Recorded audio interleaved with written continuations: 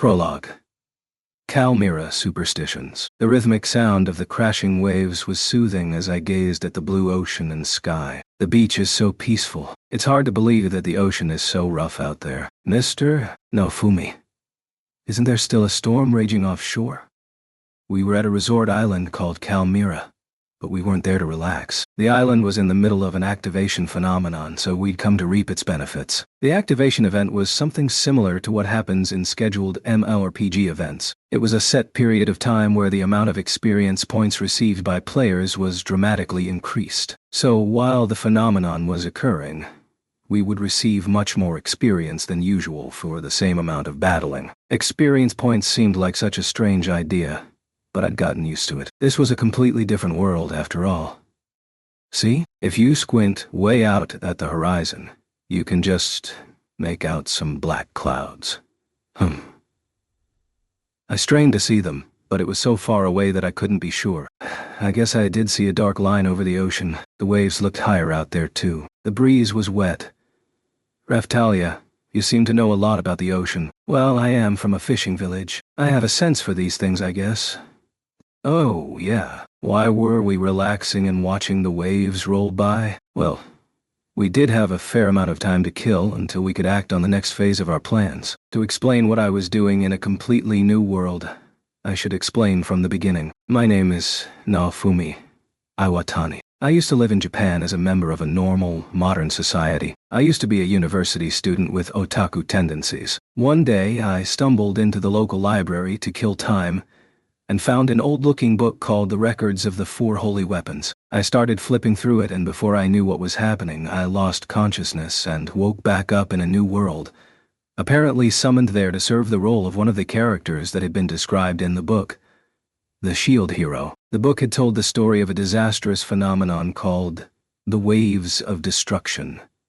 These waves were threatening to destroy the world. Standing against it were four heroes, each summoned from another world, each wielding a legendary weapon. The weapons were the sword, spear, bow, and of course the shield. Sure, the shield doesn't really count as a weapon per se. Nevertheless, that's the role I was summoned to play. But the book wasn't complete. The text continued just until the section detailing the shield hero, and from that point on, all the subsequent pages were blank. And that's pretty much how I ended up here.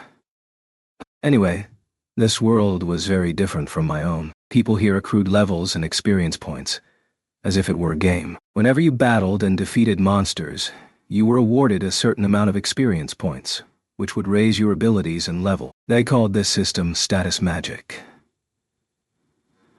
Whenever I concentrated on it, I could see my various status attributes and their values spelled out before me in mid-air. It was an interesting world. It rewarded you in direct proportion to your efforts. But the shield hero was really a defense specialist. I was only able to defeat monsters indirectly. If I didn't have party members to battle with, I was severely limited in what I could achieve. It was essentially impossible for me to defeat a monster on my own. But it wasn't all bad. The legendary shield had a whole host of abilities and skills that I could use. The legendary shield itself grew more powerful by absorbing monsters and various materials, and it could transform into other powerful shields. So the plan was to level up and grow as powerful as I could before the waves came. Unfortunately, it didn't really work out that way. The country that summoned us, Melromark, clung to a historical vendetta against the shield hero. Because of the persecution I experienced, I was unable to recruit party members of my own. Eventually, I was able to recruit someone, but just when I thought I'd earned her trust and appreciation,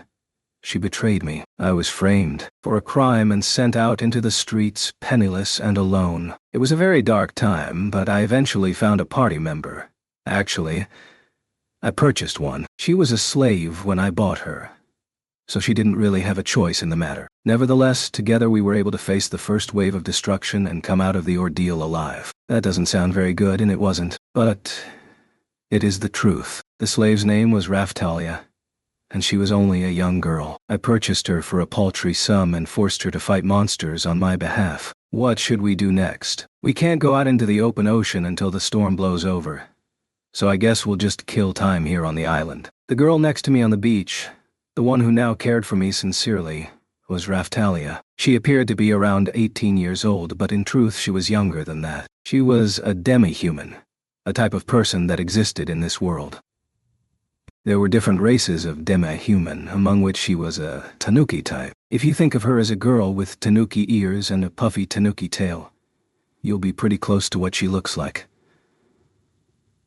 She had a symmetrical face framed with smooth red hair. Her skin was white and fine, like porcelain. 10 out of 10 people would call her beautiful. Demi-humans grew differently from normal humans. Even if they were young children, their bodies grew in proportion to their level, not their age. Because Raphtalia started battling with me when she was only a small girl, her body grew into a young woman nearly before my eyes. This unique way that demi-humans grew up meant that she was actually younger than she appeared to be. When the first wave of destruction washed over the world, it took Raphtalia's village and family with it. In the ensuing chaos, she was captured by slave traders and forced into servitude, leading to an extended period of darkness in her life. In the end, I bought her as a slave, and the rest is history. After I was betrayed, framed, and persecuted, I lost the ability to trust others. But I was eventually able to put my trust in a slave, knowing that she had no option but to tell me the truth and could never betray me. It may seem ridiculous, but Raphtalia was eventually set free from her life as a slave. Then she voluntarily became a slave again to earn my trust. I might have lost faith in humanity, but I wasn't so far gone that I could witness such sincere devotion and remain unmoved. Now, she is my most trusted ally. She was a very serious person. Her sense of purpose was her highest priority, one that she never forgets. When my temper gets out of control and my language gets rough, she's always there to reel me back in. Because of the loss and suffering she experienced during the first wave, she was extremely dedicated to fighting them. She didn't want anyone else to endure the hardships that she'd been forced to suffer through. To put it plainly, I respected her very much. Philo. Wah! I called out to Philo. She was just down the beach, swimming and playing in the water. We're going to head over to the market. What do you want to do? I want to keep swimming. Fine. Swim all you want. Okay. Philo was the second friend I'd made after Raphtalia. She was a monster and a young girl at the same time. We received a stipend from the crown after surviving the wave of destruction, and I used the money to participate in a lottery game where you choose a monster egg from a crate for a set price without knowing what kind of egg you are going to get.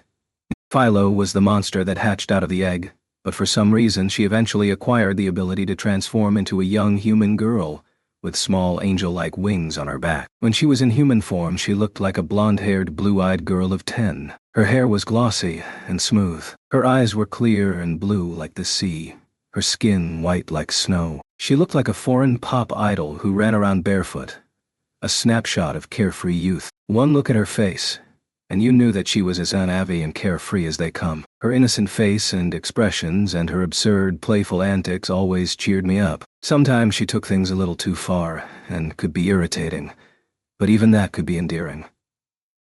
Her real form was a Philolial queen. Philolials were giant bird-like monsters with a penchant for pulling heavy objects, like carriages, and when raised under certain mysterious conditions they can mature into Philolial queens. She was much bigger than I was when in her Philolial queen form, and she looked something like a mix between an owl and a penguin. Philolials were giant birds, but for all the power they held in their legs, they were unable to fly. It might help to think of them as this world's equivalent of ostriches. Her feathers were mostly white, though there were patches of pink here and there. There was one other thing immediately noticeable about her that differentiated her from other Philolials.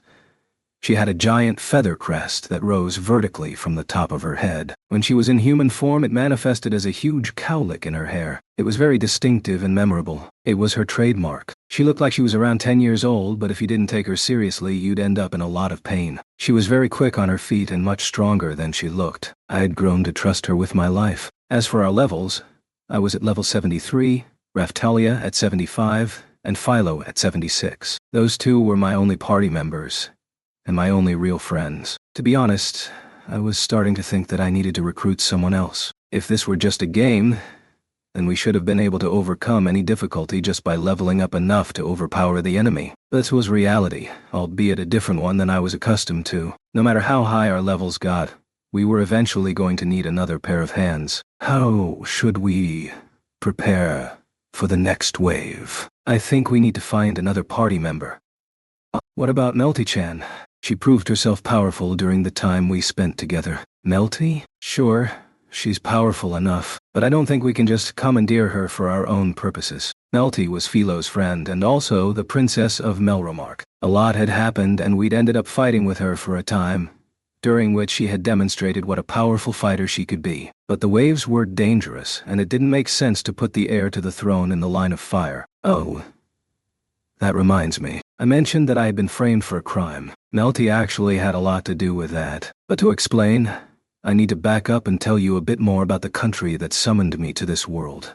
Melromark. Melromark had a religious vendetta against the Shield Hero. The national religion was called the Church of the Three Heroes, and they worshipped all the heroes aside from the Shield Hero. So the citizenry had always equated the Shield Hero with villainy and deceit. Now you might be wondering why a religion like that would even exist. The roots lie in Melromark's widespread human supremacy and the oppression of the demi-humans that accompanied it. As you might expect, there were countries that embraced the opposite of that philosophy. There were demi-human supremacist countries out there too. Places where humans faced unjust discrimination. Melromark had a long history of war with one of those countries, where the demi-human population had long worshipped the Shield Hero among the other gods of their pantheon. When I was summoned to Melromark, the king who was serving at the time immediately discriminated against me, then saw to it that I was framed, prosecuted, and sent out into the streets penniless and alone. But a royal conspiracy alone isn't enough to explain everything that happened next. The world was currently under the existential threat of the impending waves of destruction.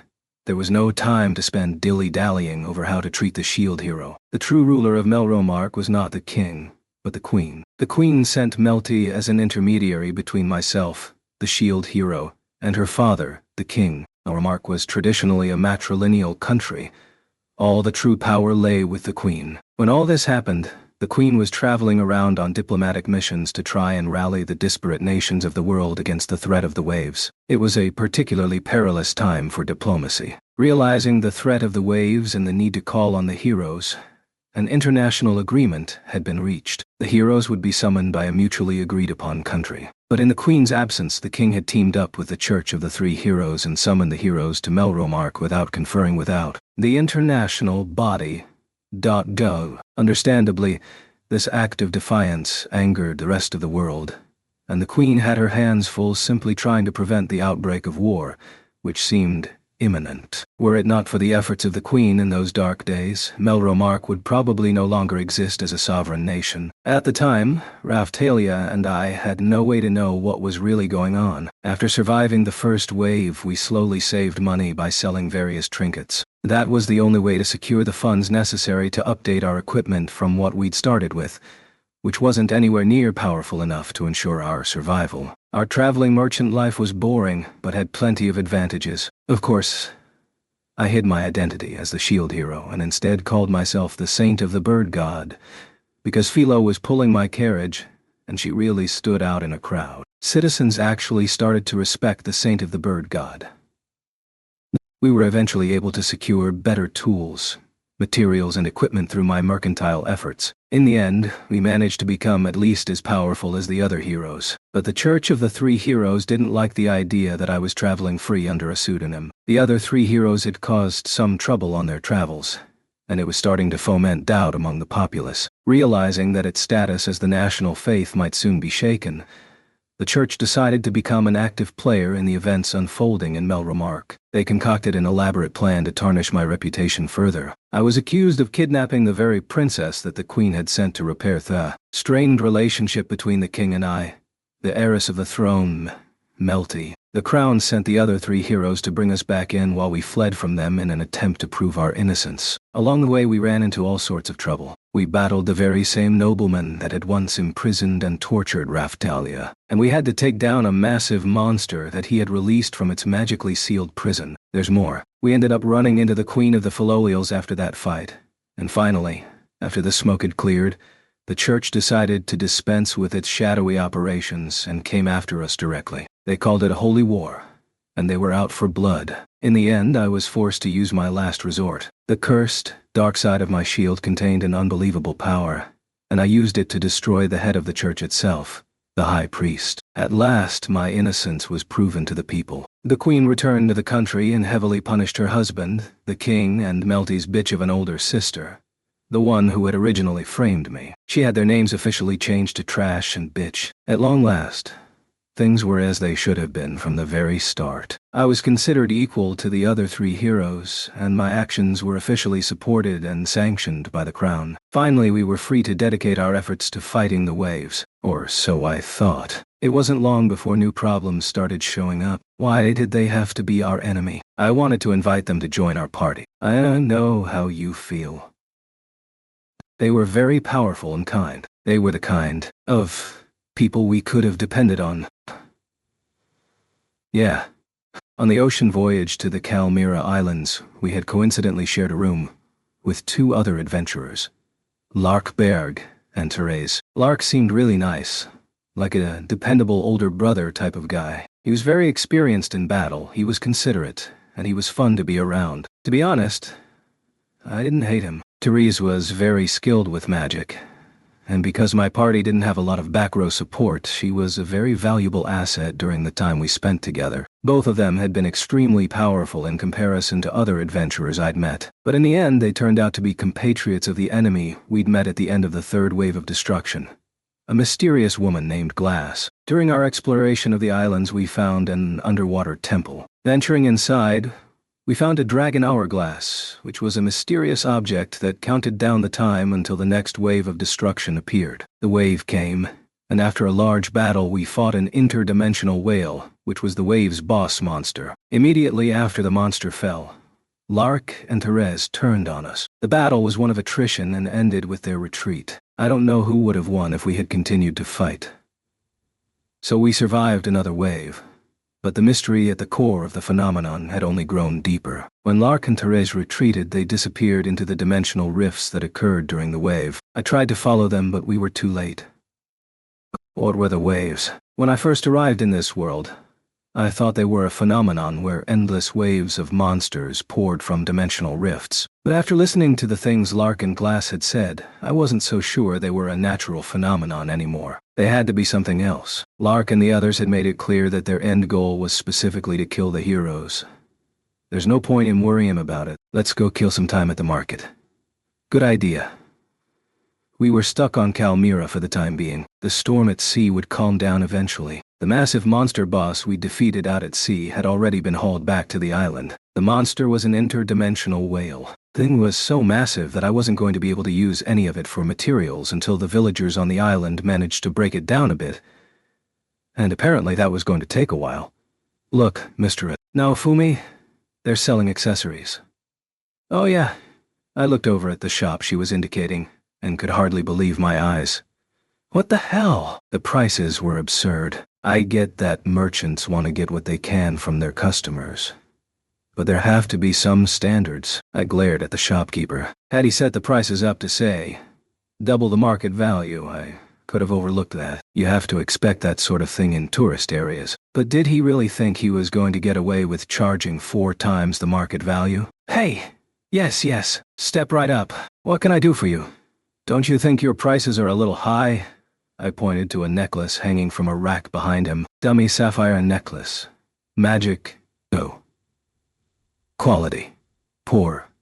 Concealment. Normal. Had we been in Melromark, every one of his items would be considered terrible in their price class. The guy had even used concealment magic on his items to hide their inferiority. If you didn't look closely, you would have thought they were pretty good. But the prices were set so high that he was charging prices higher than even the most expertly crafted accessories could command. 4 times higher. I'm all for getting what you can out of customers, but there has to be a limit. I looked over his other accessories to make sure that his pricing was consistently crazy. It was. He could scam people if he really wanted to, but I wished he would do a better job of it. Please understand, the prices are the result of our isolation. These islands are very far from the main continent, so the prices need to be a little higher to pay for their shipment. A little higher? Is that why you've used concealment magic on them? Well, this is a business. Importing the materials costs me quite a lot. I didn't like the look on his face. He was going to try and play innocent. He thought I was just another complaining customer, and he waved his hand to send me away. I could have called for the queen. or I could have used my hero status to give him a lecture. But I decided to talk to him as a fellow businessman instead. Have you ever heard of this guy? I flashed the accessory dealer certificate that I had. It was a real certificate. I'd received it through some connections I'd made when I was pretending to be the holy saint of the bird god. The guy that had given it to me was very well established in the community. A famous man. His seal of approval had an impressive effect on everyone I showed it to. The dealer immediately reacted to the paper. He twitched, a wince of sorts. Then he took it and carefully read it, poring over all the minute details. As he did, the color drained from his face. I can think of some people that might be interested in hearing about your business practices. I'll be sure to remember you. Wait just a second. In a split second, he bounded over his table of wares and threw himself at my feet, petitioning for mercy. What do you want? I'm a busy man. I took another look at the prices and realized that I had accidentally attached the wrong price tags. I'll change the prices to what they were originally supposed to be, so please wait just a moment. Nah, don't bother. I'm not doing anything but having a chat with some of my friends back on the continent. Wait, please. I'm going to sell them at a 30% discount. 30% off those prices? I don't know about that. No. 30% off of the proper price. Of course. Thanks, but no thanks. Wait. 50, no. 60% off. I wonder where my friend is these days. I'll have to look him up when I get back. 70%. I'm pretty sure he was part of the National Merchants Guild. 80% off. I'll tell him that there was this guy who used concealment magic on terrible items, and that he sold them for 400% the market value. Can you believe it? 90%. I'll give you a 90% discount. That was probably about as good as I could hope for. Sold. There was nothing worse than building a business on intimidation and power. This guy would use people's mortal fear to try and turn a deal. I was pretty sure that if the Merchant Guild found out about him, they would shut him down. That's fine with me. He deserved whatever he got. I'm not telling you that you have to take slim margins and sell tons of stuff. You just have to be reasonable. In the end, you only harm the industry. You only harm yourself. I would have said the same thing to a merchant who sold his products at substantially under market value. It might look like what they were doing was good and nice, but in the end it only accelerated deflation. Lower prices weren't always the best option. If there were merchants that wanted to charge substantially over market value, they needed to be in competition with another merchant. That was the only way to stabilize prices. Considering how far Kalmyra was from the mainland, it was only natural that prices would be somewhat higher. From my time in the market, it didn't look like there was any other business that was really in direct competition over accessory prices. Either this guy was chasing them out of town, or he was cornering the market in some other way. If there were no other shops offering competition for the same articles, then he could just raise the prices to whatever he wanted, and customers would have no choice but to buy from him. And if that happened, the Association of Merchants would lose the trust of the people. Well, if you're going to turn a profit, at least make sure the customer is smiling when they hand over the cash. What do you mean? Think about it. We're in the middle of an activation event, aren't we? Well, yes. Then why don't you spread a rumor? You could say that accessories formed with ore from the islands raise the level up rate for the wearer, or something like that. What? Don't you get it? You just have to spread the rumor. You don't have to actually improve the efficacy of the item. You only need to spread the superstition. Think about it. Everyone that has come here to level up is excited about leveling up. They already want to buy something to help them. It was the same concept behind local good luck charms and amulets. Even if they didn't actually have an effect, the wearer felt like they did. I think I see what you mean. I'd used that strategy in the past, and it had worked for me. If I heard that a village needed medicine, I went and sold it to them. If they need pesticides, I went and sold it to them. I did the same with food. The price was higher than it probably should have been, but the customers went away happy nonetheless. In the end, it isn't the price that matters. It's the satisfaction that the customer feels when the deal is done. The merchant seemed excited by the idea. He nodded and stood back up. You understand the rest, right? You keep an eye on what the customer thinks they want to pay, and then you try to get a little bit more. As long as you do that, the customer will leave satisfied. Then they believe in the superstition that they are leveling faster than they would have without it. They tell their friends all about how well it works. And then more customers come to you. I didn't know if he could actually expect such a dramatic effect or how long the effect would last, but it would probably work for a while. During the activation event, the experience points awarded for battle were higher than usual, so the adventurers on Kalmyra would already be leveling up faster than they were used to. Once they noticed the effect, they wouldn't be able to tell what was the result of the activation event and what was due to the accessory. Then they would buy into the rumor that the island ore was somehow special, and they'd be happy about it. If that went on for a while, then the number of people using the accessory would grow, and that in turn would lead to wishful thinking, leading even more people to believe in the power of the accessory. I'll try your suggestion right away. The merchant handed me the necklace I had been looking at. Then he closed up shop and got to work. Woo! I did a great job with that one. In the end, I had gotten the necklace for free. Mr. Ofumi. Raphtalia looked disappointed. She sighed and slapped her palm to her forehead and moaned. I guess it did kinda look like I picked a fight just to cheat the guy. He deserved it. He disrespected the very idea of business. I understand that, and yet I feel like we've just led him to shadier practices. True, but that's just how people work. They love superstitions. The Queen came walking over and called out to me. What are you doing in a place like this, Mr. Awatani? What's the matter? The preparations for the meeting are complete. The other heroes are waiting. Okay. I guess I'd gotten wrapped up in the conversation. Time had slipped by faster than I'd expected. The Queen led, and we followed. We were heading for the castle-like inn that we'd been staying in since we'd arrived in the islands. We arrived at the inn and followed the Queen up a flight of stairs. The other heroes' party members are waiting in another room. What would you like, Ms. Raphtalia, to do?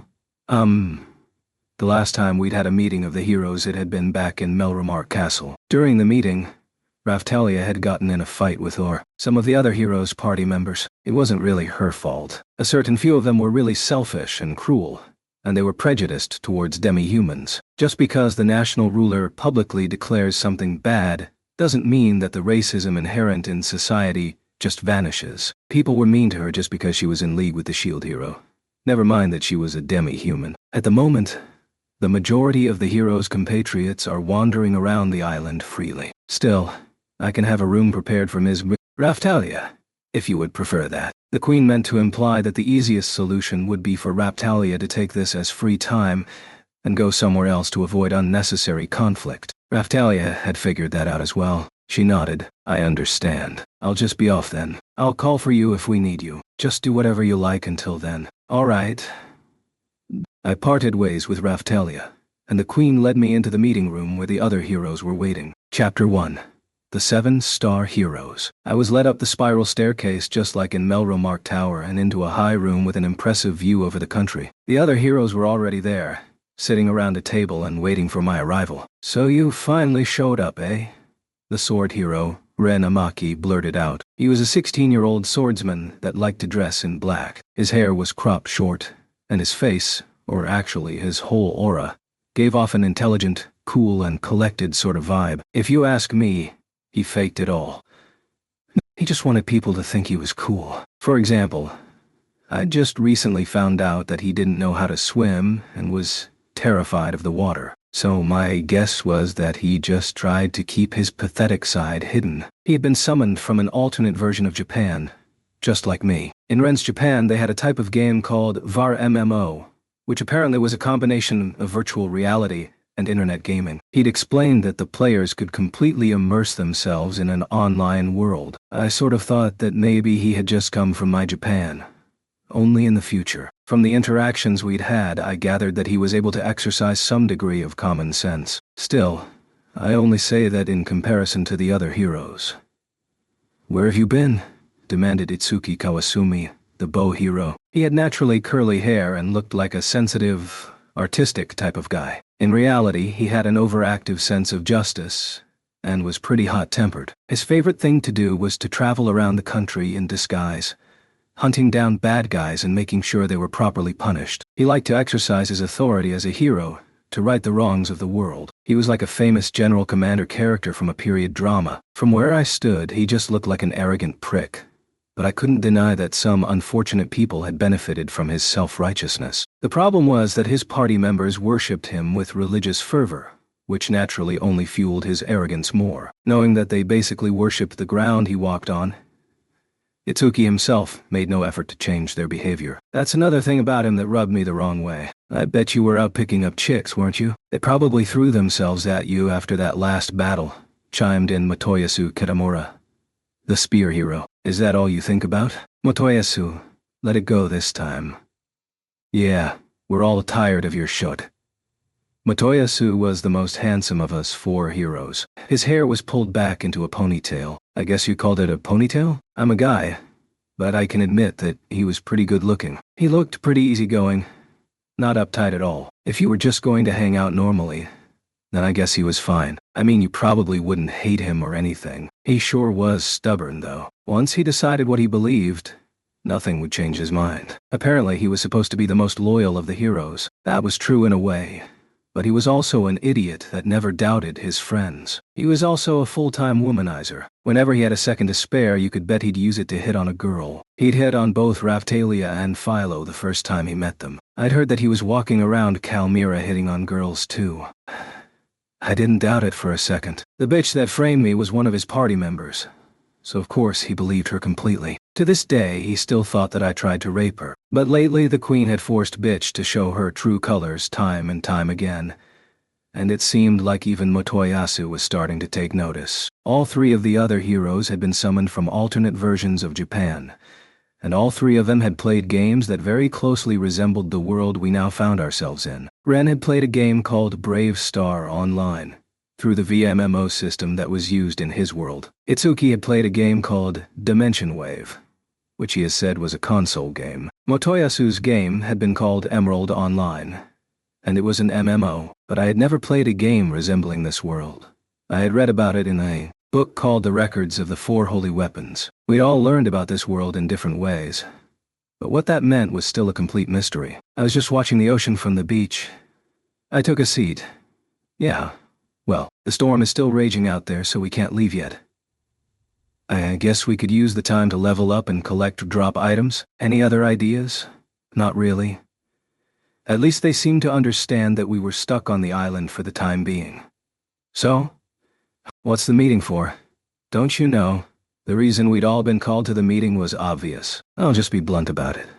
The other heroes were too weak to be of any use. When the battle with Lark and the others began, Lark had used a single restraining move against them to keep them from interfering. He'd only had to use it once. The 3 of them all fell instantly and stayed out for the remainder of the fight. It had been some kind of lightning-themed combo skill, I think. They were hit by the attack once and were instantly paralyzed for the whole battle. Luckily, Lark had never intended to kill them. It had been the sort of attack that you often see in anime or manga.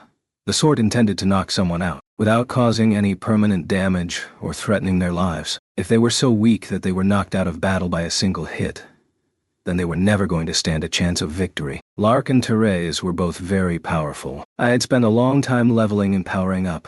I really thought that the attacks they were using were strong enough to kill me. I had used a shield with a very high defense rating in the battle. It had skills that had enabled me to keep Lark in place. I blocked his attacks and prevented him from dodging ours, while Raphtalia and Philo kept up the offensive. But Lark and Therese had plenty of cards up their sleeves. For example, just when I thought that I had him cornered, Lark's scythe started to glow. He brushed my shoulder with the tip. I had a really high defense rating, and I'd been able to withstand Lark's attacks up until that point, but not that attack. That one had really hurt. Luckily, it hadn't been enough to knock me out of the battle, but he'd found an attack that was extremely effective against me. You might say he'd found my weak point and gone straight for it. It was the type of attack that turned my defense rating into a liability.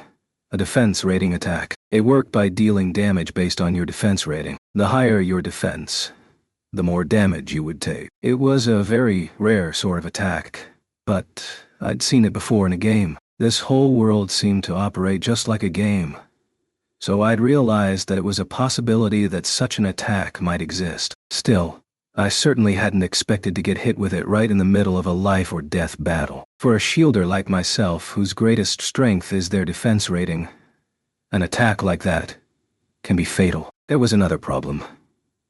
I could have switched to a shield with a lower defense rating as a way to get around the defense rating attack, but then I wouldn't have had a strong enough defense rating to survive their normal attacks.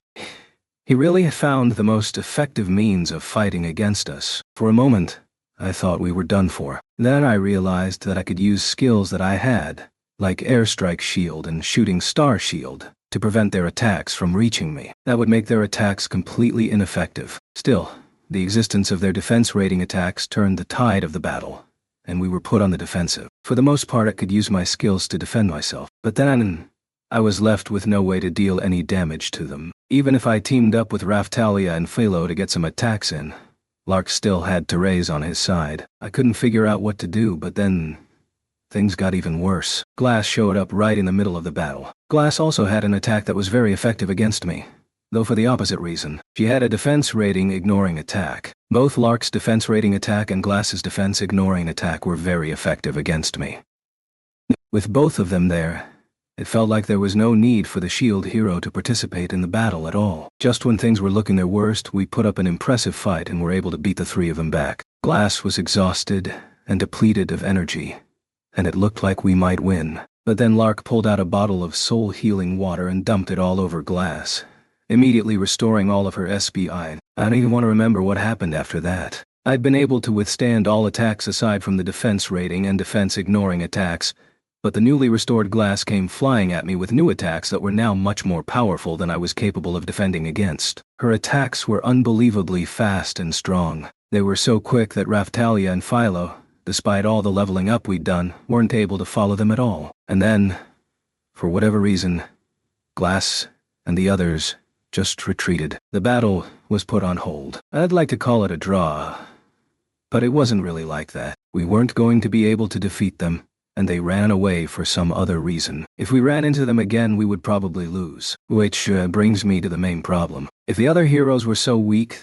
that Lark had been able to defeat them in one fell swoop, what would have happened if they'd been challenged by Glass? The answer was as clear as day. They'd all be dead in a second. I'd heard that if the heroes died, the waves of destruction would grow stronger. If I could do anything to avoid that outcome, I had to do it. Besides, if the other heroes could start to manage for themselves, then the burden of fighting Glass and the others wouldn't fall solely on my shoulders. I looked over at the Queen and she nodded in response. Very well. Let us begin the second meeting of the heroes. Malaria Q. Hill. Melromark will moderate the discussion. All three of them reclined dramatically. Discussion A. What's left to discuss? Now Fumi's the only one here who hasn't been forthcoming. I was already getting irritated with them. I've already told you this, haven't I? You were all correct about the power-up methods. All I did was what you three taught me to do. That was how I became strong enough to battle through the last wave. We'd already had a meeting like this once, before we'd all come to the islands. We'd talked about the various ways to power up our stats and weapons. Our weapons had special abilities and power-up methods that weren't available to other adventurers. That was why the heroes could become stronger than other people. But when they all started talking about the power-up systems they used, it turned out there was very little overlap. Each one of them had a completely different idea about how it worked. The meeting devolved into name-calling and stubborn insistence on their own methods and ended up being called off before we came to any sort of consensus. But afterwards I tried each of the methods they detailed using my shield, and it turned out that they had all been correct. Melromark used shadows to deliver messages, so I sent them all what I'd discovered. They refused to believe me. In the end, none of them were powerful enough to be of any use during the wave of destruction. There was a catch, though. The power-up methods I discovered only worked if you truly believed that they were going to work. If you held on to any lingering doubts when you tried them, the weapon wouldn't respond. Our weapons, it seemed, were able to turn our emotions into power. If you didn't believe in the power-up method that another hero explained, the icon that enabled it wouldn't even appear in your menu. There you go. Lying again. Isn't it obvious that Naofumi just found a way to cheat the system? Just fess up already. Yeah. You cheater! You better stop lying to us. You haven't even told us about the power-up methods that you use. What a coward. Did you do all this just to ruin Hoar's life? They were so ridiculous it was hard to stay mad at them. They were too stupid to merit any real anger. So you decided not to believe all the things I've already told you, And you keep insisting that I cheated to get ahead? Is that it? All three of them nodded in unison. And besides, your party members have also powered up. It's unbelievable. You expect us to believe that all that is because of your shield? I already told you how that works. Raphtalia and Philo both level up faster than normal because of maturation adjustment skills that I unlocked. I also told you that when we finally participated in the class-up ceremony, Philo's cowlick responded, and some kind of special class-up occurred. It's true. I was there to witness it, the Queen explained. From what I saw, that is exactly what happened. Something unique occurred when Philo and Raphtalia underwent the ceremony, and it seems to have affected the extent to which their abilities improved. Queen had just confirmed by story, but the three heroes continued to glare at me suspiciously. Why did I have to be interrogated? Look, guys, have you ever thought about this from my perspective? What? Why would I want to do that? I have. I wanted to figure out how you discovered this cheating method. We need to know that. They were impossible to talk to, but that didn't change the fact that I needed them to be stronger than they were. It wasn't necessarily that I thought I was the best, but during the last battle I'd realized, painfully, just how serious of a predicament we were really in. Just think about this. I can't attack. All I can do is defend, right? So how do I benefit from cheating to get more powerful than the rest of you? Well, the three of them looked around the room and at each other. They appeared to be at a loss for words. They must have been desperately trying to think of something that would sound reasonable. But you do have a way to attack. Itsuki leapt to his feet and jabbed his finger at me. Was that his burning sense of justice coming to the rescue? Nothing was more irritating than a self-righteous idiot. Are you talking about Iron Maiden and Blood Sacrifice? Yes. You have those two powerful attacks, so that should give you a reason to want to pull ahead of the rest of us. I really didn't have very many ways to go on the offensive. One of them was a counter effect that my shield had. It could respond to an attack from an enemy with a counter attack of its own. So I could use a shield with spikes all over it, and that would hurt an enemy if they punched it. But did that really count as an offensive attack? It was strictly a passive way to do damage. Then there were the two skills that Itsuki had mentioned. Iron Maiden and Blood Sacrifice. Those skills were only accessible when I was using a cursed shield, the Shield of Wrath. But both of those skills came with problems of their own. I sighed heavily and turned to answer Itsuki's accusation. Iron Maiden works by first using Shield Prison to enclose the enemy, then using Chain Shield, attacked. To activate Iron Maiden, doing so uses all of my SPE. You have broken through that attack once yourself, so you should realize there is a serious flaw in the attack. Is there? I was so irritated with them I could hardly think straight. Ren tapped his chin with a fingertip, apparently deep in thought. Moriyasu just went on glaring at me. Finally, reaching a conclusion, Ren opened his mouth. The preparations for the attack take too long. Exactly. If the enemy breaks through the shield prison, then I can't continue with the sequence. Of course I could just try to use the skills as quickly as possible, but that doesn't do away with this fundamental flaw. So using Iron Maiden required a long and elaborate setup on my end of things, which made it easy enough for an attentive enemy to break the sequence. You've broken that skill sequence yourselves. You should know this. Even if I were able to run the whole skill sequence, it wouldn't work if the enemy were able to break the shield prison and escape. Or worse, if the enemy just broke the Iron Maiden itself. The Iron Maiden didn't move very quickly, so if another enemy scored a direct hit against it, it was always possible to break the attack. Then what about Blood Sacrifice? Have you already forgotten? When I use that, I have to bear the brunt of an essentially fatal attack. If I survive it, then I end up with a curse that drops my stats by a full 30%. By the time the wave of destruction was actually bearing down on Kalmyra, I'd managed to recover most of my stats.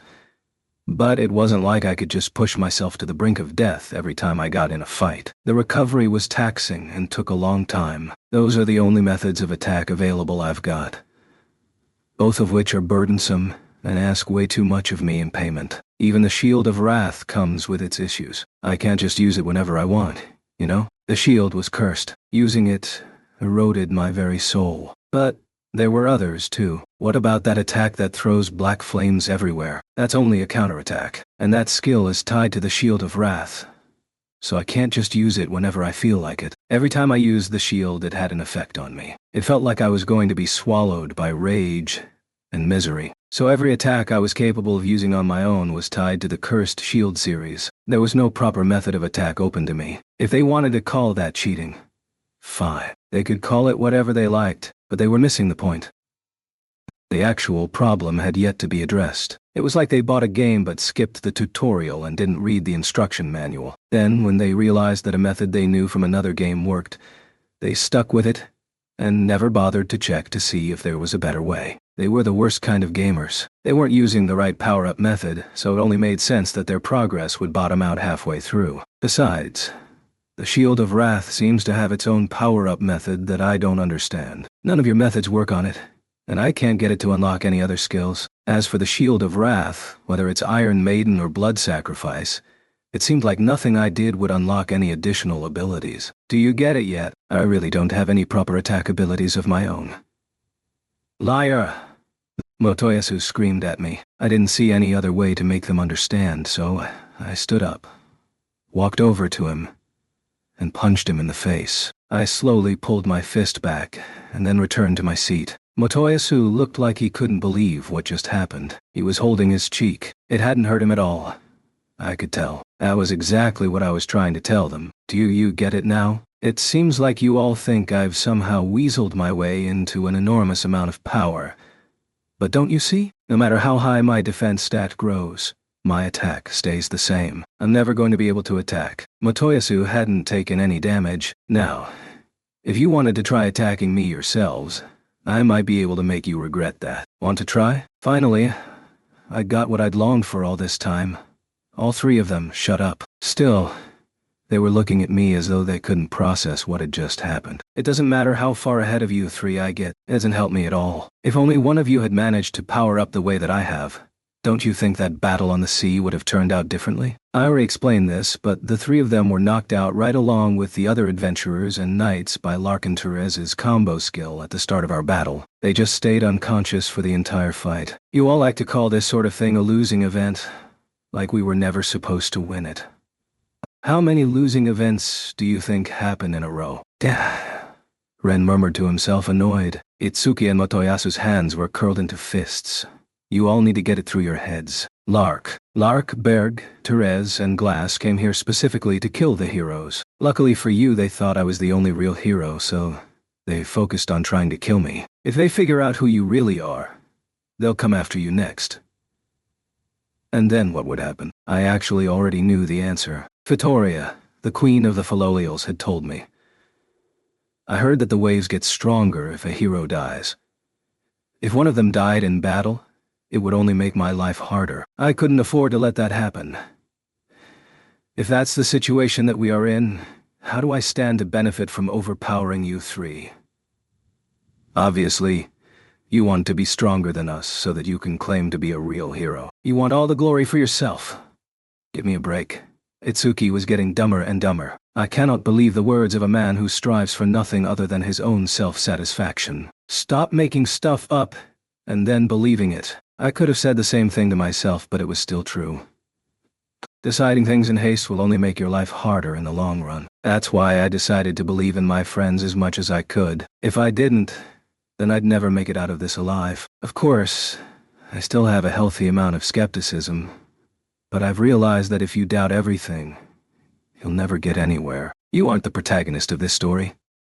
That's what you said when bitch framed me. Isn't that right, Motoyasu? Motoyasu had been agreeing with Itsuki, so I addressed him. Think about where we find ourselves and tell me, who's the protagonist here? Ren, you think about it too. One of us is trying to get everyone together to fight against the waves of destruction while the other heroes just sit around and call him a cheater. Who do you think is the protagonist of this story? It looked like I finally struck a nerve. All three of them cast their eyes down at the table. I don't think I ever said that I wanted to compete for protagonist status. All I wanted to say was that we needed to be realistic about how to deal with the problems we were facing. If you think I'm cheating, fine. I'll tell you how I did it. I actually used the power-up methods that you taught me. There. That's all. They all continued to sit there in silence. You know what I really want? I'd like to be able to fight for myself a little. Sure, Raphtalia and Philo are both really strong, but at the end of the day that's still only two people. If I want to have some more offensive power, isn't it ideal to team up with you three? You are the heroes, after all. It felt wrong just saying it. I could hardly imagine having to team up with them. You know, it kind of seems like you are condescending to us, even though we're doing all we can to become as powerful as we can. I sighed. I really couldn't stand listening to them talk. Ren, you just said that I wouldn't be forgiven. Whose forgiveness did you think I needed? Well, he clearly thought highly of himself. He was acting like a server administrator or something. You idiot. Who do you think needs to be doing the forgiving here? He cast his eyes non-committally at the tabletop. Had he just realized how ridiculous he sounded? Had he just let himself get emotional for a second? Just how powerful do you think you are? Give me a reason to listen to the dribble you speak. Should I assume that you still have some secrets you haven't shared? He sighed and looked away. I guess he hadn't been serious. He just let his emotions slip for a second. I'd met people like him before. It was like you were playing an online game and came across someone with a rare, powerful weapon. Because they had the weapon, they were able to fight monsters and bosses that would normally be inaccessible to someone of their level. People would see that and think they were cheating, so they would run to tell the administrators. I knew about it because I used to be the manager of a pretty big guild. We had a stash of rare items reserved for anyone that aligned with us. It's time to open your eyes. I've been telling you the truth this whole time. I know it sounds sentimental, but it's true. You have to believe in the system to make it work. Belief is our power. You like this? Do you like sitting there and lecturing us? They never let up, did they? I glared at them. You're weak enough to warrant a lecture or two. Stop acting like weaklings. Playtime is over. I figured they would respond to the taunt, so I tried to push them into considering the conversation more seriously. What? I refuse to speak with you further. You coward. They all jumped to their feet and started shouting in unison. Then the queen used her magic to form a massive ball of ice and dropped in on the center of the table. It was very loud and heavy. Control yourselves. Is this any time for infighting? Whatever. Why should we listen to someone who would team up with a cheater? Ren glared angrily at the floor, and the queen seemed to have had enough. My country will do all it can to help you heroes become as powerful as necessary to battle the waves. Please regain your senses. It was really unbelievable. How long were they going to keep this temper tantrum up? I sympathized with the queen. Let's set your various power-up methods aside for the moment. I'd like to discuss the enemies we encountered during the last wave. Good idea. Maybe one of you encountered characters like them in the games you'd played back in your own worlds. The book I'd started reading at the library, The Records of the Four Holy Weapons, hadn't contained any information regarding the true nature of the waves, which rendered it pretty much useless in this situation. But the other heroes might have known something that I didn't. So tell us, have you ever run into anything like those three in one of your games? No, me neither. That man fought with a giant scythe. I've never met a character that fought with a weapon like that. Yeah, I've heard of them before, but never seen one. They're pretty minor as far as weapons go. Lark had used a scythe. I couldn't argue with how strange that had seemed at first. Why don't you tell us about them? It seemed like you got to know them pretty well before the wave came. After you three took over all the rooms on the ship to Kalmyra, we got stuck with the bill and had to share a room with those two. We got a talking and agreed to spend one day on the islands leveling together. So, you didn't know them very well? No. When you were leveling with them, did anything seem strange?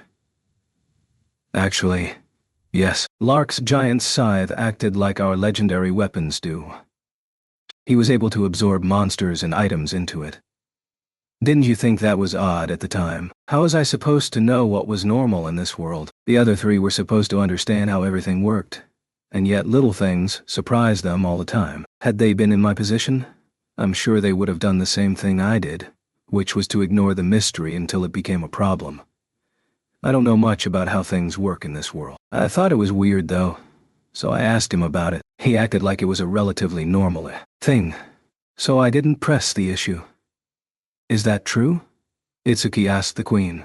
No, only the heroes wield weapons with those properties. Is there any other type of weapon that might mimic the actions of the legendary weapons? No, I've never heard of weapons that can appear to absorb monsters and produce their dropped items. So apparently Lark and the others had thought it was normal, but they were using weapons of a sort that don't exist in this world. Their weapons sound very strange indeed. I agree. There are only supposed to be 4 holy weapons. So where would they have gotten a scythe like that? You mean you haven't heard of the other 7 legendary weapons? What? The 3 heroes all shouted in surprise. There are other weapons? Does that mean that there are other heroes too? Why were there constantly new and potential major bits of information being dropped on us like this? It was exhausting to keep up with it all. I'd never heard anything like that. Allow me to explain. The Queen's eyes sparkled, based on the way her eyes lit up when I told her. About the Filolial Queen, I figured she was probably excited by legends. Melty had once told me that the Queen used to travel around the country looking for ancient relics. The most famous legend in these lands involves the 4 holy heroes. But there is another famous legend about the 7-star heroes. 7-star heroes? Yes. Just like the 4 holy heroes, there are 7 other heroes that each carry a special legendary weapon. There were 7 of them? If all of these weapons were different types of weapons, then this world was even more like a game than I'd come to expect. In RPGs, you'd often meet characters in the latter half of the game that would use different weapons you would eventually have a need for. But judging by the other heroes I'd met since I arrived here, I wasn't sure I wanted to meet anymore. I'd yet to meet a single decent one.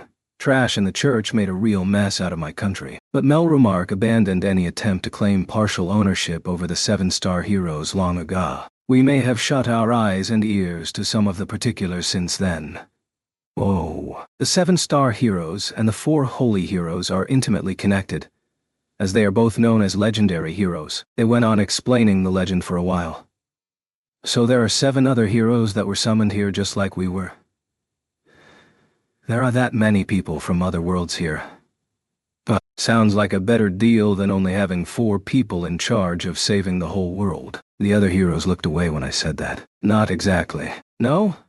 The 7-star heroes are often looked upon with admiration by normal adventurers. There are 7-star heroes that are summoned to this world, but it is also possible for a normal adventurer to become one. So you didn't have to be summoned to become a 7-star hero. People from this world had become heroes in the past? I guess there were some reasonable people to choose from. Maybe. If they were choosing new heroes, I'm sure they would try to pick people who were actually heroic, right? The weapons are used in a summoning ceremony. But in the event that the summoning fails, the weapon itself will be available for use by anyone until a chosen hero appears. Something like the sword in the stone? Not exactly, because the sword is one of the 4 holy heroes' weapons. But in concept, yes, the weapon is there for whoever can claim it. I was starting to understand what she was getting at. Anyone with the ability to wield the weapon had the opportunity to try and do so. Then, if they were chosen as a hero, they would become physically more powerful, and the politicians would rally behind them too. Any adventurer in their right mind would love the idea. Additionally, there are more of these heroes than there are holy heroes. Whenever conflict breaks out, there is a chance that they will appear. Oh, when the waves came, the majority of the 7-star heroes were appointed. That just proves how dangerous the waves really are, doesn't it? Yes, she was saying that the upper class was considering the global problems that everyone faced. So? Does one of the 7-star heroes use a scythe? Unfortunately not. Oh. As you may have surmised, those 3 individuals have only introduced more mysteries into the mix. So it sounded like, as far as this world was concerned, only heroes could use weapons in the way that Lark had been able to use his scythe. But he'd acted as though it was just an everyday kind of thing. That reminds me. Lark said that I needed to die for the sake of our world. It sounds to me like they might be from another world too. What could it mean? I have one idea. What if their world is on the other side of those rifts that appear during the waves? Could they be trying to invade this world for some reason? I suppose that would make sense. And you know what else? Glass's weapons had gemstones set in them, just like our weapons do. Isn't that strange? You mean her fans? Weapons like that do not exist in our world. What sort of weapons do the other heroes use? Allow me to explain. The Queen stood up and began to explain the particulars of the 7-star heroes' weapons. The first is the staff. A staff. If it was a legendary weapon, then I guess it was intended for a magic user. Or maybe it was an ornate magical rod. The sort used by a certain magical young girl on TV. Mr. Atani. Oh, sorry. Go on. The others are the hammer, projectile weapons, gauntlets, claws, axe, and the whip. The projectile weapons one sounds a little vague. Itsuki said, raising his hand. Is it? Do you know what sort of weapon it actually is? Yes. In the legends, it is a throwing knife, a small sword, a kunai, a small axe, etc. The weapon can turn into any small, throwable weapon. That sounded like it might come in handy, but it sounded like it could only turn into small things. Projectile weapons would overlap with Itsuki's specialty. Bows. If they were ranged weapons, then there was a chance they couldn't be used for close quarters, hand-to-hand combat. Considering that I was the shield hero and I couldn't attack at all, that much limitation seemed likely. What's the difference between the gauntlet and the claws? Aren't those kind of the same thing? Yeah, I was just thinking that too. Ren and Motoyasu asked the question. It sounded like nitpicking, but I could understand the confusion. I honestly don't understand it very well myself. That was fair. We couldn't expect the Queen to know the answer to every question that we could think of. Regardless, it was a strange selection of weapons, no matter how you looked at it. I guess the four holy heroes had already gotten the main fantasy-type weapons. There were only so many weapons they could choose from. The last one, in particular, stood out to me. The whip. That was an odd choice for a weapon. Where would they set the gemstone? In the handle? I realized that, as the shield hero, offense wasn't really my specialty, but a whip sounded like a weak weapon. Well, actually, I guess I had played a game once where one of the strongest pieces of equipment was a whip. According to legend, the whip could transform into a chain at any time. I've also heard that the weapon could turn into a flail. That's not much improvement on the whip. I just meant that it was a blunt weapon either way. The 7-star heroes' weapon categories seemed very broad. I was stuck with only a shield, so I was a little jealous of the variety. Well, a spear and a pike are basically the same weapon. There must be some overlap. Yeah, I had a throwing knife once before, said Ren. A small sword would definitely fit under the sword category. So in certain situations, it looked like the 7-star heroes could use the same weapons as the 4 holy heroes, and yet there had been no mention of anything like a shield. According to legend, the whip has a special ability that the other weapons do not possess. I've heard that it is capable of controlling the power of monsters. You mean like those special monster growth shields Naofumi was talking about? Maybe it's a more specialized ability. I bet it's more powerful than the abilities I have. I suddenly couldn't stop picturing the Queen cracking a whip at a group of rope monsters. I wonder if that was how it would work. The Queen was sitting right in front of me. But maybe that was how she controlled trash. I couldn't care less. What was I thinking about that for? The hammer and the axe also seem like similar weapons. They might be similar, but they certainly weren't the same thing. You think so? So the Queen didn't agree. I guess if you had always known about the 7-star heroes' weapons, it wouldn't strike you as odd. I wanted to think about the gauntlets and the claws first of all. What if one of my teammates could equip one of those weapons? What would happen then? That made me think of Philo, which made me realize something. That's right. Gauntlets would require the user to have hands, but you could technically use claws on feet if you needed to. If Philo became a hero, I could hardly imagine how annoying she'd be. But when I thought about it more, it kind of made sense. As for the hammer and the axe, they were similar in the sense that they were large and heavy and were swung overhead. But they weren't the same. They had different effects. I've never met one of these 7-star heroes. They have been fighting in a place far removed from where you 4 heroes have been. Furthermore, a number of the weapons have yet to be assigned to a hero. Really? Yes, really. Why don't we just let them deal with the waves? If we left everything up to the 7-star heroes, then the Queen of the Philolials would come and kill us. Idiots. The world is too large for the 7-star heroes to protect all of it. Of course it was. Did they really just want to sit back and pray that someone else would take care of our problems for us? Anyway, I think we got distracted for a little bit there. What about the weapons that Lark and Glass were carrying? Have you ever heard of anything that might fit their description? No. Never. If that were so, then there was only one simple explanation that came to mind. There must have also been legendary weapons in whatever world they came from. But there was a big problem with that theory. Here's what I don't get. When I asked Lark about his weapon, he acted as though it were the most normal thing in the world. So what? Well, Their weapons seem to be similar to our legendary weapons, right? But if he thought that they were normal, does that mean that legendary weapons are normal back in their world?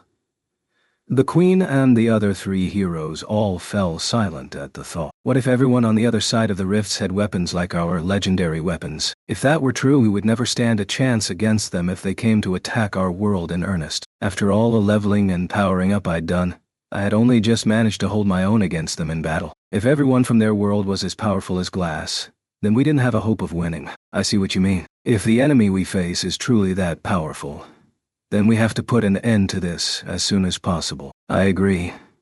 Then perhaps it would be best if you heroes underwent some formal battle training. The other three heroes didn't look too excited by the prospect of formal training. Of course they would hate that. They just wanted to hang out and have fun and have the citizenry praise them for their deeds. They didn't want to do anything as dry and boring as training. The next wave will be upon us before long. We must do all that we can to prepare for its arrival. Mr. Iwatani, I trust that you will assist the other heroes in their preparations. I wasn't confident that I'd be able to make much progress with them, but at the very least we could get some practice sessions in. If I just kept telling them the same things over and over, maybe they would eventually be able to wrap their little minds around it all. Maybe. Regardless, my life would be harder if they died.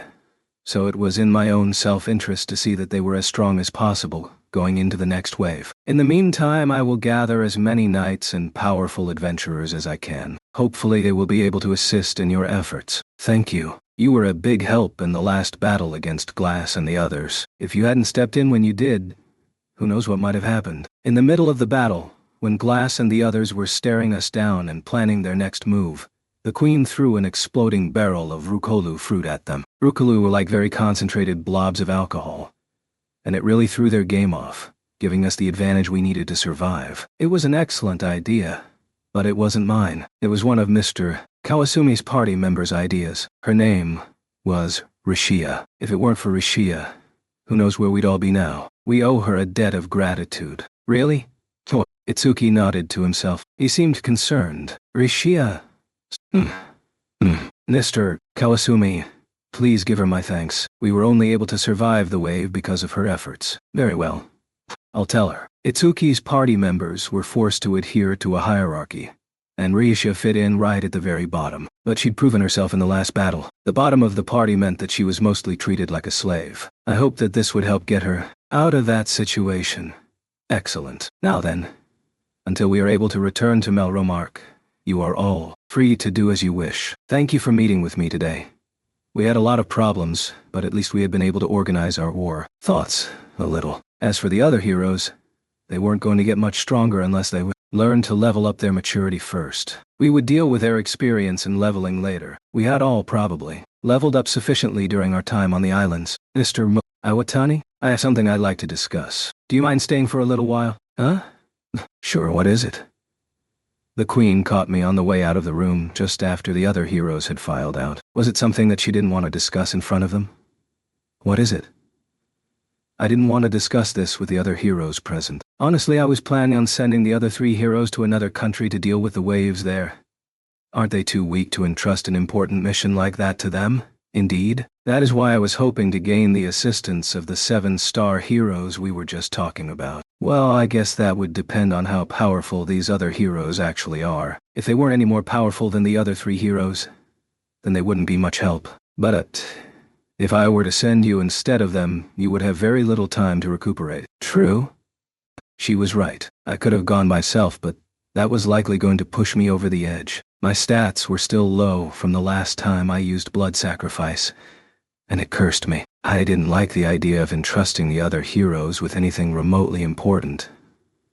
But there probably wasn't a better option. If the holy heroes are truly weaker than the 7-star heroes, they will lose the respect of the people. Regardless, I cannot allow Melromark to look like it sent fake heroes to assist another country. Of course not. And as for the 7-star heroes, I have seen them before. And after what I witnessed during the last wave battle, I think it is safe to say that they are definitely more powerful than the other 3 holy heroes. You're sure about that? Yes. I didn't really care about Melromark's political problems. but I would end up in trouble myself if the other 3 heroes died in battle. That made me nervous about sending them off on their own. I could have gone myself, I guess, but it wouldn't be easy. But I was very curious about what was on the other side of those dimensional rifts. When is the next one coming? It will arrive in a week. It will occur over here. She unrolled a map of the world that had the locations of the dragon hourglasses indicated on it. Judging from the history of my own world, it looked like the sort of map that people made of the world when they thought it was flat. The far edges of the map were obscured with ornate pictures, a way to indicate they didn't have any information past the depicted areas. It will depend on the storm conditions, but if we were to travel by boat, I don't think it would take very long to get there. If we could teleport there, then there won't be a problem. Yes. But when I think about the training that will be done in Melromark, besides, things need to take place in different places at once. It will split up everyone that we need. What was the matter? Originally, the waves probably could have been dealt with by sending one of the heroes to each of the places where the waves occurred. That should have been enough to handle it. But then again, we were facing different enemies now. I do have some other optimistic news about the waves. It turns out that if you don't take any action during the waves at all, the dimensional rifts will eventually close all on their own. Really? Yes, a great number of monsters will still come out of the rifts, and those monsters will have to be dealt with. But eventually the rifts will close on their own, so the waves can be ignored for a time. What did that mean? That's an awful lot to put on my shoulders. The only plan that I can think of is to teleport while everyone is asleep and have Philo run us to the country where the wave is taking place. Then when morning comes, we return to Melromark to work on training. It was sounding like a pretty tough schedule. All of this was happening because the other 3 heroes wouldn't listen to me when I told them how to power up. Just thinking about it made me irritated. I suppose we have no other choice. The Queen agreed with me. I guess she was right. It would be really tough. But if we wanted to survive, if we wanted the world to survive, then we had no choice but to fight the waves. Vittoria's words of warning were turning into a real headache for me. Thank you, Mr. Awatani. Why don't you get some rest until the storm passes? I will. Call for me if you need me. Later. I finished my talk with the Queen and left the room. Chapter 2. An Unhappy Girl. I turned the corner and started to head back to my room, but I ran into someone on the way. P.E. She was carrying a large number of bags, apparently on her way home from shopping. She was wearing a squirrel kigurumi and a Santa hat. I recognized her. It was Risha, Itsuki's party member. Hey, you alright? I spoke to her without even thinking about it. She was walking slowly and planting her feet carefully, looking like she might collapse at any moment. Faye? I reached out and grabbed one of the bags that looked like it was about to fall. Then I placed it back on the stack of shopping bags, careful to keep the balance steady. You're the shield hero, aren't you? They sent you out on errands for them? N. No! I was just out shopping for the team, but She looked exhausted. She was carrying an awful lot of shopping bags after all. She was just a young girl, and the way she was walking around in the squirrel kigurumi made it look like she was being punished or bullied. Want some help? You look like you're going to drop something. A while back, all the heroes had introduced their party members to everyone else, so I'd met her once or twice before, so it wasn't like I didn't know her. Besides, she'd been a big help during the battle with Lark. We had survived in part, thanks to her. The least I could do was help carry her shopping bags. Faye. What? Boo, but you can take a break and blame it on me if you want? I could never. And let me help you. Oh, okay. I could have taken the bags and helped her carry them all back, but I didn't know how Itsuki would react if I showed up with her. He should have just asked some of the soldiers for help. Why did he have to make this girl do everything? I helped her carry the bags and felt a little conspicuous as I walked next to her. Faye. I was surprised she had stuck with them for as long as she had. From what I had seen so far, it looked like a pretty hostile environment. They were just using her as their errand runner. They didn't even bother to introduce her when we'd all met. Itsuki had structured his little party of friends with himself at the top. That meant there had to be someone on the bottom. And that someone was Rishia. I'd been treated like crap since I first arrived in this world too, so I felt like I could empathize with her. I wanted to know more about her. Let's have a chat on our way back to Itsuki's room. Do you mind if I ask you some questions? Me? Well, I don't know if I'll be able to answer them or not, but okay. Then I'll start with a personal one. Why did you join his party? There's no way that she felt comfortable in an environment like that. Who could be comfortable with a guy like Itsuki? With a guy that would stop at nothing to see his idea of justice realized? I wasn't about to ask her to join my party or anything, but at the very least she would be happier traveling with Ren. Of course it's like this. I just joined the party. That's not what I mean. I mean, if they treat you so badly, why don't you leave? Because Master Itsuki saved me. He did? Yes. Do you mind if I ask what happened? Fair. Why would you want to hear stories about someone like me? Let's talk about something else. What kind of a person do you take me for? Just tell me already. Oh, okay. So Rishia started to explain the events and circumstances that led to her joining up with Itsuki. To sum it up, Rishia came from a ruined noble family. They had very little money and were forced to live frugally. A neighboring town was ruled by a rich, rotten nobleman. To protect themselves, Rishia's village was forced to spend an increasing amount of their income on bulking up the town's defenses. Doing so used up all the remaining money they had. They were insulted by their fellow villagers and accosted by the neighboring town. She cried herself to sleep at night. One day, a terrible plan was hatched. Unable to contribute additional funds to the village's defenses, it was decided that Rishia would be offered up to the barbaric nobleman in the neighboring land. In the end, she was taken by force. It was a situation that Itsuki simply couldn't ignore. The rest went just as you would expect. Itsuki stormed in and, wrangling all the power of the Bao hero, defeated the evil nobleman and saved Rishia from their clutches. Rishia felt very much indebted to him, so she turned her back on her family and village to join his party. It was a classic love story. But what was with all the Fae stuff? I felt like I'd heard it somewhere before. Where was it? Oh, I just remembered. Wasn't that town having trouble because the bad governor had increased the taxes so heavily? Yes. The noblemen that Master Itsuki defeated were enacting policies like that. Yep, that was it. She was talking about the town that I'd passed through when I first heard about Itsuki's secret activities. That would mean that Risha had been traveling with him since then. But I'd seen Itsuki in the tavern of that town, and she hadn't been with him. A little after that, though, I'd seen a young, pretty girl profusely thanking Itsuki in the street. That must have been her. Weren't you talking out in the street? You were speaking very loudly. How did you know that? I remember that scene as if it were yesterday.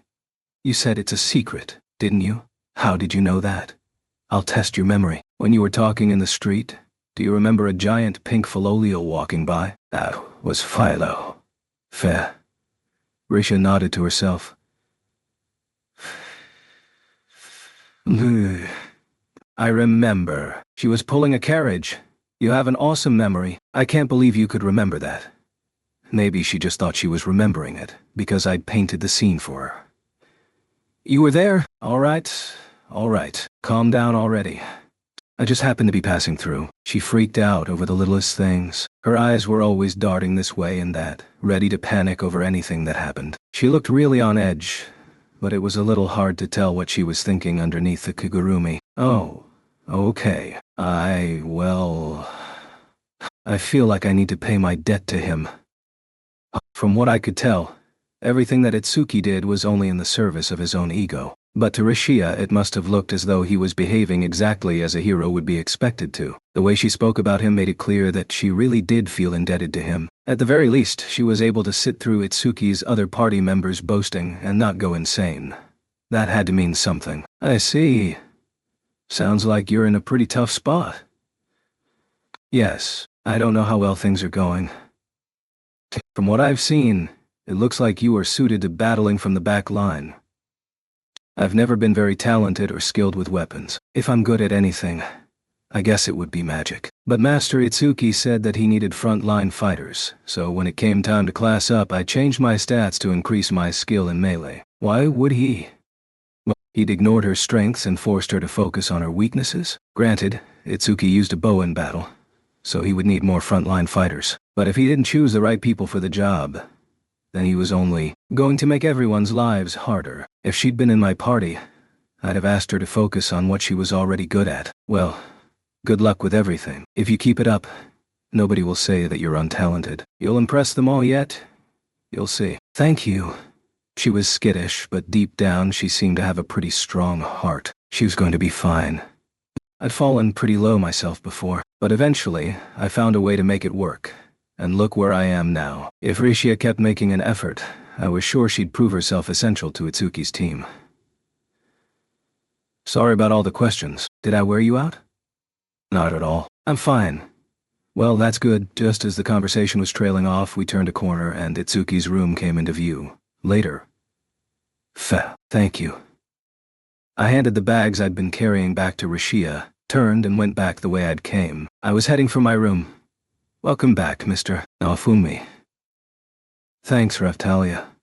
When I got back to the room, I found Raftalia waiting for me. How was the meeting with the other heroes? Not so hot. They're set on believing that I cheated to get as powerful as I am. They won't believe anything that I tell them. How will you get them to come around? Who knows? I've tried all I can, but they don't seem to want to listen. I'm the protagonist of my very own game. That's what they thought. They didn't want to believe that someone they thought was weaker than them could somehow level up to overpower them. That would break their fantasy rules. The protagonist never loses. Besides, they came into this world with tons of knowledge about it from the games they'd played. How is that not cheating? It all sounded like sour grapes to me. In the end, we were all probably thinking of this world as if it were a game. The weapon power-up system and the leveling were definitely reinforcing that idea. But that's just the sort of world that we were in. For modern Japanese people like us, of course it was like a game. In the end, it didn't matter whether it was a game or not. We needed to survive it. Those three were like children. They would do whatever it took to win. They would cheat and steal to win.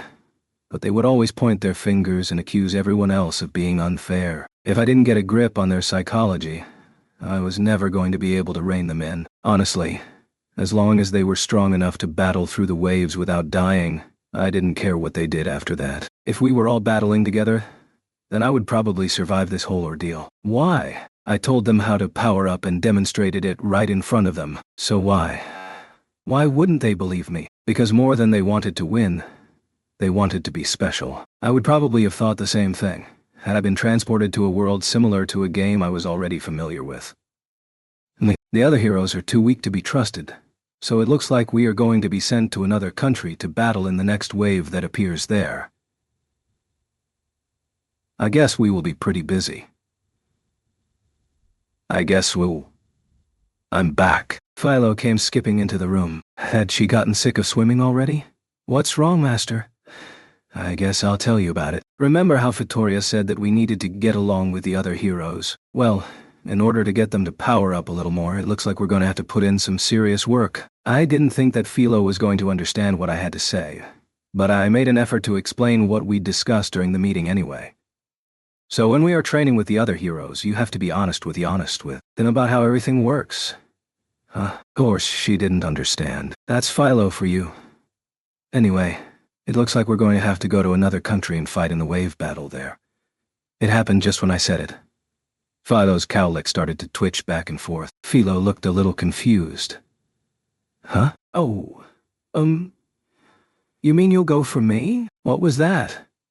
Oh, Vittoria was watching our conversation. She can see what we are doing through my hair thing. She's spying on us. I guess she needed to keep an eye on how the situation was developing. I should have known better than to think she would have just let us go with a verbal agreement. Vittoria was the legendary queen of the Philolials. She had a deep understanding of the waves and seemed to know a lot about everything. She was the one that had told me the heroes could not tolerate infighting. She was the one who had given Philo her cowlick.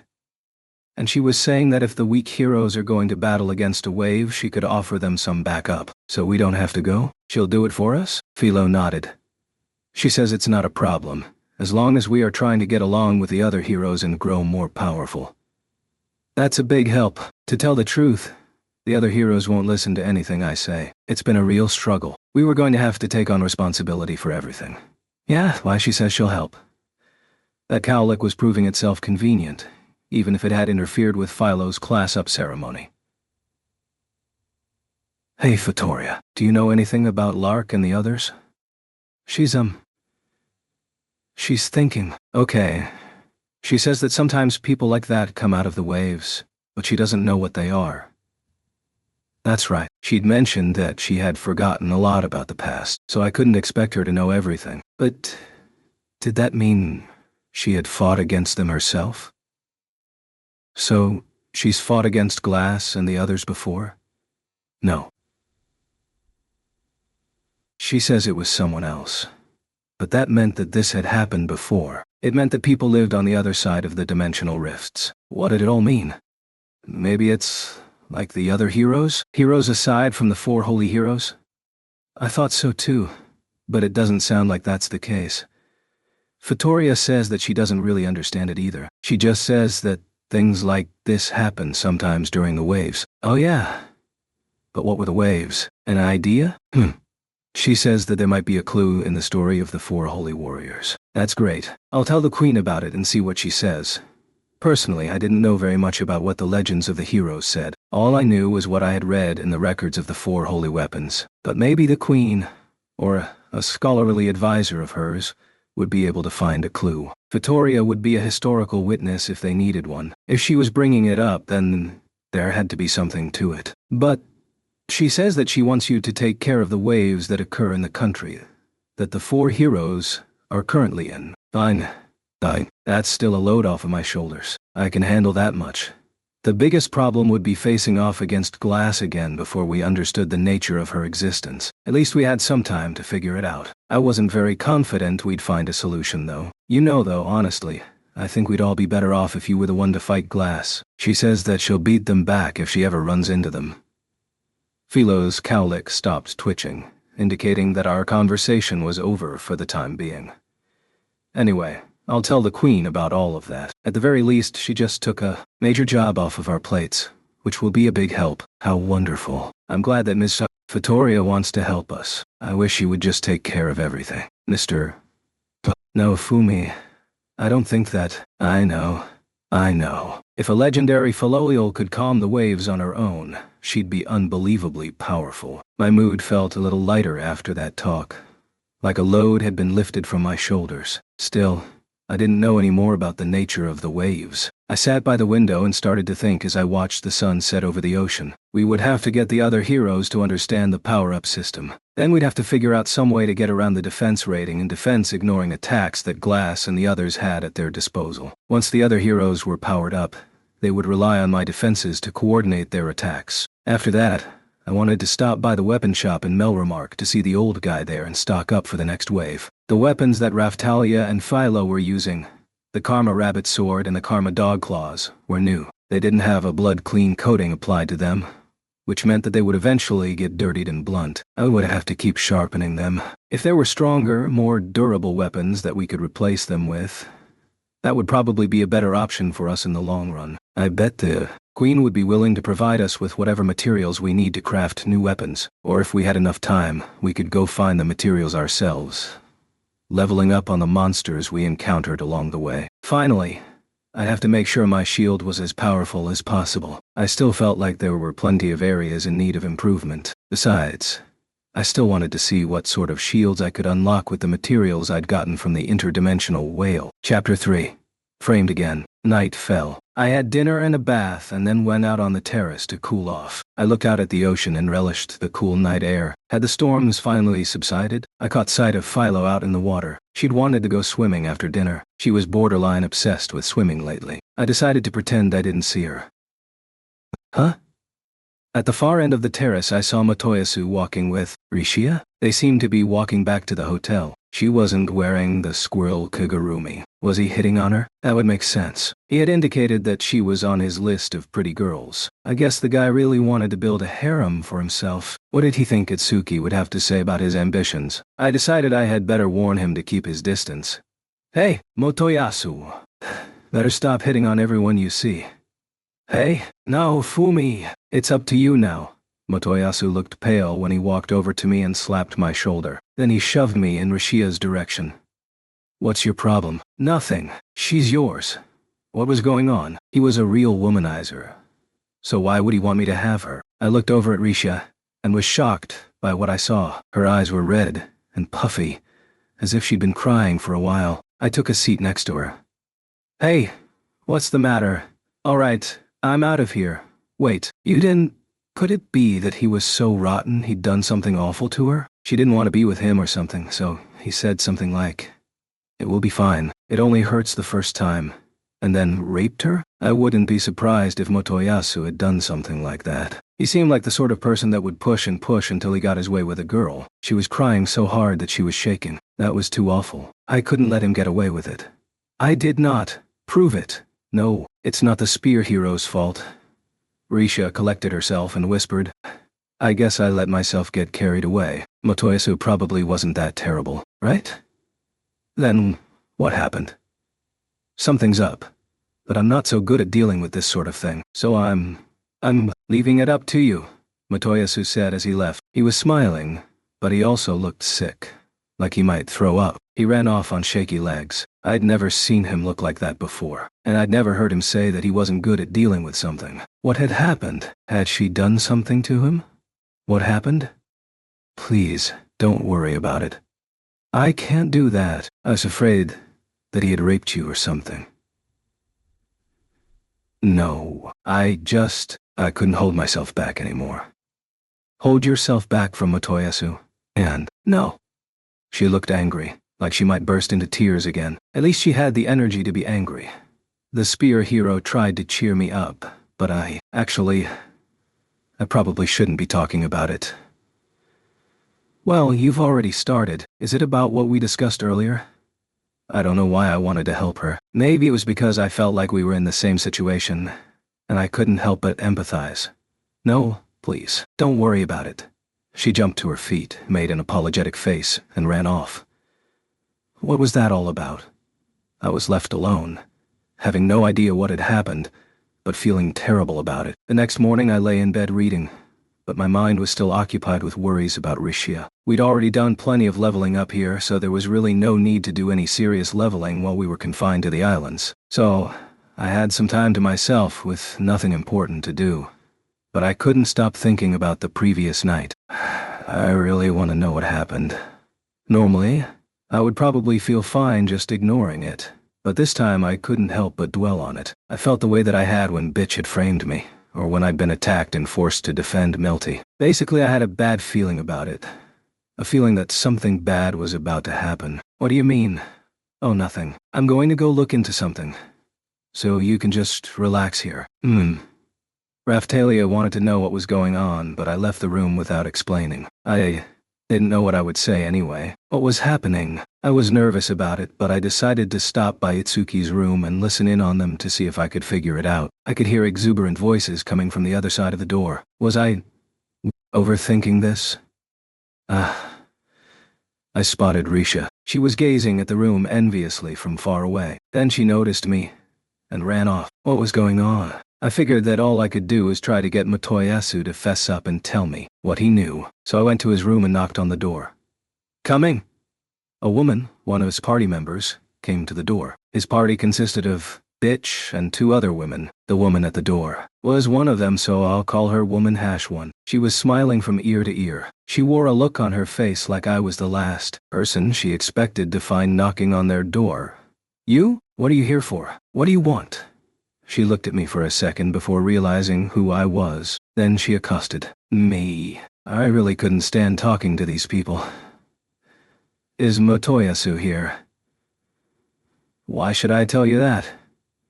Hey, Motoyasu, don't you ignore me. Yeah, don't ignore her. Woman #2 came up to the doorway to join her friend. As for Bitch, she had apparently decided to ignore me, despite sitting right where I could see her. I really wanted to assume that meant that she was traumatized, but I shouldn't let my fantasies get ahead of me. These 2 didn't mean anything to me. Bitch had been ordered, by her mother the Queen, to assist Motoyasu in his fight against the waves so that she might prove herself useful in some capacity. When the Queen had been away on diplomatic missions to other countries, Bitch had spent her time doing whatever she pleased, and the Queen returned to find much of the crown's money had been spent. She had red hair that she often pulled it back into a ponytail. She had the sort of face that was pretty enough, but grew more irritating the more you had to look at it. As you'd expect of Motoyasu, she was on his list of pretty girls along with Raphtalia and Philo. She was Melty's older sister, and she had the worst personality of anyone I'd ever met. She was an immoral monster that got her kicks from setting traps for people and watching them suffer.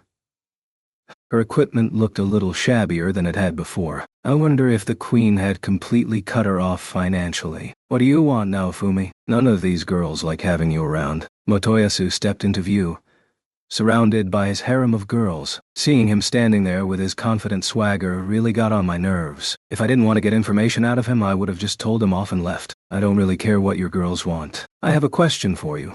What is it? It's about last night. You said you were leaving it up to me, but I don't know what I'm supposed to do. Fine, I'll tell you, but you have to take responsibility for everything else. How convenient for you. But fine, I'm curious enough. I'll agree to that. He must have known something. His face looked suddenly pale, and he stepped out of the room, leaving his harem to watch over the place while we spoke. We both walked out to the terrace, which was mostly deserted. He looked at me again, and sure enough, his face was very pale. That wasn't like him at all. I didn't know he was capable of actually worrying about things. Usually he would just call me a criminal, blame everything on me, stand up for bitch and make my life a living hell. Oh, and of course he would hit on Raphtalia and Philo all time. He seemed to have a thing for Philo in particular. You're talking about Risha, aren't you? Yeah. Had he made her cry like that? Or had she been crying before he met her? She had been very tight-lipped with me, and I hadn't been able to get an explanation out of her. But Motoyasu had a way with women, and I thought that he had probably gotten her to tell him about it. So actually... And Motoyasu started explaining the whole thing to me. When he did, I realized that my intuition had been right. I felt anger bubbling up from deep inside my guts. At first I wanted to know why she was crying, and I might have been a little overzealous when I asked her what was wrong, but sorry, you know, I'm no good with girls when they are like that. Can you step in for me? Itsuki. I kicked his door with all my might and barreled into the room. The door crashed open and everyone in the room stared at me in the doorway. What is it? You're the shield hero. What do you want with us? The leader of Itsuki's underlings, Armor, glared at me. Armor apparently had a real name, but he was always wearing a suit of flashy armor. So I'd taken to calling him that. Armor had a crappy attitude. He was the sort of guy who always acted like he'd been put in charge. He wanted power and respect, and I think he was mostly just hanging with Itsuki to make sure that he got what he wanted. I didn't know how powerful he was. I didn't see him doing anything very impressive, or really helping anyone at all during the last wave. Lark might have been the enemy, but I shared his assessment of Armor. He looked like a criminal of some kind. What do I want? I want to know how you live with yourselves. I was shouting and I felt like the whole room had become chaotic. I must have really looked unstable, because Armor and the rest of the group looked suddenly intimidated. Itsuki was the first to come to his senses. He was very angry now. He shouted back at me. What are you talking about? Still playing dumb? Damn. I was getting so angry that I felt like I could switch to the Shield of Wrath right then and there. Hate billowed up inside me like smoke. If Ren showed up, I'd probably go crazy. The Shield of Wrath contained the core of a dragon that Ren had killed, so the shield itself responded dramatically to Ren's presence. You're trying to seed doubt about our master, aren't you, shield hero? Armor took a step in my direction, so I reached out, grabbed his arm, and tried to use a judo hold on him. You're in violation of the legendary weapon rules. You have touched a weapon besides the weapon with which you specialize. There was a crackle and hiss, and pain shot up through my arm. It wasn't that bad, though. I was surprised that the legendary weapon rules applied to things like judo holds. I'd been able to hit things in the past, though. What was the difference? Ouch. I came here to speak with Itsuki. Don't get in my way, underling. I shoved Armor back and glared at Itsuki. I hadn't felt this angry in a long time. Raphtalia had done so much to help keep my rage under control, but I didn't want to keep it under control right then. You're always going on about justice and honesty, but you don't understand anything at all. What are you? I was really shouting at this point, and apparently Risha had come to the door to see what all the fuss was about. When Itsuki saw her there, he finally understood what I was upset about. You mean to tell me that you are upset over that? Now you're talking sense. She's in the wrong here. Are you out of your mind? Here's what I heard from Motoyasu. Here's why Risha was so upset. Yesterday, Risha finished her shopping and was heading back to the party's room. This happened right after I'd parted ways with her. Risha, was it you? What do you mean? Right after she got back to the room, Itsuki approached her looking very upset, but she didn't know what he was upset about. There's no point in pretending you don't know. I know that you're the one who broke my accessory. She looked around and saw that Itsuki's favorite bangle was broken into little pieces. Me? No! I don't know anything about it. What happened? I can't believe you would lie to me. We have proof that you did it. Itsuki turned to his other party members. That's right, I saw it. I saw Risha break Master Itsuki's prized bangle and then hide it. Yeah, I saw it too. What? I did no such thing. I see. I really don't know what you're talking about. Risha emphatically denied the charge, but Itsuki wouldn't believe her. Look at all the witnesses that claim they saw you. I guess there's no avoiding it. Shame. Had you repented, I would have forgiven you. Risha, you are no longer a member of this party. But I really didn't do it. Just then, Risha saw Armor smile, but she didn't have time to try and figure out what had happened. She simply wanted to keep her place in the party, so she fell to her knees in front of Itsuki and begged him to reconsider. Please, please, I want to be by your side, Master Itsuki. Itsuki wavered, perhaps feeling guilty. His eyes filled with tears. You mustn't forgive her now, Master Itsuki. Armor and the other party members shouted to him. I'm sorry, we must part ways. Master Itsuki, I'm telling the truth. Please believe me. Please reconsider. I'll do anything. She was crying at his feet, but Itsuki turned his back on her. How will you beg for his emotions? You're a liar. Why should we allow someone like you to get close to our master? Itsuki's remaining party members chased her out of the room. She still tried to get back to Itsuki, but her efforts proved futile. And that is pretty much everything that Risha told Motoyasu. You're not going to forgive Risha after all she did for us during the battle with Lark? That's not it at all. Itsuki snapped, suddenly fierce. It sounded to me like I'd stumbled on the truth. The queen had praised Risha for her help, and that was something that he simply couldn't stand. He couldn't let that happen because his party, and he had spent so long condescending to her. So he was jealous that the weakest member of his party was getting praise from the queen, and the only way he could deal with it was to frame her and get rid of her. From what I'd heard, Risha hadn't done anything wrong. Someone else had broken the bangle, and they were clearly trying to frame Risha for it. I hate cowards that frame people for crimes they didn't commit. That was why I was so upset with Itsuki, because it was a personal issue for me. So, you didn't get what you wanted by begging? So, you'd get another hero to come beg me on your behalf? Do you really think I'm going to let you back into my party? Risha didn't tell me anything.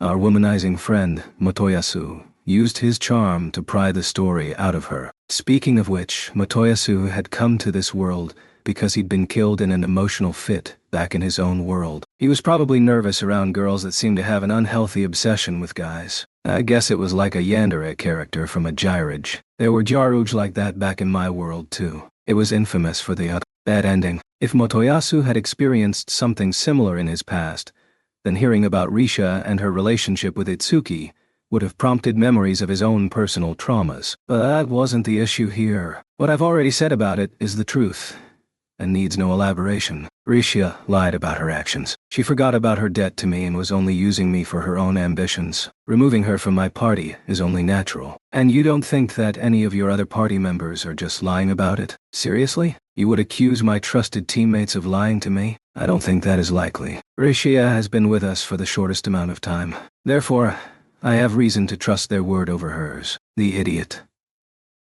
No, he wasn't even trying to make sense. Obviously, I'd taken the time to look into the issue before I came breaking into his room. I knew that I couldn't just run in there without proof and use my emotions to change his mind. Luckily, reason hadn't completely abandoned me at that point. Risha was not the real culprit. Furthermore, I'd already figured out who the real criminal was. It was actually pretty simple. I just asked a shadow. Shadows were secret agents under the command of the queen. They were a lot like ninjas. They snuck around in secret, gathering information on people. I knew that they had been watching all of the heroes since we'd arrived in Kalmyra. So I assumed, correctly, that they might have insight into what had really happened to Itsuki's bangle. Rishia didn't break the bangle. One of Itsuki's other party members did. Apparently the shadow had even anticipated this turn of events and had therefore met with Itsuki and explained the situation to him. But Itsuki chose to believe his party over the shadow. When I heard that Itsuki had already been informed of the truth, there was nothing left for me to do but barge in and demand answers. But there is a witness, and it's a disinterested third party who watched with objectivity. Think about it. Are you really going to believe that your party members watched her break the bangle without stopping her? So you've already investigated? Well, I suppose there's no getting around it. It was all for her, you see. They weren't just giving her the opportunity to confess. By setting her up, they were really giving Rishia a way to avoid conflict. What are you talking about? I know about this setting up business, but it all sounded very coercive. It was a way to get Rishia to leave the party. My teammates here, by taking these actions on their own, were giving Rishia a way to avoid battle. Don't you see? They did it out of concern for her. What was he saying? I couldn't make heads or tails of it. They did all of this on purpose? They made it all up to get her to leave the group? Rishia doesn't belong on the battlefield. Everyone talked about it, and we decided that it would be better for her to live out her life, happily, back in her village. Yes, exactly. We did all of this for Rishia. Other party members were jumping in and agreeing with Itsuki's story. They were trying to make it look like this was all done out of concern for her. I guess they thought it made it okay to falsely accuse her of a crime? Did they think about what life in her village would be like after that? Did they think of how people would treat her? Was that really their best idea? Rishia understood perfectly well that she wasn't the most powerful fighter around. If they wanted to protect her from the danger of battle, why didn't they just sit her down and talk about it sincerely? Granted, Rishia was very passionate about wanting to help them, so she probably wouldn't have immediately agreed to leave. But if Itsuki had sat her down and sincerely explained his feelings, wouldn't she have choked back her tears and nodded? Whatever. I knew one thing for sure. Itsuki wanted to get Rishia out of his party, but Rishia was insistent about helping, and he didn't know what to do. So his party members decided to commit a crime and frame her for it? Did that make any sense? No. The truth was that he was upset that she'd proven herself useful in the last battle, so they all framed her, out of jealousy. They did it out of concern for her?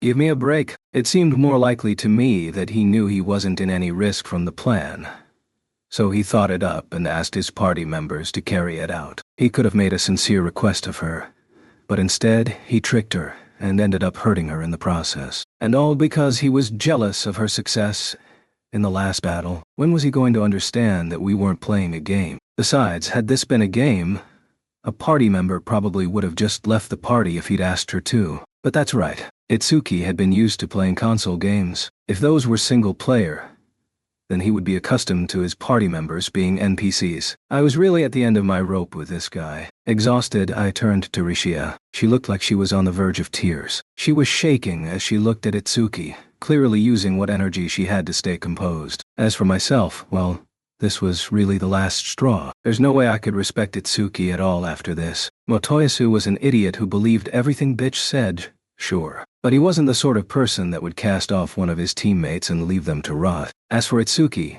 if he were facing an enemy he couldn't defeat, would he run away and leave his party to die? The truth is that Rishia never really quite fit in with the rest of the party. I don't want to force her into unnecessarily dangerous situations, so I think it would be better for her to live in a peaceful place. I think she would be happier that way. Did you stop to think about how Rishia might feel about it? That's easy to say, but a battle for the fate of the world isn't the sort of thing that we can risk on someone's emotions. Then why didn't you just tell her that in the beginning? I will say it now. She simply isn't powerful enough to be of use in battle. I thought that if we gave her time to level and power up, things might change, but nothing changed. Therefore, I think it's best that she goes back to her village. That was what I expected him to say. Basically, he was just trying to make himself look better. Then why didn't you tell her that honestly? Were you afraid of being the bad guy? Not at all. Why are you so simple-minded? If you think being thoughtful means framing someone for a crime so that you can get what you want, then yeah, I'm fine with being simple-minded. She won't be able to keep up as the battles get harder. We had to be tough to protect her, but you're the one that ignored her real potential and forced her to be a fighter. Why won't you let other people control their own lives? Hasn't she said that she was better with magic than a sword? You must have known that. But he told her to focus on melee when she went through the class-up ceremony. He should have known that she'd end up useless. And then when he realized she couldn't keep up, he decided to do away with her. That's the Itsuki I know. What a jerk. If he'd just been honest with her, she would have understood. In the end, he came up with this elaborate scheme just so he wouldn't have to look like a mean person. And that's basically what he had done to me too. They'd had a specific goal in mind, and they had schemed to get what they wanted. And Itsuki had been in on it the whole time. Then this is a good opportunity to be clear about it. My party is not going to be able to continue working with you, Rishia. To be frank, you are too weak to keep up. Which meant that he would only say what he really meant if his back was up against a wall. Which it only was because I'd stormed in. On top of it all, he must have felt like he was being blamed for his behavior, so he reasoned that it was because of Risha, and therefore Risha must be in the wrong. How hypocritical and self-righteous can he be? Compared to him, I preferred the company of slave traders and con men. At least they knew that they were evil. They didn't pretend to be something that they weren't, and their intentions were clear. That alone made them way better than someone like Itsuki. Rishia tried to reply to Itsuki but couldn't find the words. She turned and ran. Out of the room! Rishia? She's just trying to get your sympathy. Now, please get out of my room. You want to make innocent people suffer. Again. When did I ever do that? Oh, I guess you've forgotten. About bitch? About your little disguised hero antics? I don't believe I have anything to do with the bitch incident. Nothing to do with it, eh? He was standing with her, blaming me for everything. But I'd yet to hear an apology for it. He really thought that he was the center of the universe. He didn't care a lick about the thoughts and feelings of others. I didn't have enough energy to be angry anymore. I was just tired. The boiling rage I'd felt was starting to cool off. I thought that this made me feel the way that bitch had made me feel when she betrayed me. But I was wrong. This was different. Oh, well, I thought you had a sense of justice. I thought that you had some issues, but that you could, at least, be a decent hero. And now this. I suppose I'm surprised. Surprised and disappointed in you. I shot him a nasty look. I'd heard that the opposite of affection wasn't hate. It was indifference. So that meant that the opposite of hate was also indifference. I couldn't bring myself to care about Itsuki anymore. I couldn't get mad at someone I didn't care about. We don't have the sort of relationship that permits you to say things like that. Please keep your distance from me in the future. Itsuki was furious. He was shouting at me. I was starting to understand. Itsuki thought very highly of himself. So there was nothing worse for him than knowing his estimation had fallen in someone's eyes. He must have found it traumatic. I don't care. Why should I spend time with a self-righteous brat like you? Just keep doing your best to keep your nasty true nature hidden from everyone. I told you to get out of here. Itsuki looked like he was about to reach for his bow, but I just glared at him with cold indifference. Go ahead. Do it. Take that beloved bow of yours and shoot me. You coward! You asked for it. Itsuki pulled the sting back on his bow and fired an arrow. His bow was magical. The arrows just appeared when he pulled the string back. I just took one step after another towards him. His arrows hit me, but clattered to the floor with an ineffectual clang. What? You monster! Itsuki's party members couldn't believe how ineffective the arrows were against my defense. They were already calling me a monster. You know that evil attacks don't work against me, right? I continued walking towards Itsuki, and he kept backing away to keep his distance. Soon he was in a corner, shooting arrow after arrow at me. Eagle-piercing shot. I couldn't believe he was going to use a skill inside a small room like that. I squinted at the arrow and steadied myself, then reached out and snatched the eagle-shaped arrow out of the air by its throat. You stopped my eagle-piercing shot? I'm sure it's a defense-ignoring attack, but it doesn't matter. It's not even worth it to defend myself against something so weak. I tensed, looked down at the magic eagle, and then I squeezed its throat and killed it. It wasn't an actual monster, so I was able to kill it with my own strength. I dropped it and approached Itsuki until we were face to face. You say, Risha is weak. Ha! And you think you're strong? His face flushed red with anger. I didn't care. I know that Fatoria had warned me about it, but I no longer wanted anything to do with Itsuki. I turned and left the room. I hope you enjoyed that. You won't be able to boss us around for much longer. I didn't care. Maybe he'd finally understand how substantial the difference in our strength was. Maybe it would inspire him to get stronger. I chased after Rishia. I'd seen her running off in the direction of the harbor, but when I got there, she was nowhere to be seen. She wouldn't... Just as I was considering it, I saw Philo pulling Resha out of the water. There was a crowd of people standing around them. Hey, do you like swimming? It didn't look like you were having very much fun, though. And weren't you sinking? Let me go. Please, Philo, you did good. I'll get you a treat later.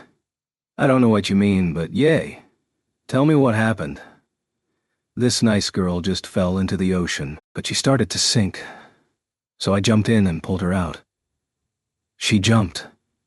She was sad enough to attempt suicide. It was horrible just thinking about it. I suddenly understood why Matoyasu had been so freaked out. Someone you liked might say terrible things to you, but why would you try to kill yourself over it?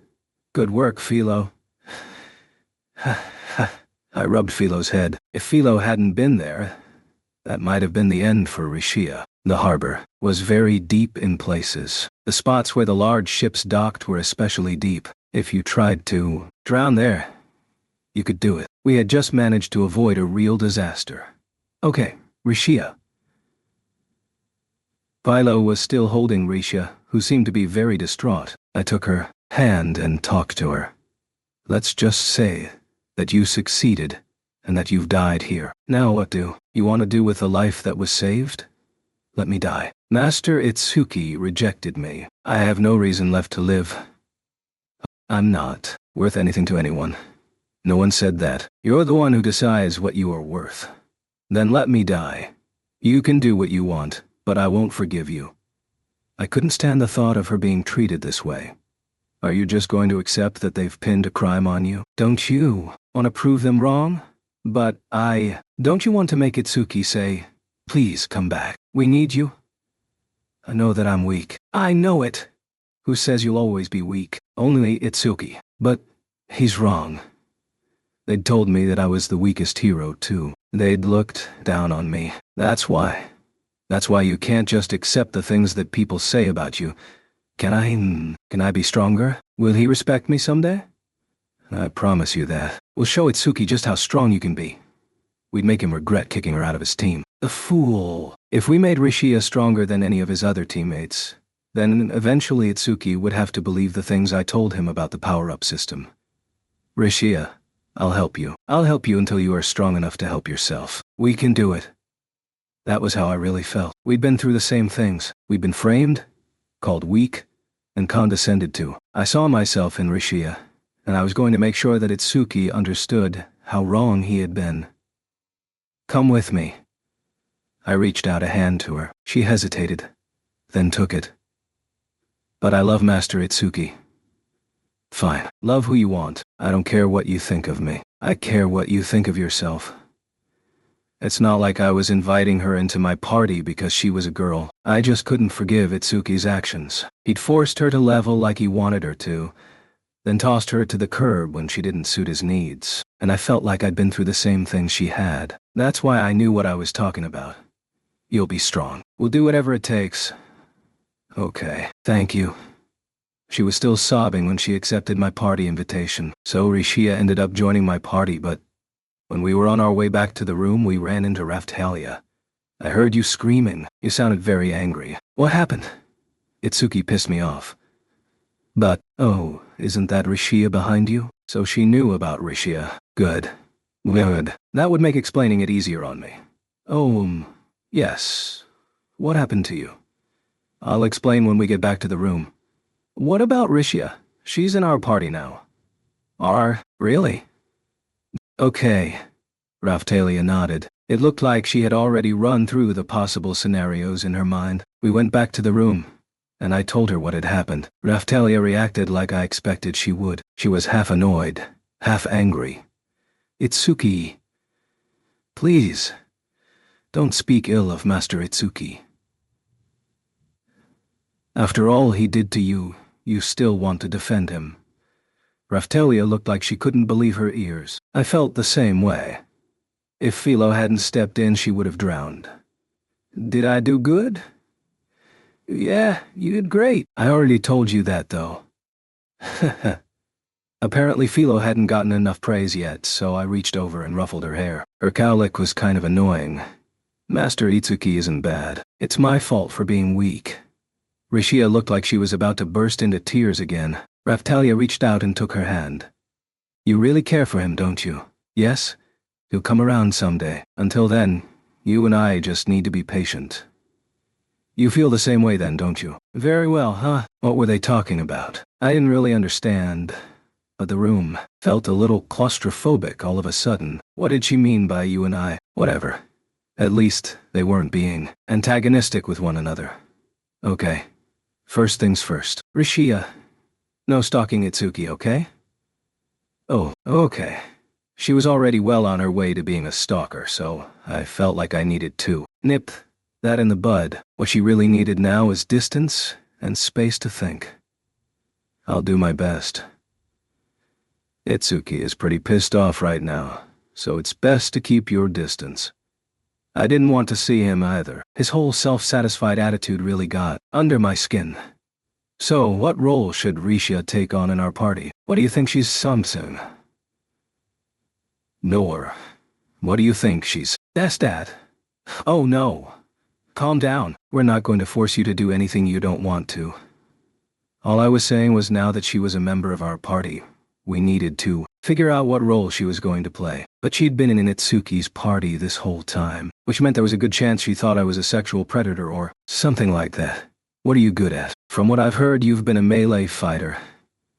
Well, I was doing my best, but everyone has things they are good at and things they are bad at. We'll just have to practice different things to help you find your niche. My party really doesn't have enough members, so there's sure to be something perfect for you. Both Philo and Raftalia were already excellent melee fighters, so I think we were going to be just fine on that front. With melee taken care of, it probably made the most sense to have her focus on magic use, since we didn't have any dedicated magic users. What sort of magic can you use? I don't have a specialty, but that also means I can use all different kinds. That sounds pretty useful. Philo, Raftalia, and I were all limited to one particular type of magic. I could use support and restorative magic.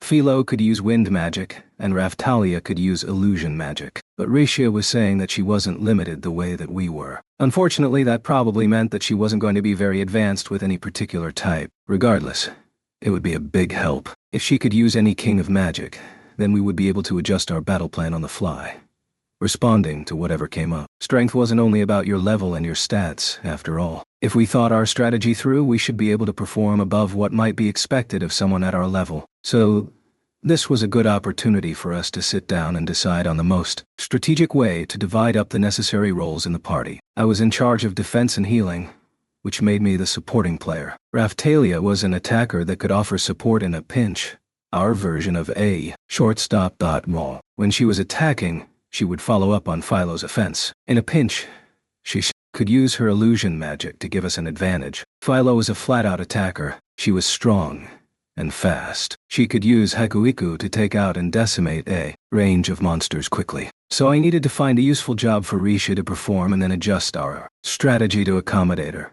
Don't worry, Rishia. Mr. Naofumi comes off as pretty rough and mean, but he's actually not nearly as bad as you might think.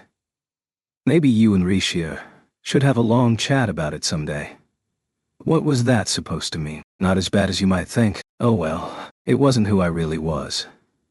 But I can imagine that people might be intimidated after hearing about my merchant life and association with slave traders. Oh, well, Rishia's eyes flit over to me, and then she looked away again before nodding. I guess she agreed with Raftalia? Hey, what are you trying to say about me? Nothing. I don't think it's nothing. Tell me. That's the kind of person he is. I see. What did she see? I can't understand the way that women think. They were a mystery. They were way easier to understand in Gyrouge. That reminds me of something. I looked Rishia over from head to foot. She didn't have very good equipment. The squirrel kigurumi. I think it was called a Rasuka kigurumi. They probably forced her to wear that because she had been in the party for the least amount of time. Risha, what level are you at? 68. That was higher than I'd expected. I didn't check on her stats directly, but if she were at level 68, then she would probably prove useful. Rishia was going to be a jack-of-all-trades type of magic user. Should I have her focus on healing and support magic? If she were a magic user, though, I would have to worry about her defense rating. I had to realize that there were going to be times when I wouldn't be able to completely protect her in battle. If she were at level 68, then she would be a little behind Raftalia and Philo. But she would still be able to participate in battles. The only thing that really worried me was that Itsuki had gone out of his way to drop her. Could she really have been that weak? Granted, Itsuki wasn't the smartest guy around. Shield hero? You used to have a Peko Kigurumi, didn't you, huh? Yeah, I've got a couple of them. Oh, and don't call me that. It's too stuffy. Call me by my name. I'd gotten in a fight with Melty over this in the past, so I'd come to realize that calling each other by our names was important. Fei. Okay, Naofumi. Good. Now what about the Kigurumi? I was wondering if you might let me wear it. What? Well, I had to beg them all to let me wear the Rasuka Kigurumi, but eventually. You mean they didn't force you to wear that? No, they didn't. Oh, give me a break. And she was nodding along like she was saying the most obvious thing in the world. She was so pathetic. She played right into their bullying and smiled about it the whole time. It's an excellent piece of equipment, but when they kicked me out of the party, I had to give it back. Well, it had a lot of special effects that made everything easier. I guess so. The Rasuka Kigurumi probably had magic-enhancing effects, which would have worked well with Rishia's innate tendencies. I pulled out the Peko Kigurumi and passed it to Rishia. It did have a lot of equip effects and in many ways was better than Raftalia's armor. Mr. It. Naofumi, are you really going to make her wear that? I'm not making her wear it. She requested it. If we'd just given her some cheap equipment we had lying around, it wouldn't be much of an improvement over what she was already wearing. And besides, we had 3 of them. We'd gotten them from the Karma Pengu bosses on Kalmyra. The other Karma series bosses we defeated hadn't dropped any Kigurumis, though. Do you like it? Yes, it's very convenient. Even when I'm sad or depressed, no one can really tell when I'm wearing it. Well, that was a depressing thing to say. How badly had they bullied her? Are you sure you want to wear it? Yes, yes. Give me a break. She sounded pathetic. This put me in a touchy spot. I wanted her to be herself.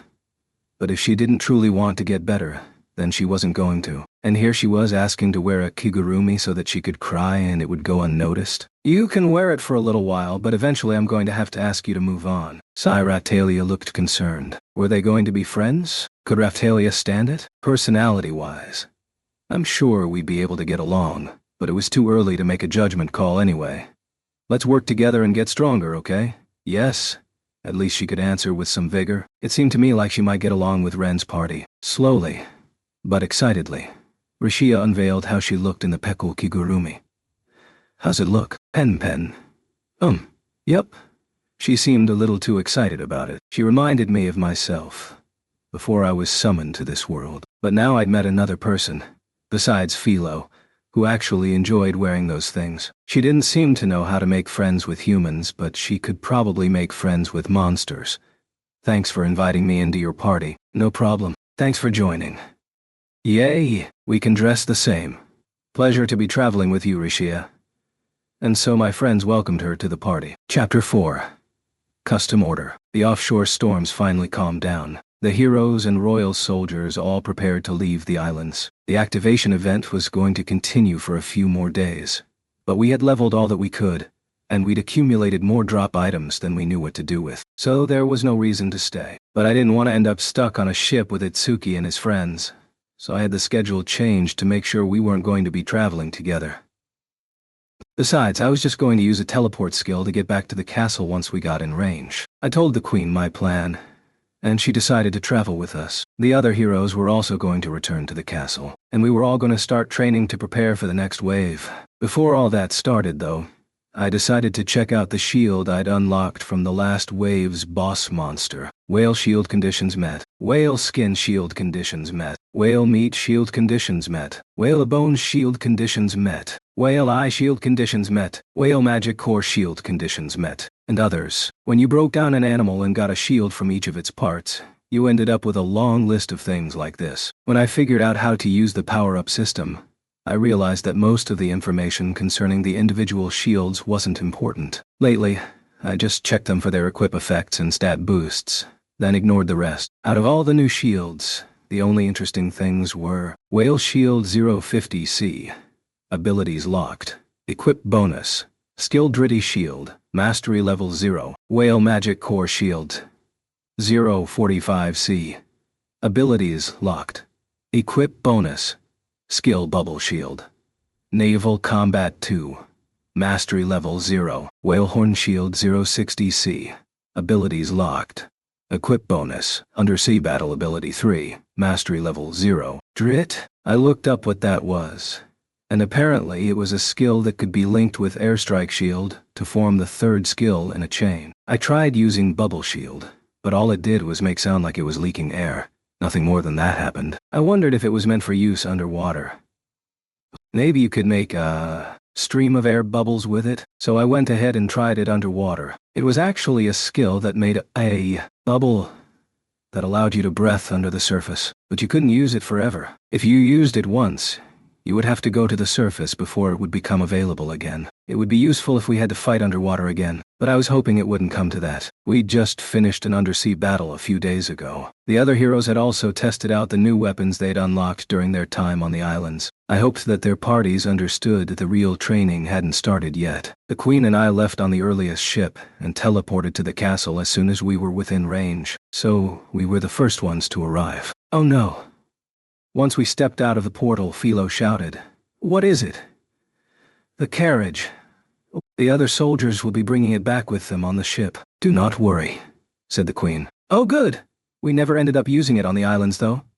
Philo had been taking exceptional care of the carriage. She worked on it every day. But the carriage was made of metal, so I'd been worried about it rusting in the sea breeze. Why did she insist on bringing that carriage everywhere, even to places where we couldn't use it? Besides, if we were going to be getting around by teleportation from now on, the carriage was only going to be a burden. Come to think of it, that's probably why I never saw the other heroes using carriages at all. Very well then, I will see to it that skilled warriors are sent. Thanks. The Queen had already agreed to send soldiers to assist Vittoria in the wave that she had agreed to handle on our behalf. Thanks to Vittoria, we would finally have some spare time to collect our thoughts and come up with a plan. The next wave would fall on Melromark in about 2.5 weeks. We needed to find a way to make the other heroes more powerful before that happened. The other heroes would be teleporting into the castle pretty soon. I wanted to figure out what to do with Rashia before I had to deal with them. Why don't we begin by looking over the materials I had prepared for you before your departure for Kalmyra? The Queen asked. She was talking about materials she had previously agreed to stockpile for me. Good idea. That's as good a place as any to start. We made our way to the stuffy, dusty castle warehouse. Had this been an old RPG, it was the sort of place where you would find really excellent equipment. I looked over each of the articles in the room. I had visited the room once, before the wave in Kalmyra, but I hadn't had time to look over everything in detail. Yup, sure enough. There was a lot of equipment set aside for us. All of the castle knights stored their equipment here too. It looked like there was plenty of generic equipment, but finding something really good might prove difficult. When I had these things collected, I still didn't have a clear understanding of what you wanted, Mr. Iwatani. So I apologize, but aside from the things you specifically requested, the rest is a bit generic. No problem. I found a magic silver sword in the clutter, but it turned out that the Karma Rabbit sword had a higher attack stat. I have to do something about that sword though. I decided to visit the weapon shop and see if the old guy there could do anything for us. Thank you for your understanding. I did, however, gather all the materials you requested. We moved on to another warehouse that was filled with different materials. The Queen appeared at my side and passed me a sheet of parchment that seemed to have an inventory written on it. This is an inventory of the assembled materials. If there's anything else you would like us to prepare for you, I will call for the blacksmith. Thank you for all your help. Materials? Can I take some of this stuff? Of course. I walked around the room, absorbing various things into my shield and unlocking new shields. Many of the new shields indicated that their growth trees still needed to be unlocked, but I did end up with quite a lot of new things to work with. I couldn't unlock all of the new options before the next wave came, though. Oh, and you don't need to call for the blacksmith. I have someone in mind that I'd like to work with, so I'll go visit him myself. Very well. If that is what you wish. Honestly, aside from the old guy at the weapon shop, I couldn't think of anyone else that worked with equipment. He'd done so much to help us already that I felt I owed him the business. And besides, I trusted his work. It was probably high time I paid him a visit anyway. We needed to get Raphtalia and Philo's new equipment worked on. Rashia, we're going to our favorite weapon shop. You should come with us. Oh, okay. But, are you really going to wear that kigurumi all the time? She tilted her head as if I'd confused her. She probably thought I had some kind of fetish. If I weren't careful with my words, she'd probably freak out on me. I decided not to bother with it for now. It's been about a week since we last saw the old guy, isn't that right, Mr. Fumi?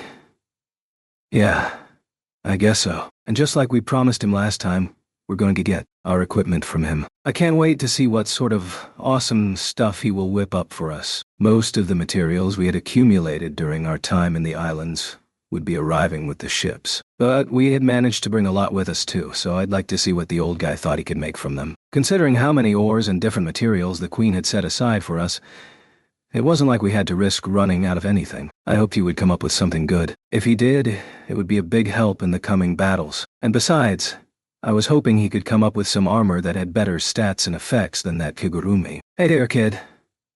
Can't you come up with another thing to say when I come in here? Oh, stop that. You know I say it with affection. I felt like he was telling the truth. I felt like he meant it. How was the activation event in Kalmyra? I heard there was a wave or something. We leveled up quite a bit. We probably gained over 30 levels in a day or two. Wow. The old guy seemed really surprised. Had I said something strange? Raphtalia didn't seem to understand why he was so surprised either. You kids must have really pushed yourselves. Not at all. Monster hunting in the islands was easy, especially with the activation event happening. What's so strange about that? Well, I heard that it would help you level up, but I don't think I've ever heard of anyone leveling that much so soon after the class up ceremony. I've only heard of one guy that leveled anywhere near that. He hunted monsters all day long for the entire duration of the event, and he only gained 25 levels, and we'd leveled 30 or so in a couple days? I wasn't sure what to make of that, but it seemed impressive. Well, we did level pretty efficiently, but I don't know how to explain it. Maybe it has something to do with the legendary weapons. Maybe. The girls here probably don't know either, since they've only ever battled as your party members. True, so it probably did have something to do with the legendary weapons. There was no way for us to look into it now, because we didn't know anyone else that had leveled as much as we had. I suppose the only thing we could do was ask the Queen if she had any idea. I'd have to remember to bring it up with her. So, what brings you in here today? Is it about what we discussed last time? Sure is. We got our hands on a lot of new materials on the islands, and the Queen set aside a lot of materials for us here in Melromark. I was hoping you'd be able to make us something impressive from them. I passed him the inventory parchment the Queen had given me. I had no idea what he was going to need, but I was sure that we would have enough of whatever it was. I'd like for you to make something out of the stuff you think would best suit us in battle. Got it. But I have to say this list has some pretty rare stuff on it. I think I can make some really good things for you. How much money are we talking? The crown is going to cover the bill. Sounds like things are really looking up for you these days. He was right, at least concerning our equipment, materials, money, and social standing. All in all, things were going pretty well, but we still had to battle the waves, which meant we didn't have all the time in the world to sit around chatting. I still had a couple of topics I wanted to touch on. By the way, I looked over to Raphtalia. Then I set the two new pieces of equipment, the Karma Rabbit Sword and the Karma Dog Claws, on the counter. I also showed the old guy the kigurumi and the materials we picked up on the islands. Can you do anything with this stuff? You sure do have a lot of things to work with, kid. By the way, is that girl with you? Though in the sleeping bag? Eh? Yeah, that's Rashia. She looks weird, but there's a human underneath that thing. Mr. No, Fumi. I don't think you should say things like that. Why not? She doesn't want to take that thing off, so I have to explain it. She said she liked it because it hit her face, but I was starting to suspect she just had some kind of fetish. Well, That might be, but you really have brought me some strange weapons this time, haven't you? Anyway, it looks like it might be just what she needs. The old guy regarded the Karma Rabbit sword carefully before he answered. The thing has a couple of issues that I would like to have addressed, but I couldn't argue with its attack stat. Raftalia had become very strong recently. If she were to swing a magic silver sword with all her might, she would probably break it. I wanted to hear what the old guy thought about it so I could decide whether it was worth working on or if we should just toss it out. We could melt it down for materials too. The problem is that it doesn't have a blood-clean coating on it. Is there any way that you could apply one? Normally, it's a process that you have to include in the production of the item. I can do it, but it might affect the overall quality of the piece. Do you want me to try? Yeah.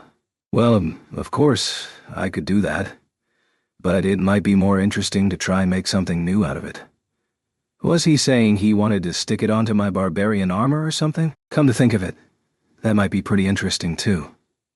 Thanks for all the projects, kid.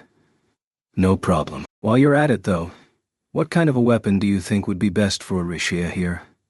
Do you think you could take off the Kigurumi and show me your hands? Rishia. I like to use swords. I'd really rather put you behind us as support. I can do either. I appreciate your enthusiasm, but why don't you let him take a look? Okay. Rishia slowly slipped out of the Kigurumi, then bowed awkwardly to the old guy before holding out her hands. Well, isn't she pretty? Lucky you, eh, kid? Lucky? I'm not like Motoyasu, so I don't think anything of it. Well, he's as dull as ever, isn't he? You've really got your work cut out for you. I know. The old guy and Raftalia nodded to one another as if they were in on a secret together. She looks like she might do well with a rapier. If you want to put her behind you as support, she should probably have something with magic protection. Could you choose one for us? Wait a second. There's no reason she couldn't use a bow or a spear. She doesn't seem like she has a lot of upper body strength, though. So I'm not sure those are the best choices. Feh. I don't want to use a bow. You don't want to be like Itsuki? It's not that. I'm afraid I might accidentally shoot one of you in the back. Oh, right. I guess I hadn't thought about accidentally being shot by one of my own teammates. But as far as I knew, Itsuki had never shot anyone on accident. I guess that meant he was pretty skilled. Maybe. Anyway, what's your schedule looking like? How much time do I have to work on this stuff? The next wave will be here in a little over 2 weeks. Anything you can do before then would be great. Got it. But he held up the Pekul Kigurumi. What do you want to do about this? Should I take it apart? Who made this thing anyway? I know. The thing has great equip effects, but it sure does look stupid, doesn't it? We got it as a drop item from a monster. It's kind of hard to explain. Legendary weapons can make these things from the materials monsters leave behind. That was a fair question. We could say that a monster dropped it, but then he would just want to know what a monster was doing with something like that. This was the sort of thing that reminded me of what a strange world I'd been summoned to. Of course it was strange. So how could I have been expected to know something like that? Actually, what was strange was that the other heroes had known about it. Think about it. How could monsters like rabbits and porcupines drop items that were bigger than they were? You do make some weird stuff. I can see that it really does have great equip effects. Can you somehow move the effects onto another piece of equipment? That's tough. I can try a couple of things, but I wouldn't hold my breath. I will probably need to make some fine adjustments. So when I get into that job, I'll ask you about the specifics. Great. If you can use the barbarian armor to power this other stuff up, I'll leave it here. That works. I'll try and make something for the girl here. But that will be one of the last things that I do. He pointed to Raftalia. I wondered what he was going to make. What is it? Don't worry about it. I had a weird feeling about this. Call it a premonition. I couldn't shake the feeling that this new equipment was going to end up looking really odd. It's so exciting. I hope we get something good. The Kigurumi fan behind me was getting really excited. I was getting that weird feeling again. If someone as dour and quiet as Risha was getting excited, it struck me as a major red flag. If we ended up with something ridiculous, I'd have Risha wear it. All right then. We'll be on our way. Thanks for all your help. If you need anything in the meantime, just show this paper to the castle guards and tell them I sent you. They'll let you in. Got it, kid. Just wait till you see what I put together for you. Thanks. Thanks. See you. We left the weapon shop. We had just returned to the castle when I saw someone I recognized climbing down from a carriage. Ah, Shield Hero. I beg your pardon for all the trouble the last time we met. It was a nice guy, the nobleman who'd gone out of his way to help us when we'd been running from the law with a bounty on our heads. I think the Queen had said that he was sick and convalescing out in the countryside. Standing next to him was a well-dressed child. The child had dog-like ears. Raphtalia. Keel. That's right, his name was Keel. And he was from Raphtalia's village. We'd found him in the basement of that evil nobleman's mansion. It was the same nobleman that had tortured Raphtalia. Were you safe after all of that, Raphtalia? Did anything bad happen to you? I've been fine. Nothing bad, and no one is chasing us anymore. That's good. Keel looked at me. You're not pushing her too hard, are you? Why don't you answer him? I was just thinking it over. Maybe I've been pushing you too hard. Mr. Naofumi, you're the one that is overdoing it. Keel, don't you worry. About me. I've never been seriously injured or anything. You did end up getting cursed once. Mr. Naofumi, be quiet. Isn't he your childhood friend? It's rude to lie to your friends. Aha, the Shield Hero has always surrounded my such interesting people. Nice guy was laughing. Did I say something funny? So what are you doing here? Well, I'm finally back on my feet. So I decided to come pay you a visit. I'm glad you're feeling better. Were we supposed to take Keel off his hands, since he was Raphtalia's friend? Raphtalia noticed that I was looking at Keel, and guessing what I was thinking, she fell into deep thought. What should we do, Raphtalia? What do you mean about this kid? Are we just supposed to leave him with this nobleman forever? I looked over at Nice Guy. He smiled and rubbed Keel's head. I don't have a problem with it. It's up to him. Well, that was nice of him. But I'm sure Raphtalia had something to say about it. Keel probably had an idea of what he wanted too. Raphtalia, you're fighting against the waves, aren't you? Yes, I'm fighting them with the Shield Hero, Mr. Naofumi. Just a couple of days ago, we were fighting a wave in a place called Kalmyra. Wow, that's so cool. I want to be strong enough to fight the waves too. I liked the kid's spirit. But Raphtalia looked upset. Raphtalia? You don't like that idea? Raphtalia responded by giving me a troubled look. Big sis, what's wrong? Philo and Keel both cocked their heads in confusion. I understood what she was feeling. She was probably thinking that she didn't want Keel to be put in harm's way again. Just when he was safe, he was about to jump back in the line of danger. Raphtalia looked at me like she was asking me for something. I understood. If you join in on our training exercises, I'm sure you'll get stronger. You just have to make an effort. Mr. Naofumi, there's nothing bad that can come of being stronger than you are. Raphtalia's village had been decimated when the first wave came. Hordes of monsters poured over the town, and slave traders hunted down all the survivors. Had the survivors been stronger, they might have gotten out of it with less casualties and tragedy. Raphtalia, you don't want me to fight, do you? Raphtalia looked at him but said nothing. She was thinking, it's not that I don't want you to fight, but it's harder than you think. Are you sure you're prepared for it? Of course I am. I want to be strong enough to help protect other people. Sounds like we have our answer, doesn't it? If you try and control someone that has already made up their minds, you'll only make them miserable. We can help him get strong enough to protect himself. Raphtalia said nothing, but she nodded. That settled it. I decided to invite him into my party. We didn't have enough people anyway. If there were people we could trust, it made sense to team up with them and help them get stronger. He was Raphtalia's childhood friend. There was no way he would betray our trust.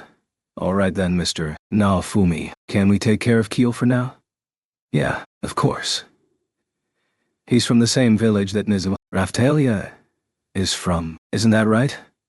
Risha stepped forward and introduced herself to Keel. Whoa. What's with this person's outfit? It's weird. Faye. I guess he just noticed her standing there. Very well then, Shield Hero, I'll leave this boy in your care. Nice Guy smiled at Keel and then left to go meet with the Queen. Let's all get acquainted.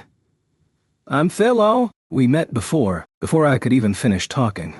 Philo jumped forward and introduced herself. Why couldn't she ever wait? My name is Rishia Ivard. Very nice to meet you. You're the only one left, Mr. Naofumi. Please introduce yourself to Keel. Sure. My name is Naofumi Iwatani. I'm the shield hero. Battle might be tough, but step forward and don't be afraid. I'll protect you. When I finished talking, Keel decisively nodded and stepped forward. My name is Keel. I'm very happy to meet you all. Keel was nearly as tall as Raftalia. They were from the same village. That meant that he probably looked younger than he really was. I suddenly realized that he was the first male party member I'd ever had. I hoped that we would get along. Raftalia, Philo, and Rishia sometimes had conversations that I didn't really feel like I could participate in. All right then, let's get started. Rishia, Keel, what do you think? About what? What do you mean? Just how strong do you two want to be? Raftalia looked me over as though she was trying to find a dark undertone to my question. Her instincts were sharp. These two probably would be freaked out by what I had to say. I want to be the strongest there is. Obviously? Yes, exactly. They both seemed to really mean it too. Good. Then there was only one thing to do. I said it plainly as can be. Then both of you need to become my slaves. Chapter 5. Battle Advisors. What the hell? You were lying about being the shield hero, weren't you? Rishia's gasp was still echoing throughout the castle courtyard. Keel was glaring angrily at Raftalia and I. Then Rishia took off running as if she were a startled rabbit. They certainly were spurred to action at the strangest times. Don't let them escape with their lives, I shouted. Why would you say that? I knew it. Keel, calm down. I know that Mr. Naofumi can seem a little rough around the edges, but trust me, there's a reason for all this. What kind of reason could there be? I suppose I was causing more confusion than necessary. Okay. Philo turned into her Philolial form and chased after Rishia. Keel was stunned. That's right, he'd never seen her transform before. That was a joke. Philo, just bring her back normally. Don't claw her or peck at her. Rishia wouldn't survive your attacks. Whoops, I should control myself better. I had almost gotten Rishia killed. Philo wrapped her wings around Rishia and pulled her back to me, but Rishia was writhing wildly. Let me go. I'm going back to my village. I'm going back to my mom and dad. Master Itsuki, it was just a joke. About turning me into your slave. No, that part was true. But why? How do you get stronger? You raise your level by defeating monsters, right? The heroes have a special ability called maturation adjustment that can make your growth more efficient. That's one of the reasons that Raftalia is so powerful. Really? Raftalia, are you really that powerful? Well, yes. Raftalia quickly shuffled around to stand behind Keel. She moved so quickly that Keel didn't have a chance to react. By the time he noticed she'd moved, she was already behind him. Wow. The only characters my shield can help grow faster are slaves and monsters. In addition to the maturation adjustment skill, I also had a skill called ability adjustment. That would help them master new abilities faster. If I could get those two to accept the conditions, then they would level up a lot faster than they would have otherwise. Whether you want to do it or not is up to you. But if you don't become a slave, you won't level up nearly as quickly. But think about it. What do you need to do to get stronger? Be greedy about it. Think about what you can do to get what you want. I'm only offering you the option.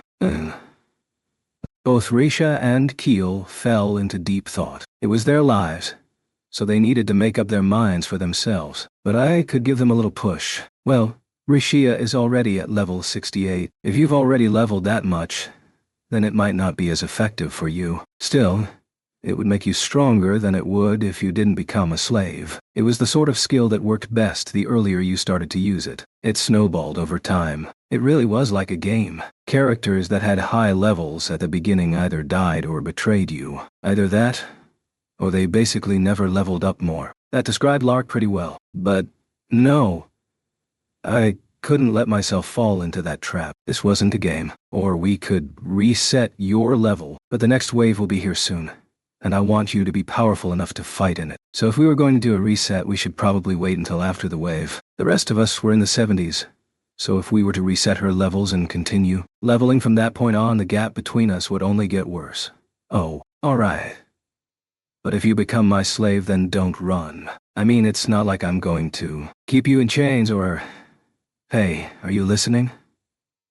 The second I started talking about slaves, Risha snapped her head left and right, looking for a way to escape. She was driving me nuts. Are you listening? I'm telling you that you won't be forced to do anything you don't want to do. Risha, please listen to me. I'm telling you how to get stronger. What do you want to do?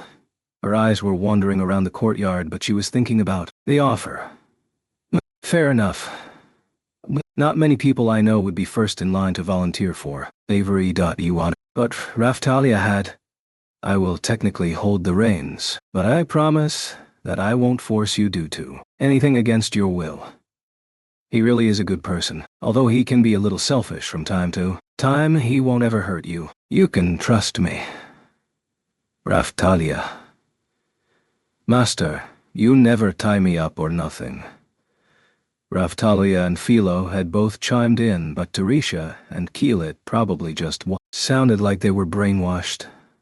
I'm not going to force you. You don't have to do it if you don't want to. I'm just telling you the best way to move forward. Keel, I'll tell you the same thing. All I'm doing is giving you the option. It's up to you whether or not you want to take it. Yeah, I want to be stronger. If it would make me stronger, I'd sell my soul to the devil. If it would help me bring them back. You think I'm the devil? He just pretends to be mean. He's actually very nice. Keel didn't answer Raphtalia or me. Did that mean he thought I was the devil? Rishia held her hand over her heart. She was wearing the kigurumi, so I couldn't really make out her expression, but she spoke as though she had made up her mind. I've decided. Please, make me your slave. Are you sure? I hadn't expected her to decide so quickly. Judging from what I knew about her personality, I'd expected some vague foot shuffling for a while. But it looked like once she'd made up her mind, she threw herself into it completely. I liked that. Yes, I want to be strong. All right then, let's go see the Queen and get this matter settled. And so we left the courtyard and went to go visit the Queen. The slave sealing ceremony went off without a hitch. Both Risha and Keel ended up with powerful slave seals on their chests. Keel had already been a slave though, so first we had to have the original seal removed. I'm sure he didn't like being freed only to immediately become a slave again. The Queen had applied the same sort of seal that she had used on Bitch. It was the sort that was invisible unless it was activated by something. A list of actions I could prohibit appeared before me in the air. I unchecked all of the options, or I tried to. I couldn't uncheck them all. Apparently I had to leave at least one thing checked, or the spell wouldn't work. So I picked a minor condition and finished the process. It was a simple thing. They were not permitted to lie to me. I didn't want to think about it, but there was always the possibility that one of them might try to betray me. What if Rishia was actually a spy sent by Itsuki? Granted, the very fact that she had agreed to be my slave made that pretty unlikely. Huff. Huff. Are you okay? Yes, I'm fine. I'm good. That was nothing. Yeah? Good. I felt a little guilty, but there was no use dwelling on it. I opened up Rishia and Keel's status screens. I decided to check Keel's stats first. He was at a pretty low level. I couldn't be sure how he would mature, but from the looks of it, his agility rating was very high. He was a demi-human with dog-like features after all. Maybe it was wise to assume that speed was his specialty. I looked at Rishia's stats next. What is it? It's nothing. Don't worry about it. I had gasped without thinking. I didn't know how to explain it. Compared to Raphtalia, Philo, and I, her stats were unbelievably low. She was at level 68, but her stats were barely any higher than Keel's. Now I understood why Itsuki wanted to get her out of his party, but I wasn't going to abandon her like that. Figuring out how to make a weak person stronger was my specialty. Maybe those were the kind of stats that normal people had in this world? If there was anything of interest about her, it's that all her stats looked to be roughly equal. There was nothing in particular you could point to as a weakness, but the stats themselves were all very low. It was exactly what you would expect from a jack of all trades. Was she really level 68? If she was, then I really had my work cut out for me. Mr. Iwatani. The queen was talking to me. A knight I didn't recognize was standing by her side. What? I am in the process of calling for an experienced combat advisor, but when it comes to sword fighting, this person is easily one of the best in the kingdom. If you would find her of use, why don't you call for all of the best? Mr. Fumi, you don't need to be so crass. Sounds good to me. What would be the best use of our time, though? I'd have to make the most of what time we had. Hey, Keel. You're the lowest level member here. Philo's going to take you out leveling. We needed to bring him up to fighting level if he was going to get any use out of the training. To do that, we'd have to power level. At least, that's what it was called in the online games I used to play. A weaker character would go level with a high-level, fast character. And then they would level up very quickly. At the very least, we had to get him ready to class up. I'm supposed to help him. Yeah. Take him out leveling. Just make sure you're back before dark. Okay. With a puff of smoke, she transformed into her Philolial form, then picked up Keel and placed him onto her back. Huh? But... Not. Raphtalia!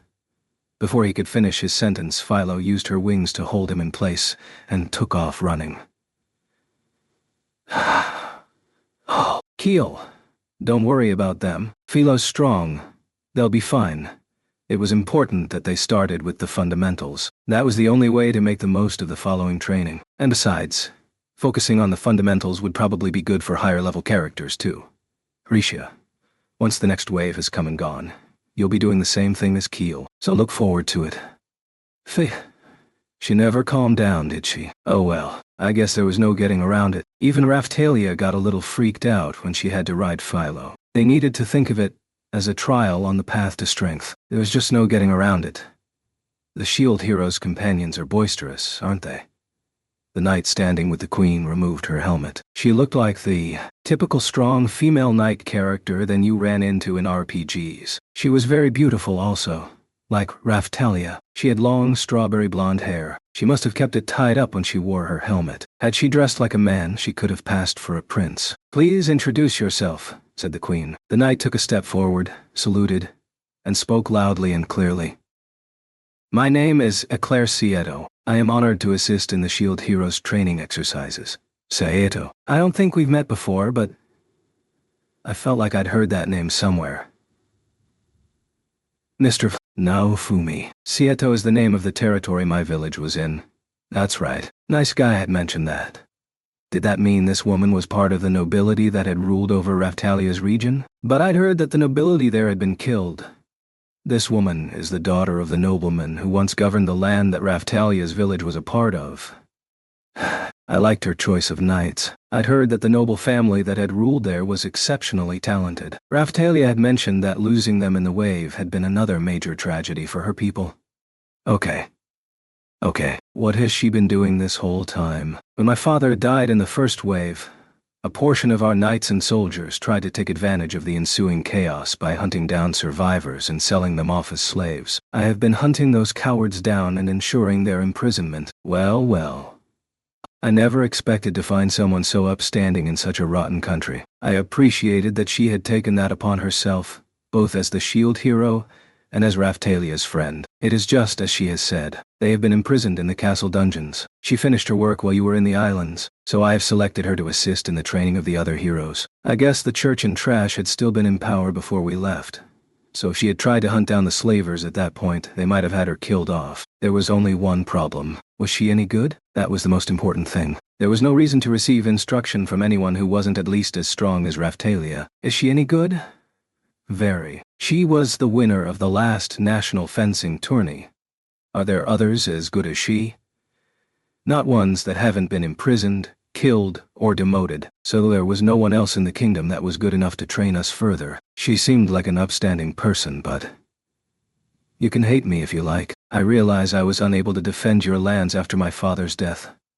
I would never. That was not your fault. Please, don't bow to me. The introductions just kept on going. This Eclair woman was talking to Raphtalia as if she had nothing to worry about. If that is how you feel, I am happy that I can do anything in the service of our people. Thank you for the opportunity to help, Ms.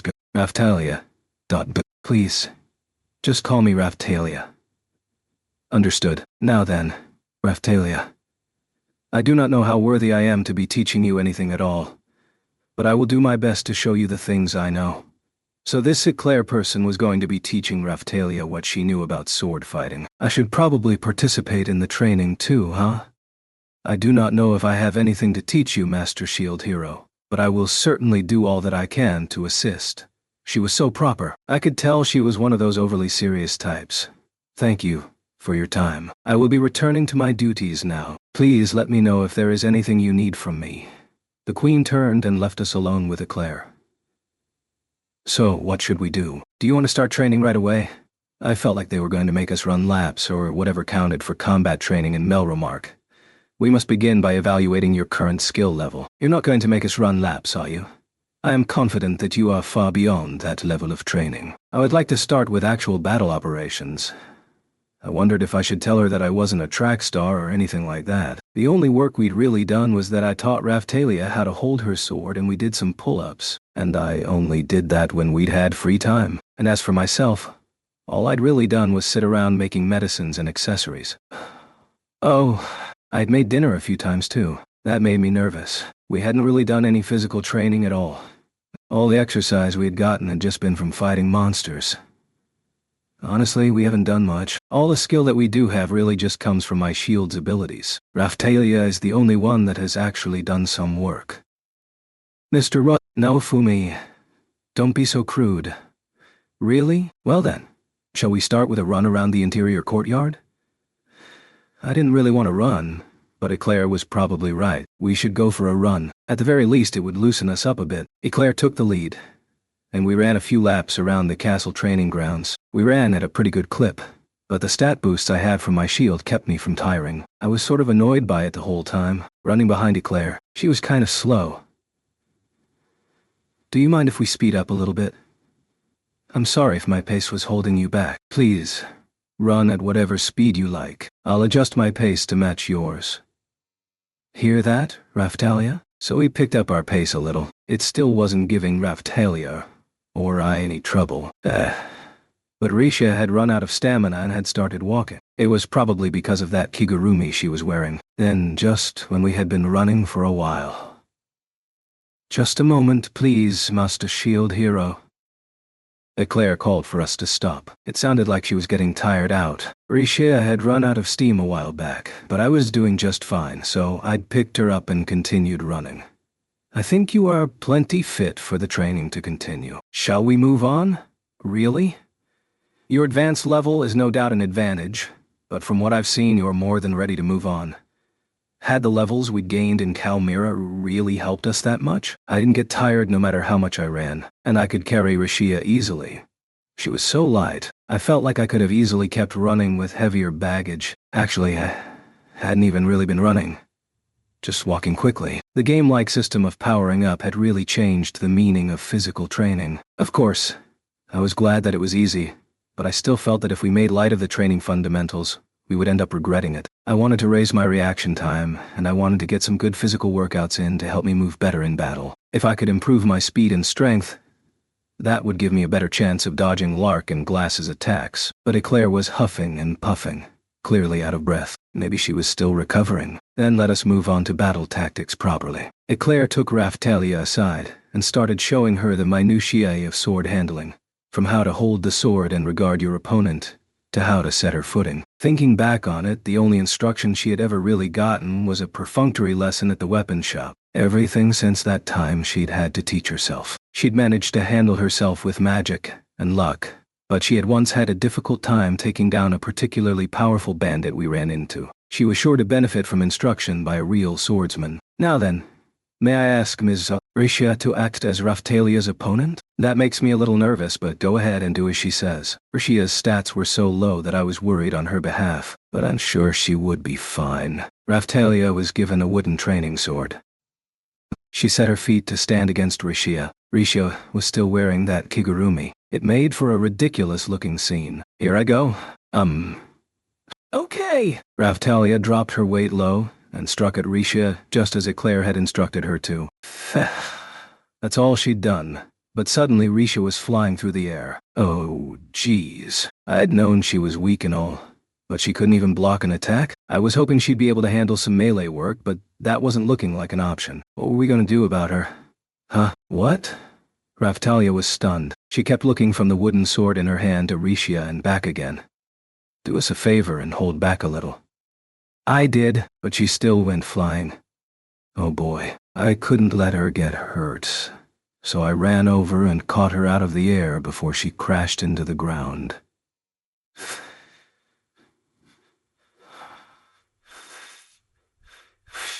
It may be harder to train Raftalia and Ms. Rishia together than I had expected, Master Shield Hero. I was ready to throw in the towel and keep her out of melee entirely. She was so talentless, there was really no hope, but another part of me didn't want to admit defeat so easily. What was talent anyway? What she lacked in talent she could make up for with effort. Maybe so. How were we going to train her? Maybe I was the only person that she could handle facing off against, considering the fact that I was basically incapable of attacking or doing damage. But there was still a problem. I wouldn't get anything out of it. What would you like to do, Master Shield Hero? I'll focus on defending myself against your attacks. Understood. Shall I come at you full force? I don't know how strong you are, but if you think you can get through my defenses, give it your best shot. Understood. Eclair readied her sword and turned to face me. Hiya. Huh? She was really fast. There was nothing unessential in her movements. She thrust at me, her body shooting forward like a coiled spring. I was only able to respond just in time. The point of her blade clattered against my shield. You were able to parry my thrust, just what I would expect from a true hero. Let us see how you do with this. She shot forward again, delivering thrust after thrust very quickly. It was hard to keep up. It was like she was attacking with more than one sword at once. Still, I was able to block the thrusts, but it was exhausting. I wasn't sure I felt like it was a good skill to use in training. What if my shield had a counterattack skill? That could have caused real problems, so I stuck to mostly trying to dodge the thrusts. Still, there were times when her attacks connected through an ingenious move on her behalf. She hit my shoulder and arm once or twice. So, these are the kind of attacks a skilled swordsman could deliver? I was pretty sure that my stats were higher than hers, but I still hadn't been able to completely cover myself from her attacks. You really are good with that thing. If Raftalia could learn to use a sword like Eclair, she'd probably be a lot stronger than she was now. During the last battle, Raftalia hadn't been able to defeat a powered-up glass. But if she learned to fight like this, then she could probably do the job of all the other heroes combined. We might even stand a chance. As for you, Master Shield Hero, it seems to me that you are already advanced beyond the point where my instruction will be of any use. It's only because of how high my stats have become. Don't worry about it. Though that reminds me. Yes? Is there any way to imbue those sword attacks with additional effects? I mean, can you have magical sword attacks or anything like that? It is possible to apply such effects. Try to block this one. The female knight laid her hand on the tip of her blade and chanted a spell. When she finished, she readied herself and thrust at me again. When she did, the blade was immediately engulfed in glowing energy that expanded to form the shape of a wide lance. She was fast. I readied my shield, and the lance energy blade glanced off of it, shooting over my head. From what I could tell, it didn't seem powerful enough to hurt me, even if the attack had connected. That was only because of my special defense rating, though. I bet it would really do a number against a monster, or against glass. I see. That looks pretty impressive. It is called the Applied Sword Technique. Another question. Could you use that to make your attacks turn into defense rating attacks or into attacks that ignore the enemy's defenses altogether? Eclair rubbed her chin and thought for a minute. Not in the school I've been trained in, but I've heard rumors to that effect. That's right. Normal humans in this world didn't have access to the same sort of skills that the heroes did, but I could tell from the way she was fighting that they did have access to attacks that could be just as effective. It was probably similar to what Raftalia had done with her magic and the magic sword. I think she'd called it Illusion Sword. It was an attack that turned her invisible long enough to sneak around behind the enemy for a thrust at their backside. Aside from that, Raftalia had probably done something similar without intending to. I'd seen her sword glow in the same way that Eclair's just had. So Raftalia would be able to make attacks like that when she was done training with Eclair. Awesome. Do you mean to say that you've seen an attack like that before? Yeah. One of the enemies that we fought in the last wave used it. As you can tell, I am the shield hero. which means that I'm very weak against attacks that can break through my defenses. So I'm trying to find a way to get around those defense rating and defense ignoring attacks. I see. I do not know if I will be of much use to you in that regard. I do not believe that I have much to teach you at all, Master Shield Hero. Eclair nodded slowly to herself, looking a little wistful. Don't worry about it. I'm a weird case. I can't even attack on my own, but I hope that you'll help teach the other heroes a thing or two. Your judgment is impeccable. I agree with you. She was so proper. I didn't like to be so polite. It made me feel like she didn't know who she was actually talking to. Anyway, at least I'd gotten to see her real skill level. If Raphtalia could learn from her, we'd be in better shape than we were now.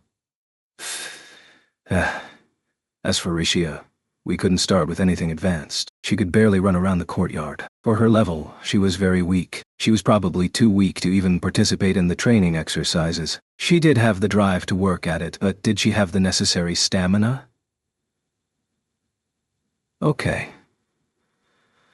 Well, until the other combat advisors arrive, I'll be working with Rishia on the basics. Understood. I will also assist Madame Rishia with the fundamentals of sword use. Stop with that weak sigh. You're trying to toughen up, aren't you? Yes. She did seem committed, at least. We spent the rest of the day training on the castle training grounds. Just before evening fell, Philo came trotting back with Keel. We're back. How was it? After all the running, it looked like the sun was going to set. So, we had to come back. I guess we didn't get to fight very many monsters. Keel was limp and exhausted where he lay on her back. I checked his stats. Level 14. That seemed like good progress to me. I feel sick. Keep it up. You're getting stronger. Did Raphtalia have this hard of a time? Raphtalia had gotten really sick after riding in the carriage for a day. She was out for a while after that. So in that regard, yes, she'd had a hard time. But to be fair, she'd never gone out fighting monsters on Philo's back. She never tried leveling from Philo's back. What? Then why do I have to do it? I had sent them out as an experiment, but it looks like Philo's version of boot camp was pretty tough. I couldn't wait to see how quickly Keel leveled up. Ugh, I'm hungry. Keel's stomach was growling loudly. Demi-humans' bodies matured with their level, not their ages. Keel, how was it? Raphtalia finished her training with Eclair and came running over to see him. Philo, you can't push him too hard. Huh? Philo had no concept of what people's limits were, regarding anything. Anyway, why don't we all have dinner? Tomorrow is going to be another busy day. Good point. According to Eclair, we'll be studying magic in addition to sword skills. So I think it will be another full day. The other soldiers say they have things to teach us before we go to sleep, too. Fair. I'm better at studying than training anyway. Right. Got it. We finished the dinner that had been prepared for us. Keel and Philo ate like pigs, and that was the end of our first day of training. Compared to the leveling that we'd done on the islands, this felt more like we were living together as a team. It was like summer camp. Personally, I never really hung out with people outside of school, so I'd only seen things like that in anime and manga. Hey. That reminds me, haven't the other heroes shown up yet? What's taking them so long? I asked the Queen, and she answered. Apparently they had all gone their separate ways immediately after arriving, and were all doing their own things. From what the Queen said, it sounded like they were all still in Melromar, but no one had heard from them directly. Hadn't they promised to participate in the training? I guess it didn't matter if they skipped out on the first day, considering we hadn't really established a system yet, but we needed to start training seriously the next day. I wondered if we were really going to be able to get them to join in. Chapter 6. Hengen Muso Style. The next morning. Shield Hero, the Queen would like to meet with you. I was still asleep in the castle chamber when someone knocked on the door and delivered the message. I stumbled over to the door, opened it, and thanked the soldier standing there. Good morning. Morning. What does the Queen want this early in the morning? Raphtalia was already awake, and she had changed into clothes that would allow her to move easily during the training exercises. Rishia had fallen out of bed and was still asleep on the floor where she had fallen. I guess that was one advantage of sleeping in the Kigurumi. It was a bit like pajamas after all. Keel was lying on top of Rishia and snoring loudly. I guess he had fallen out of bed too. What are you doing, Raphtalia? I agreed to meet Eclair for early morning drills. did you? What about Risha? Risha, too. Risha! Wake up, please. You too, Keel. Feh. Raftalia. I'm still sleepy. Raftalia walked over and shook Risha's shoulder until she suddenly woke up. Something about the way she was collapsed there looked unsavory. Better start getting ready. Our morning drills will be starting soon. Feh. Good morning. Morning. Look. I have to go meet with the Queen now. I'll meet up with you later, so just go ahead and get started without me. I was afraid that there might be a problem on the horizon. Risha might end up meeting Itsuki on the training grounds. That could be a real pain if it didn't go well. Raftalia, look after Risha for me, okay? I waved my hand to call her over, then whispered in her ear. If Itsuki shows up, do your best to keep Risha separate from him. I don't want things to get out of hand. Understood. Let's get going then, shall we? Okay. I'm tired. I left them all to their preparations and went to go see the Queen. Why do you need so early in the morning? I'd arrived in the throne room. The Queen had been waiting for me. Thank you for coming. You will recall that yesterday I said I would be looking for other combat advisors to assist in the training exercises. Had she been up all night working on it? She looked like she hadn't gotten any rest. Yeah.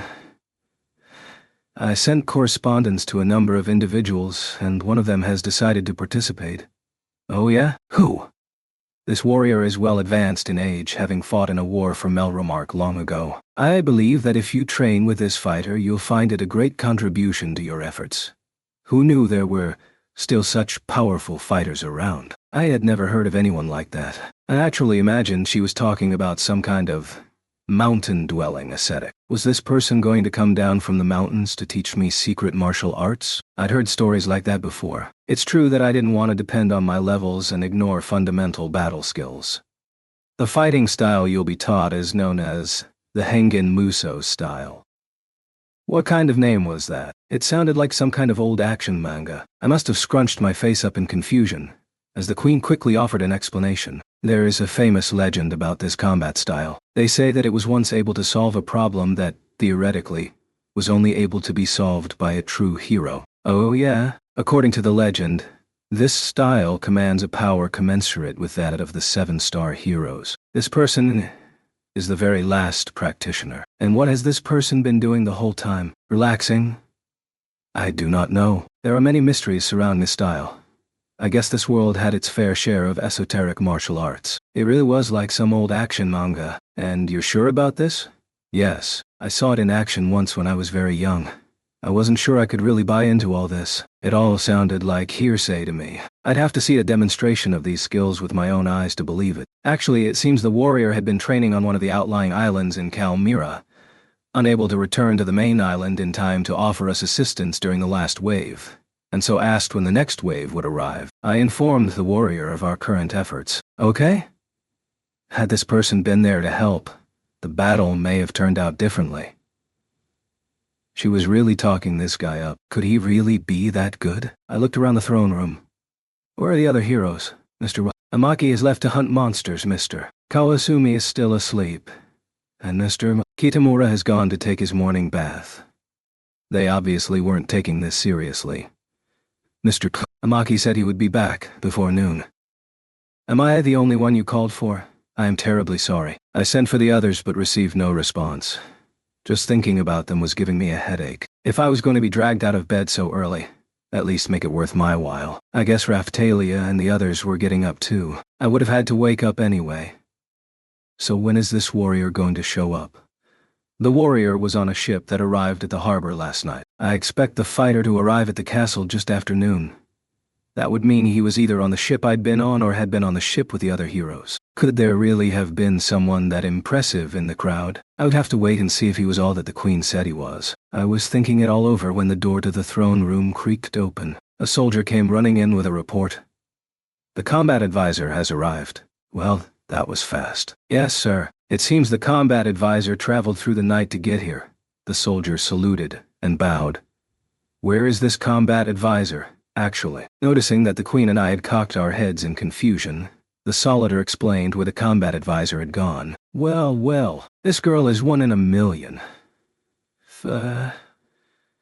I went to see the new combat advisor and hung my head when I found him. He was waiting at the training grounds. But why was there an old lady rubbing Risha's shoulders? I recognized her face. When I had been traveling around and peddling my wares, I had given her medicine. She'd been very sick in a village that was in the midst of a deadly epidemic. Shortly after that, a wave had come. We'd first run into Glast during that wave, and she had fought with us in the town square. She'd definitely managed to hold her own against the wave of monsters. I'd been calling her old lady. I meant it affectionately. The old lady's son was decked out in some fancy-looking armor. The old lady was wearing some Chinese-looking martial arts-style uniform. Was that supposed to mean that she was the Hengen Muso-style practitioner? The new combat advisor? Holy Saint, it's been a while. I'll just ask right up front. Are you the new combat advisor? Yes, I am. I probably sounded rude, questioning her like that. I had already figured it out. But I guess there was a part of me that hadn't really accepted it. After you saved my life, good saint, I dedicated that life to helping this world.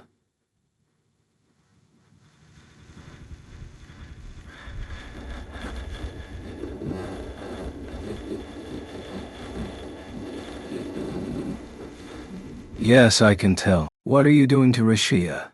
Don't you know? Within this girl, a very unordinary power sleeps. I believe she has the potential to be the heir to my school of martial arts. Naofumi, save me! I ignored Risha's shout. Could it really be true? Could Risha really have a talent for martial arts? So, if you're a combat advisor, what level are you at? I think you said before it was the same as your age. Yes, but after that, I recovered my commitment to my craft and was able to level further. I am now at level 95. Level 95. That was really high. I had planned to reach out to you, Holy Saint, once I reached the leveling limit of 100, but if my services may be of use now, I will happily offer them. The leveling limit was 100? If we were in the upper 70s, then we were almost maxed out. That must be why we needed to start focusing on technique. Oh. So the max level is 100? Well, yes, normally. However, I've heard legends of another class-up ceremony that may allow further leveling. She could take care of training Risha then. That would be a big help. Because when you really think about it, I didn't know very much about how things worked in this world. So how was I supposed to help my party learn anything? What about the 4 holy heroes? They don't share that limitation. So it sounded like the legendary heroes could level past 100 if they wanted to. But for everyone else, leveling past 100 would mean finding out how to perform a legendary class-up ceremony, and that knowledge had apparently been lost long ago. Where's Raftalia? She's just over there. An exhausted Eclair pointed across the courtyard. Raftalia was sitting on the ground, looking pretty tired herself. I wonder what happened. I suppose it was easy enough to guess. Are you okay? Yes, but that old woman really had her way with me. She said she needed to check to see if I was who she thought I was. She's supposed to be really powerful. She was at a higher level than Raftalia was. I didn't know what her stats were, though. Every time I tried to move, she was on me in a flash, holding me back. Nothing I did could throw her off. That's really something. Was she using judo holds or something? Not that I knew anything about that sort of thing. Back in my own world, I was just your everyday otaku. I guess I'd seen some martial arts in anime, but that was the extent of my knowledge about them. Regardless, if she was able to restrain Raftalia, then she must have really known what she was doing. I'm sure you are already aware of this, Holy Saint. But status magic and its effects are simply tools to help lead their user to victory, but they cannot ensure victory. One's true strength, experience, and training all affect the outcome of battle. Sure. It didn't matter how much power you had if you didn't have the skills or the training to know how to put it to use. Actually, if you didn't know what you were doing, really high stats might end up getting you hurt. With all the fighting I'd done since I got there, I had come to understand at least that much. I'd run into plenty of people that, judging from their stats, should have been powerful warriors, but they just didn't know what they were doing. I guess the other 3 heroes were a good example of that kind of person. There were many measures of strength that couldn't be summed up by a person's level. I'd just realized the leveling limitation for normal people. If we were almost at that limit, then we needed to think of other ways to improve our battle prospects. What sort of weapon do you fight with? The Hengen Muso style does not require the use of weapons. What? Any item that the user comes across can be turned into a weapon. That is the true strength and advantage offered by the style. All enemies fall in its wake. I had seen her fighting off monsters with a hoe. What sort of martial art didn't choose a weapon to specialize in? Now then, Holy Saint, shall I demonstrate the extent of my abilities in a sparring match with you? I'll be your sparring partner, sure. But how are you going to come at me? You know I can't attack, right? Then, I will only use a tree branch as a weapon. You will be fine, Holy Saint. If you can withstand even one of my attacks. If you withstand the attack, then you can send me away from here. The old lady broke a branch from a nearby tree and set her footing to fight me. Just to be safe, I decided to change to my highest defense-rated shield, the Soul Eater shield. Here I come. In a flash, she was right up against me. She was so fast. She moved even more quickly than Eclair had the day before. She didn't move as well as Glass did, but she was moving at least as well as Lark. But it wasn't so fast that I couldn't respond in time. Before the tip of her branch could connect with my shield, I held it out further away from my body. That was something I'd learned to do. It would lessen the power of her attack. Excellent. I would expect no less from you, Holy Saint. You know your way around a battle. But how will you fare against this? There was a loud clang, and even though she was only using a small branch, my shield shook and vibrated violently in my hand. The vibration shot up through my arm and over my body. When it reached my torso, I felt as though I'd been kicked in the ribs. What was that? Wait, I'd experienced something like that before, but it had hurt much worse this time. This is the first form of the Hengen Muso style. It's called Point. It was originally developed for use against opponents in stiff armor with high defenses. It seemed to be an appropriate form to use with you, Holy Saint. I concentrated on a healing spell. SW Do Zweit Heal. It was hard to believe she'd generated that much power from a stick. It must have been an attack that was based on the opponent's defense rating. Now that's the exact type of attack I feared. Had he ever managed to use it properly, Itsuki's eagle piercing shot probably had a similar effect. I had been able to grab that skill of his out of the air, rendering it useless. I couldn't do anything to prevent the old lady's attack, though. And yet, I'm sure that you know there is a simple way to counter this attack, don't you, Holy Saint? Is there? Yes, there is. I'd very much like to show you. Please do. She'd convinced me. She was a powerful fighter. If we'd been forced into a real battle, we could still probably defeat her. But as a battle advisor, I couldn't have asked for more. If she wanted to help us, there was no reason to turn her down. In fact, she was about to teach me how to handle the exact attack that had been bothering me the most. If Raphtalia and the others could learn to fight like that, we'd have a definite advantage. So how do I stop an attack like that? That attack works by sending energy at the enemy's interior. It uses the enemy's rigidity and strength against them. I imagined something like a ceramic jug. If you put a hard bead inside and shook it, it was probably something similar to the effect she was describing. It was probably wrong in theory, though. If you shook the jug really hard, it might eventually break. But that only worked because the jug was completely hollow. I was not hollow. If the attack worked like the ceramic jug and the bead, that would really screw up my insides. The simplest way to repel this sort of attack is to purposefully create a softness, and then to use that softness to reject the destructive force. I think I get it. So basically, I had to release the energy before it could start to run wild. If that jug was more like a piggy bank, then before the coins inside could be shaken around, you had to make a slot for the coins to escape from. But I wasn't living in a manga. If I could really do something like that, then this really was a fantasy world. Granted, I had been summoned to another world with a magical shield. I'd been making magical barriers out of thin air. It was probably time to get used to living in a fantasy world. I understand in theory, but I don't know how I would go about actually doing it. It didn't seem like the sort of thing that you could just will into being. This old lady really knew her stuff. All right, you've convinced me. Please become our combat advisor. Thank you very much. Then, I will focus my efforts on you and the girls here. Good. Just so you know, this woman here, Eclair, is also going to be working with us on swordsmanship. Please teach us all you can. I pointed Eclair out, and she saluted the old lady. I never would have dreamed I might receive instruction from a master of the legendary Hengen Muso style. Please include me in your teachings. It would be a great honor. Ha ha ha. My training is tough work. I hope you can keep up. I will certainly do my best. You're supposed to be the teacher here, aren't you?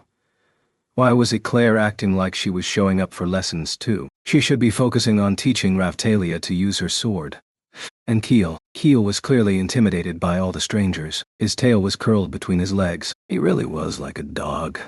You want to get stronger, don't you? I'll go through the whole thing with you, so buck up and let's get to it. It was a good chance to teach him the basics. We couldn't level past 100, but we could still get stronger if we learned how to fight. I needed Raftalia to get stronger than she was. And even Rishia seemed like she sincerely wanted to get stronger. Then the training is about to get tough. Yes, understood. The other heroes have yet to arrive. I took the opportunity to explain to the old lady just what sort of a situation we were facing. I told her that while I wanted her to teach Rishia as much as she could, I also wanted to keep Rishia separated from the bow hero. The old lady waited until I was finished talking before agreeing. She didn't ask any obnoxious questions about it. That reminds me, where's Philo? I wanted her to take Keel out leveling after we finished breakfast. He'd probably throw up if he had to go for another ride on Philo's back. When he heard me ask about Philo, Keel looked startled and ran behind Raftalia, shaking in fear. I guess he really didn't like the idea. I think she might be with Melty. Good thinking. Okay, I'm going to go get Philo and have her take Keel out. No, shield guy. Anything but that. Damn. Keel was getting too familiar for my liking. You won't get any stronger if you give up now.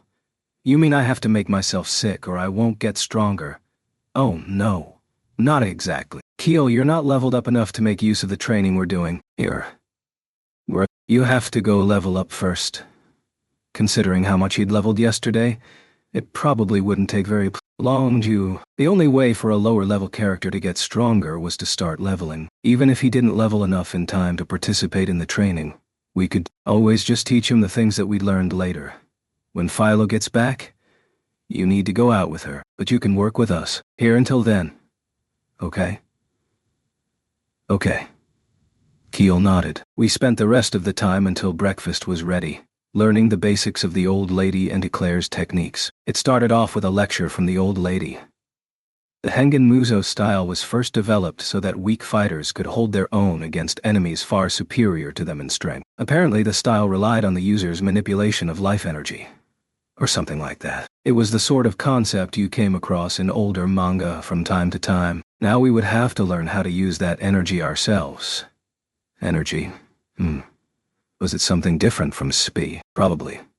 For example, the shield hero's abilities are enhanced because he is given energy from his legendary weapon. Does that mean that I can't practice it? Of course not. It does mean that you are unlikely to have much success manipulating your own energy. However, if you learn the techniques of the Hengen Muso style, then you will be able to apply those techniques to your skills. Huh? What's that supposed to mean? The shield hero may be able to increase the power of his special skills, or at least there is a legend among practitioners of the Hengen Muso style to that effect. It sounded like there was another power-up system separate from the legendary weapon skill system. I guess that meant I might be able to make Airstrike Shield even more powerful than it was already. I see. So there was a reason for me to participate in the practice, but I wouldn't benefit from it as much as Raftalia and the others. The most important aspect of this is that the techniques that make up the Hengen Muso style can easily be applied to other martial arts. Is that the reason that you don't specialize in any particular weapon? Yes. The trade-off is that you will have to study your weapon of choice separately. Once you have grasped the fundamentals, you can practice applying them to your preferred fighting style. So what she was basically trying to say was that while there are some attacks that are specific to her style, if you want to use a weapon to carry out her techniques, you will have to find a way to apply the energy manipulation skills of her style to your chosen martial art. Did that mean that other martial arts would necessarily have better and stronger attacks? I tried to think of it in terms of magic and skills. A skill would be equivalent to the Hengen Muso style techniques,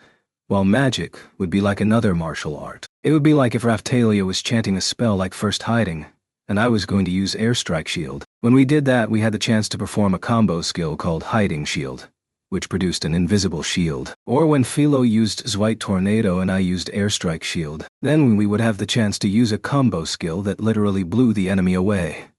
Tornado Shield. In both situations, Airstrike Shield did something and was important, but it could be used with different types of attacks to produce different combo skills. I think that the system she was suggesting worked the same way. I don't think her style was like a formal school or art, but more like a flexible concept that could be applied to any fighting style. So the beginner user would learn to use Hengen Muso-style techniques, then go on to specialize in a particular martial art as a mid-level user. And finally, advanced users would learn how to combine the two to make their attacks even more effective. Those are the basics. Now, learning to actually perform these skills is another story. You mentioned that Rishia had a particular aptitude for it. What makes you say that? Good question. That girl has an innate skill for energy manipulation. Rishia does? Feh. The old lady had reached out and touched Rishia's arm, which caused Rishia to scream. She learns very quickly. Surface, she will understand the system. Depths, she will master those techniques. That is my plan. Surface, depths. It is a way to express the different capacities we all have. On the surface, anyone can grasp the concepts, but to master them requires a depth of understanding and innate talent. So without talent, there wasn't much point to it all. With an understanding of the surface concepts, anyone could be stronger than they were, but to really implement them would be more difficult. Do Raphtalia and I have a talent for it? It is difficult for me to judge in your case, because you are a hero. Raphtalia, on the other hand, has the potential for discipleship. It was hard to figure out what she wanted to say. I was starting to get a little irritated by it, but what I knew for sure was that, after suffering from the attack she'd used against me, I had something to learn from her. At the very least, if I could learn to defend against defense rating and defense ignoring attacks, I would stand a better chance of surviving my next encounter with Lark and Glass. Anyway, breakfast is almost ready. Hey old lady, could I get you to explain all this to the other heroes too? Naturally, that was my intention. Any idea what we are going to need to practice these techniques? To truly understand and master them, some time spent alone training in the mountains is necessary. For a naturally talented individual, a month or so of asceticism should be sufficient. A month? The next wave would hear in 2 weeks, so that wasn't going to work. And that was for someone with a natural talent? What about for a normal person? How long would they need to really learn it? 10 years or so. Well, that wasn't going to work. We couldn't afford to spend years just learning the basics. We had other things we had to do. I guess we could go to the mountains and wait for the wave to come. But there was too much else to do. We could continue the training after the wave had come and gone. Got it. Heroes have a pretty convenient means of travel available to them, so I guess we could think about a mountain hermitage. We'll keep that option on the table. We left the training grounds and went to eat breakfast. Chapter 7. Impossible training? Is that really what you're thinking?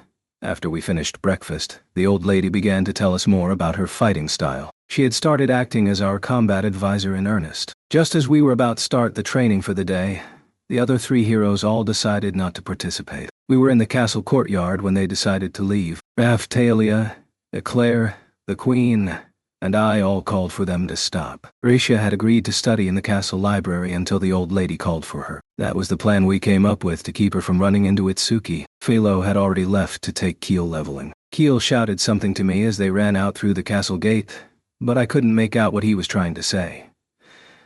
We are already leveled up, and we already know how to hold our own in a battle. We don't have enough time to spend training with you. Ren told us why they were leaving. Motoyasu stood next to him, spinning his spear in circles. Yeah, is that really how you think we should spend our time? I'd rather try and find a better weapon. I guess that meant he thought his weakness was his weapon's fault. As for Ren, the way he'd phrased his refusal made it sound like he had something else in mind. There's a problem with your reasoning too. Oh yeah? And what's that? Motoyasu. Only boxers can use energy attacks. I'm a spear fighter, so it wouldn't do me any good anyway. What are you talking about? You mean monks, right? The class that can't use weapons? You mean ascetics? It's not that they can't use weapons. It's that they don't specialize in any of them. Okay. It was time to explain a few things to these morons. Games often had job systems that divided up players by the weapons, equipment, and abilities they were able to use. I guess they were trying to say that their jobs, by which they probably meant the legendary weapon they were assigned, weren't able to learn the skills that the old lady was teaching. But what they were really doing was admitting that I was right. They had all given different answers, but all of their answers admitted that the concept of energy that could be manipulated in battle existed. That meant that these energy skills really were possible. Like all the trouble we'd gone through trying to figure out how to power up a weapon, it was probably safe to assume that all of their explanations held a kernel of truth. We're heroes, aren't we? Don't you think the rules might be different for us? No way. It's not like we can just do whatever we want. What would the point of these weapons be if we could? Yeah. Maybe one of the 7-star heroes could learn it. Like the Claw hero, or the Gauntlet hero. I had to admit that they might have been right. It's not like I could just decide to learn the skills that were available to Motoyasu as the Spear hero. That wouldn't make sense. That would be like Motoyasu yelling shooting Star Sword. Would you expect his spear to turn itself into a sword? And yet the old lady had said that the skills she taught didn't rely on any particular weapon. She'd said they could be applied to any school of martial arts. They needed to stop thinking of this world as though it operated by the same rules that the games they were familiar with did. We had an opportunity to learn a new and powerful attack style here. Why not jump at the chance? I didn't know ahead of time whether or not it would work, but I decided it was worth it to try. It appears that the other 3 heroes reasoned differently than the shield hero, does it not? Eclair regarded the 3 heroes with confusion. Who the hell are you? Ren was glaring at Eclair. He did not look pleased. It was his fault, though. Didn't he realize that he'd been defeated in one wave after the other? He probably still thought that the only reason I was successful was because I was cheating. Me? I have nothing to do with this Hengen Muso style. My name is Eclair Sieto, and I have been summoned to provide instruction in the sword arts. Sword arts? What's so funny? His little chuckle had hit a nerve. Eclair took a step toward him. Your little tricks aren't going to make weak people any stronger. They should focus on leveling.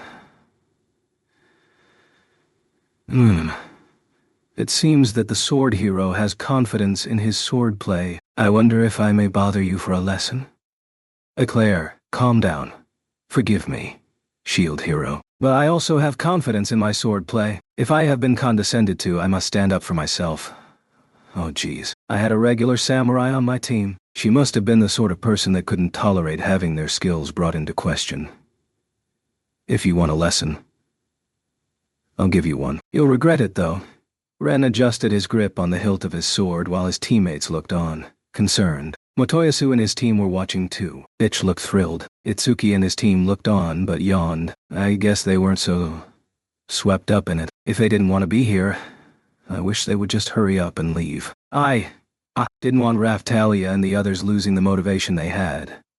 The night Eclair of Melromark will have a sparring match with Mr. Amaki, the sword hero. Is that your desire? The queen stepped forward and announced. Even if she hadn't, they looked like they were about to start fighting anyway. I hoped there were rules in place. No one could afford to sustain a heavy injury at this point. Very well. The duel shall end when one of you has the opportunity to deliver a final blow. The opportunity for the final blow is the deciding factor. So do not make the final attack, and do not use more force than necessary. Fine. You truly are a merciful queen. Ren drew his sword and adjusted his stance. Claire did the same. Oh, can I add another rule? What? Eclair is unable to use the type of skills that heroes have access to, so those should be forbidden. Also, I don't know if Eclair can use magic or not, but let's keep magic out of the duel. This is only to test your skill with the sword, after all. Okay? That was the only way the duel could serve as a test of their swordsmanship. It was also a good chance to see how good Ren was, without using any tricks or skills. Fine, but we can use other techniques, right?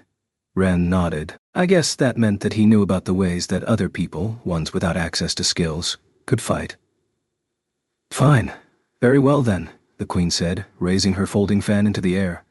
Begin. The moment she dropped the fan, Eclair and Ren rushed each other, their swords clanging. Hiya! Kaya!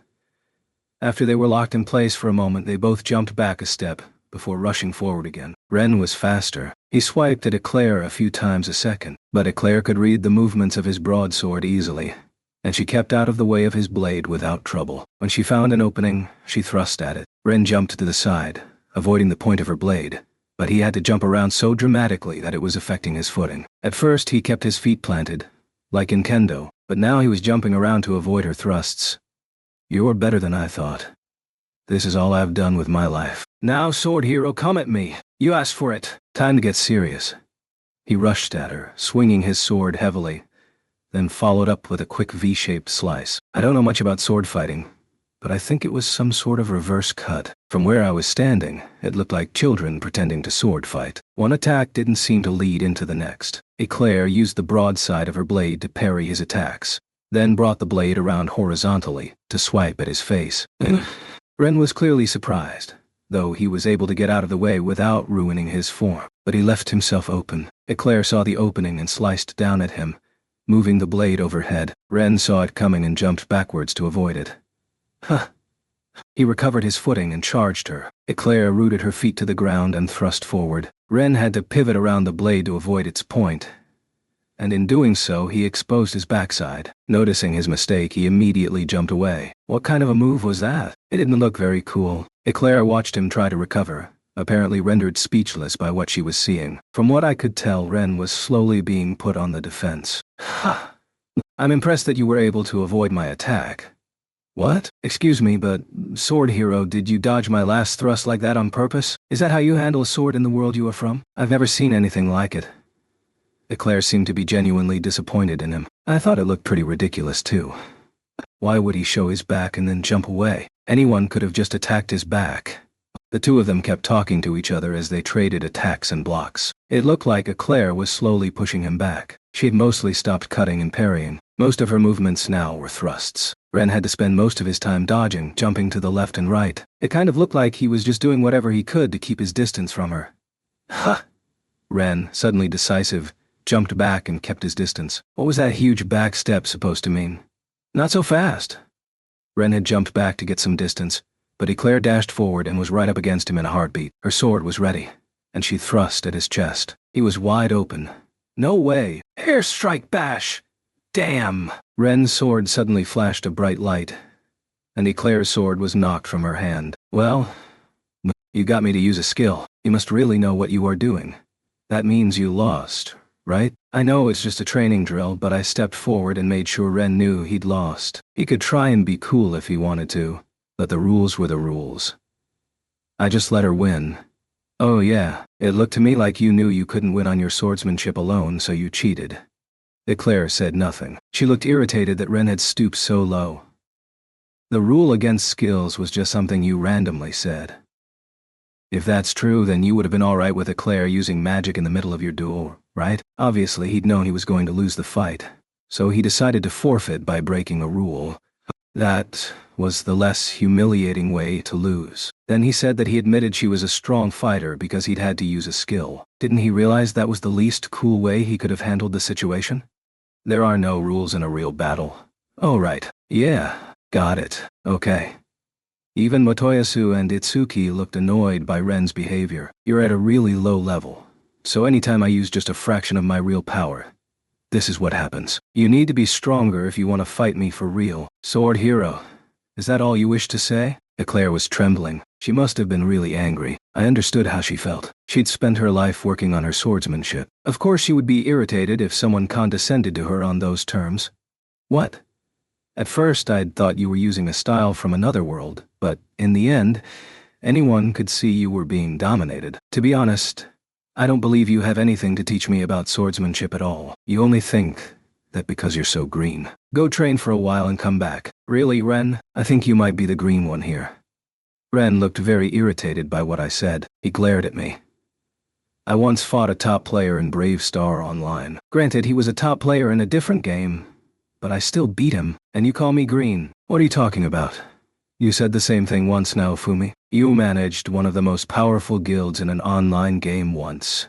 He was right. I had told him about that. It was when I was trying to convince them that I knew what I was talking about when we were planning a battle formation to take on a coming wave. Well, this is just like that. My skills with the sword are first rate. All I said was that I have experience managing teams. Don't you think that's a little different from claiming practical battle experience? He seemed to be very proud that he'd once defeated a random player in an online game. But that type of victory was obviously no good for anyone when we were talking about battle skills in the real world. I was a good example of that too. Back in my world, I had managed one of the top guilds in a popular online game, but now I was in another world altogether. According to Ren's theory, I was in Brave Star Online. Even if I knew what the rules were, I could win a battle just by wanting to. Granted, That didn't mean I was necessarily going to lose, but it was a different world. Some of the things I'd learned elsewhere might not be applicable, so even if I had skills from another game, it didn't mean that I was going to be able to put them to use here, and that's exactly what had happened. I'd been stuck with a shield instead of a weapon. That meant that the way I fought in this world had to be completely different from anything I'd already learned. In a situation like that, who would expect me to just walk on up and win battles? Even if you knew the controls, the rules were different. A top player in one game might not even be average in another game. It's the same thing to me. No, it's not. If there are any differences between what you've learned and the reality you're in now, then you'll lose. Trust me. I know all about it. Did I ever say what I knew from my guild was definitely going to be applicable here? Nah?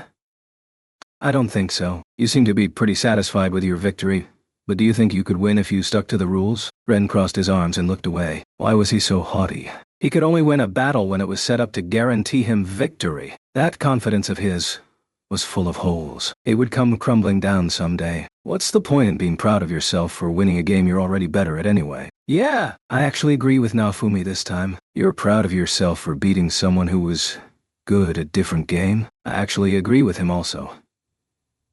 It looks like you think highly of yourself for winning when you forced your opponent to play an RPG they are unfamiliar with. Even Motoyasu and Itsuki agreed with me. Ren seemed irritated by their outbursts. You're only saying that because you don't understand what VR is really like. You're right, I don't.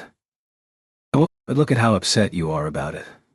That makes me think that maybe in your world, this person you beat in Brave Star Online was top player in a game that wasn't VR.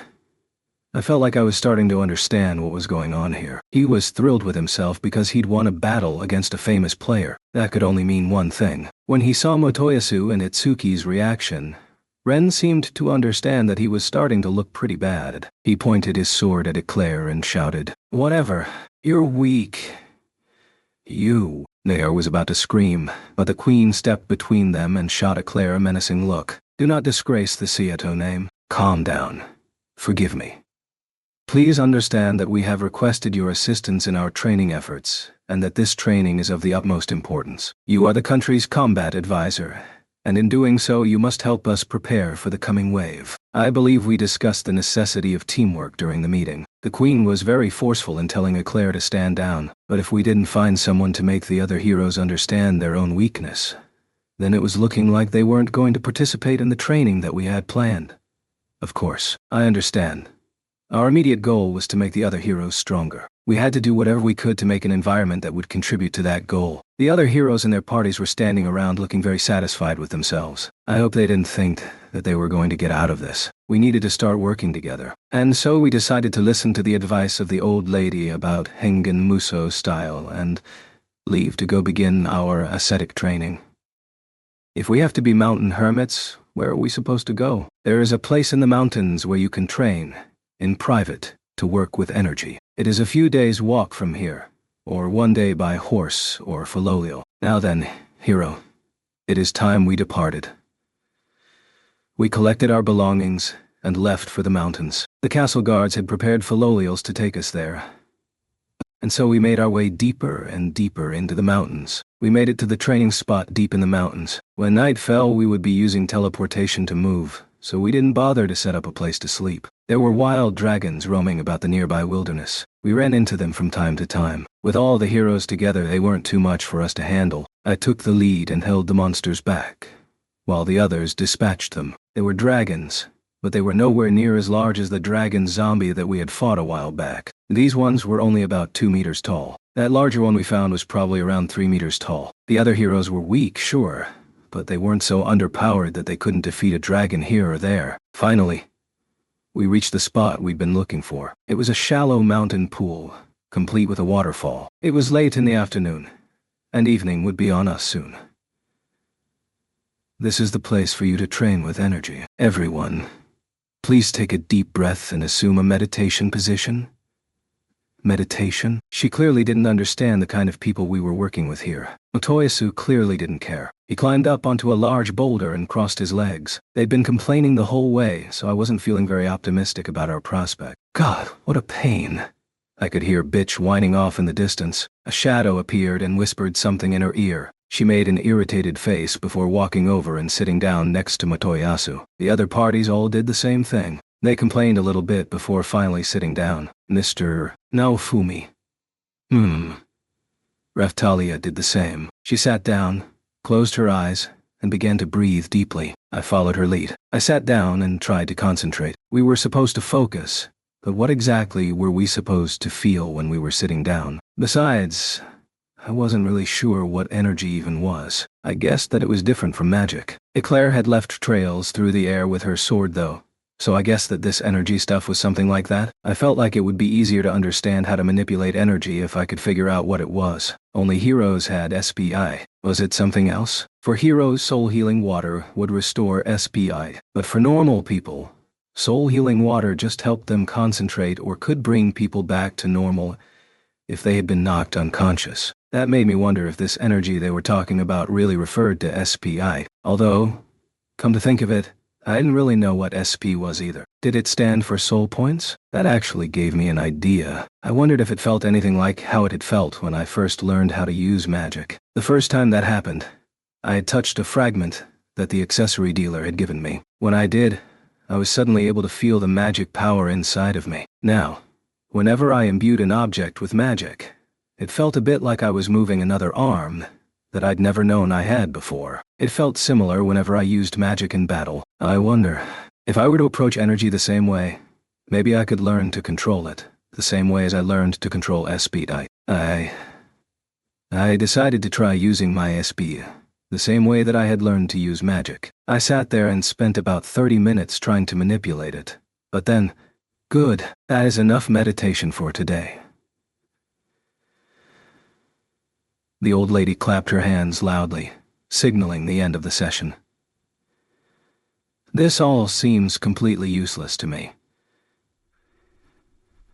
Motoyasu didn't waste any time getting to his complaints. I guess you could either choose to see it as a waste of time, or as an opportunity to reconnect with yourself. Ren and Itsuki probably agreed with him, judging from how grumpy they looked. Now then, I suggest we move on to sparring work. Is there a hero who would be so kind as to act as my partner? The old lady crossed her arms. The other heroes probably thought she was just a little old lady. The three of them kept looking around, trying to see which one would have to agree to work with her. Sigh. I assumed it would come down to me. I stepped forward. I will. Very well, Holy Saint. Let us begin. Sure. I held my shield forward to defend myself. The old lady held a stick in her right hand and held her left hand behind her back. She dropped her weight low and then in an instant appeared right in front of me. I knew she would be coming though. She was fast, but I was ready to stop her attack because I'd expected it. I caught her attack with my shield. My real concern was that her attacks were defense rating attacks. My shield reverberated in my hand. The vibrations moved up my arm and spread out to my chest. She'd said that I needed to create a softness to let the energy out, right? I focused my magic power in my chest and tried to guide whatever she had put into me back out of my body. It was harder than I'd thought it would be. I kept focusing though, and was able to move the thing into my shoulders. Excellent work, Holy Saint. How about this? She came thrusting at me with a stick. I could tell from the feeling I got when blocking her attacks that each thrust was a defense rating attack. I couldn't keep up. I suddenly felt as though I'd been kicked in the stomach. She'd knocked the wind out of me. I doubled over and held my stomach in pain. I hadn't been able to stop her. And I was sure she was holding back. Had she really tried to hurt me, I don't think I would have been able to stop her first attack. You got the right idea, but your execution is incorrect. What do you mean? You think you can do it with magic power, but you are wrong. You need something else as well. You must learn to manipulate your life force. Didn't she realize that I was using magic power because I had no idea what she meant by life force? The only way I was going to figure it out was by relying on the sensations I'd learned about my magic power. Even if this energy she spoke of was something else. The old lady went on to spar with each of the remaining heroes. None of them were able to defend against her attacks. They all fell at her first strike. Finally, after coming all the way out into the mountains and sparring with her, The other heroes finally understood how powerful she was, and yet they just stood around complaining that they'd lost. Why did they all have such a bad attitude? They liked leveling up, didn't they? Why couldn't they apply that attitude to training? The Holy Saint Shield hero fights differently than the other heroes here today. Today's goal is to destroy these boulders using only your energy. Like this. The old lady touched her fingertip to a nearby boulder. It reacted like a piece of soft tofu. Her finger slipped right in, and a massive crack appeared in the stone around it. This is performed without using any of the special powers available to you heroes. You can clearly see what I've done, so I would like you all to do the same. What she'd done was amazing, but how were we supposed to do the same thing? Was she planning to continue asking the impossible of us? The other heroes all walked over to boulders and started touching their fingertips to the stones. They complained about it the whole time. What about me? As the Holy Saint is incapable of attacks, I suggest you use this time to meditate on your life force. You must learn to feel it. Oh, okay.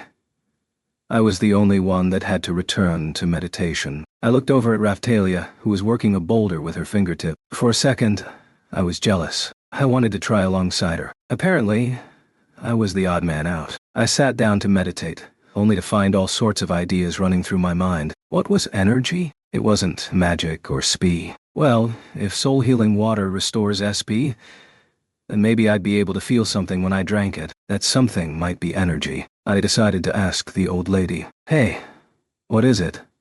I got up from my meditating and tossed her a bottle of soul-healing water. Tell me something. Does this energy that you keep talking about respond to that? If I drink it, will it help me feel this energy? This is soul-healing water, isn't it? The Holy Saint certainly does possess some rare items. Unfortunately, no, this is not related. Oh, I guess it was safe to assume that energy didn't have anything to do with SP then.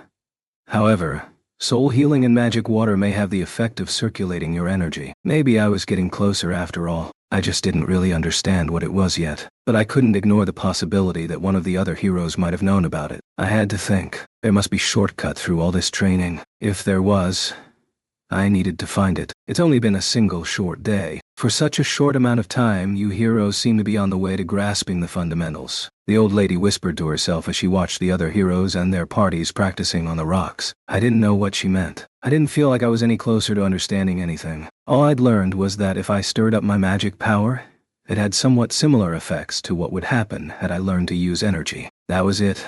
Chapter 8. Life Force Water. We ended up training until nightfall. When the sun went down, we teleported back to the castle, and were finally free to do what we wanted. Man, I'm really tired. I know. That was more taxing than I'd expected it would be. I was far more tired after the training in the mountains than I had been after the previous day's work with Eclair. The thought of going through all that again with Rishia and the old lady was depressing. Raphtalia, are you going to spar with Eclair? Yes, she says that she has a lot of things to show me. There was no time to relax, but there was no getting around it. There was only so much time until the next wave, and we had to do what we could. I think I'll make up some nutritional drinks. I'll go swing by the apothecary in town. Raphtalia, you go ahead and start your training with Eclair. Understood. The castle wizards offered to teach us what they can about magic once dinner is over. If anything comes up, let us know. It really was starting to feel like we were rushing to get everything in before the wave came. There was training, sparring, and studying to do. We need to level, and to raise money too, but there just wasn't enough time. I wonder if that was why Melty's level had been so low. Thinking back on it now, Melty was very powerful. Considering how low her level had been, I decided to save those thoughts for my walk. I had to use the limited time I had to stop by the weapon shop and the apothecary. Unfortunately, the old guy at the weapon shop hadn't finished any of the projects he was working on for us. Granted, it had only been a day, so it wasn't surprising. I moved on to the apothecary. What is it? Just like last time, the grumpy-looking but actually kind man at the counter greeted me gruffly. I was hoping you could show me how to make an effective nutritional drink to combat exhaustion. Oh yeah? He said, sounding uninterested before calmly telling me about the most effective medicinal herbs. Then I had an idea. If anyone knew about items and the way they affected people, it was this guy. So maybe he knew something about herbs that affected the energy that the old lady kept talking about. Do you know anything about a weird medicine that acts kind of like soul, healing water, or magic water? What exactly are you looking for? I'm trying to experiment with this thing that doesn't show up in your book. Status menu. I've got reason to believe that it is somewhat excited by soul, healing, or magic water. Any idea what I mean? That's it. It wasn't exactly a shortcut, but maybe there was a tool out there that would help me figure it out. Like that fragment the accessory dealer had shown me that got me in touch with my magic power. Come to think of it, I'd gotten completely accustomed to magic use in a relatively short amount of time. That wasn't something I'd been able to do when I first arrived in this world. Well, it's a long time ago, but I think that my teacher's teacher had a recipe that sounds like it might fit the bill. Wait a minute. The man vanished into the back storeroom for a few minutes and returned carrying an old book. The pages were tattered and worn. It seemed like there were holes here and there in the fragile pages. Here it is. Life Force water? It wasn't a life-restoring medicine.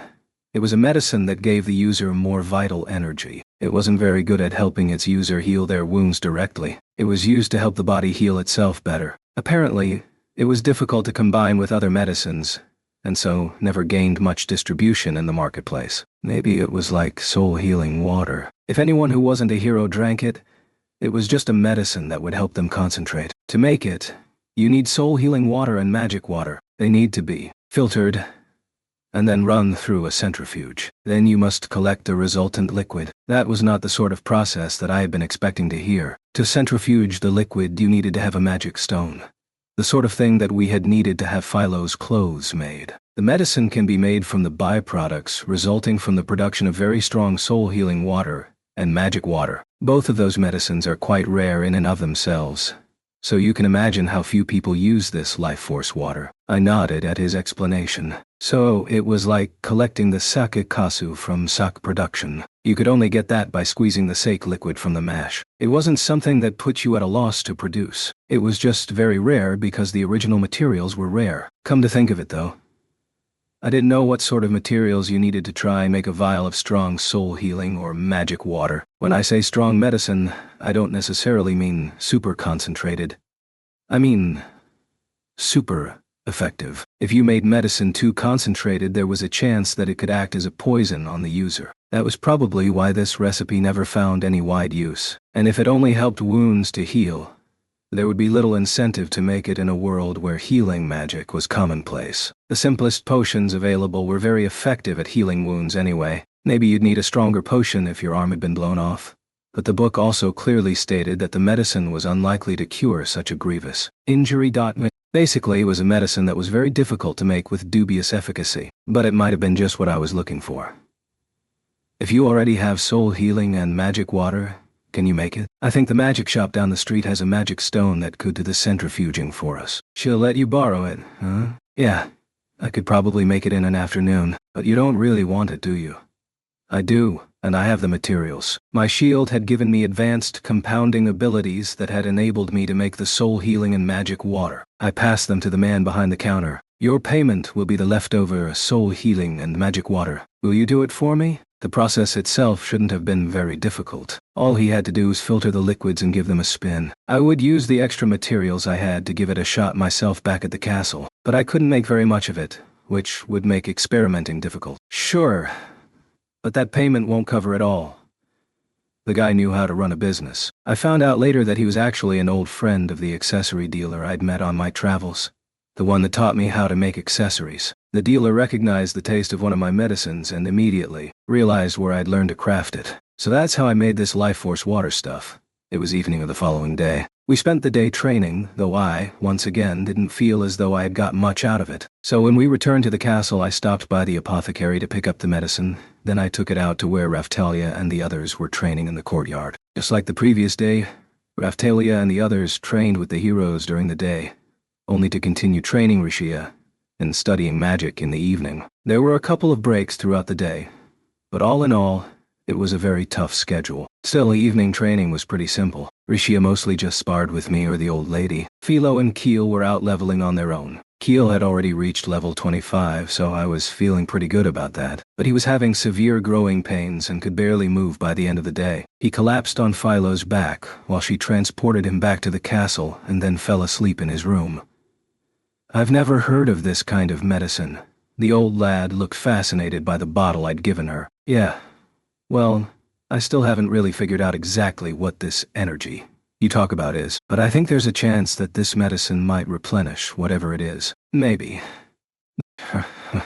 Well, there are shortcuts through training, but I can't really deny giving it a try. Rashia has great potential, but she can't go with us to the mountains to practice energy manipulation. Why don't we try it?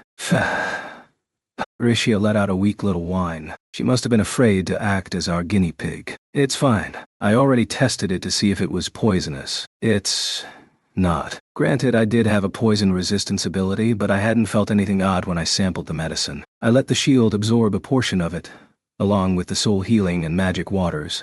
And while they did unlock an ability related to compounding, it didn't look like it was going to be particularly useful. I'll go ahead and tell you what shield they unlocked. The magic water unlocked the ether shield, the soul healing water unlocked the spirit shield, and the life force water unlocked the aura shield. Aside from the aura shield, they both came with equip effects that restore magic or SP. Strong. Those effects apparently naturally refilled those energy sources when they ran low, but something about that got me thinking.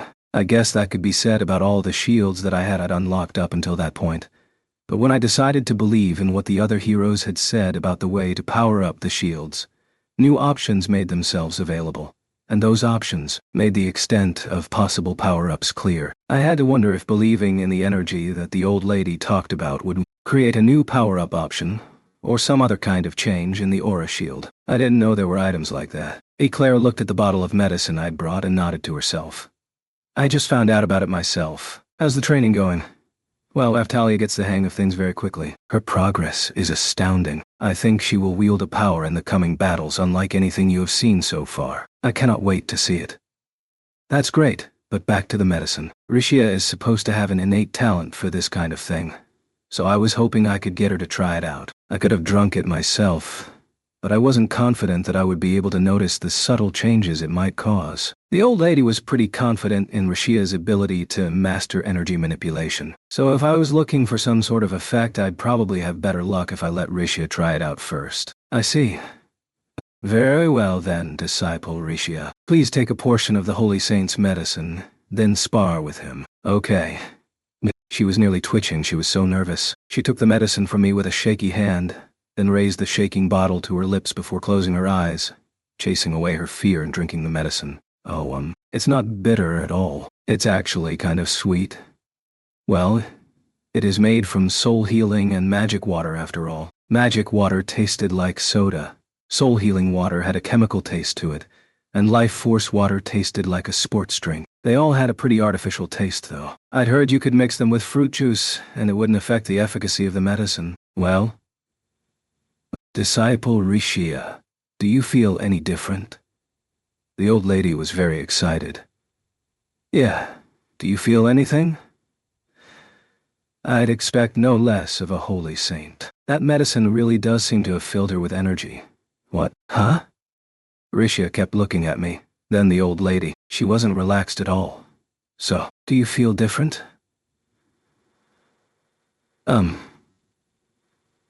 Well, I guess she couldn't really tell. I shouldn't have gotten my hopes up.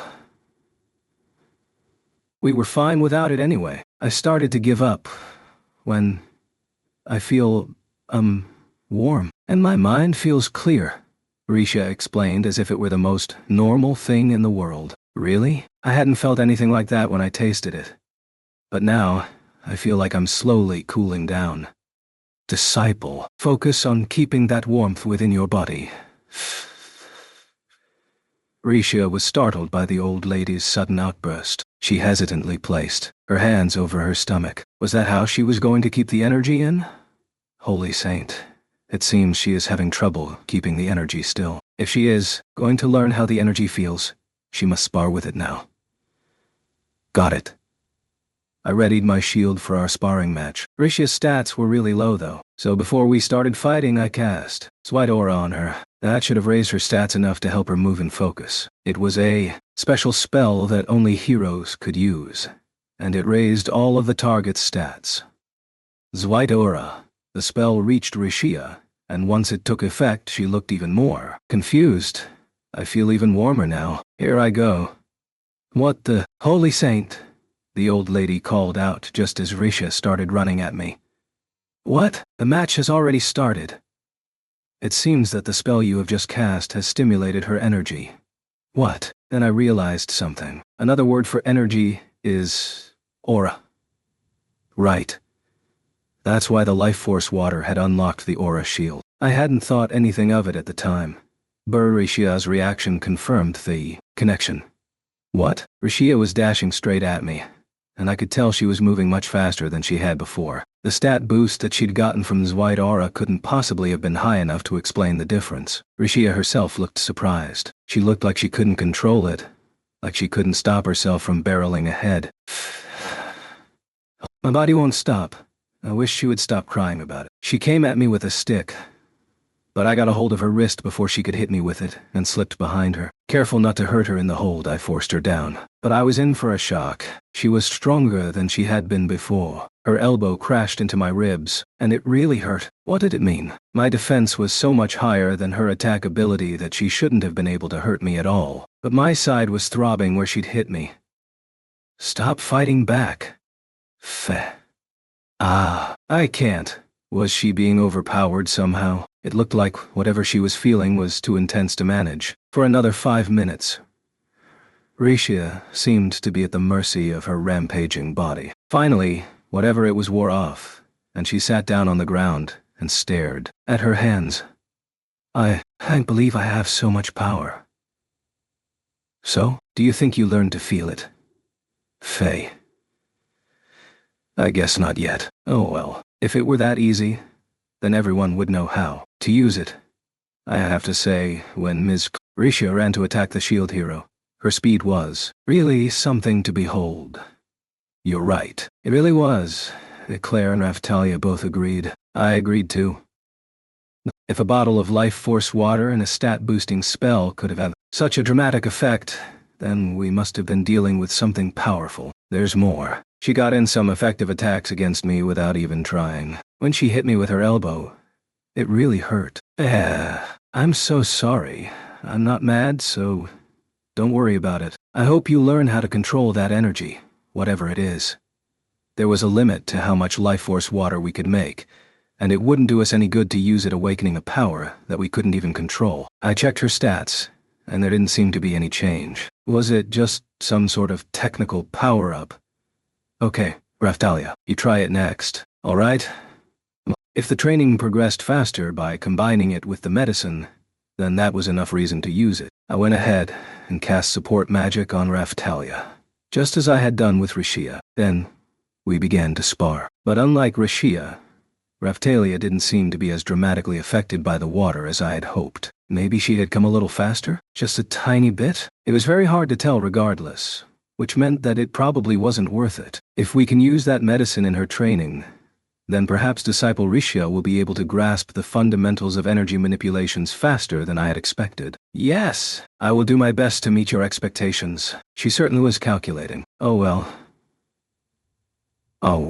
If she ended up stronger than she was, that was all I cared about. I had to admit though, by taking the medicine and then training, it kind of looked like steroid abuse to me. If the life force water turned out to be addictive, I'd have to cut her off. Naofumi, I'm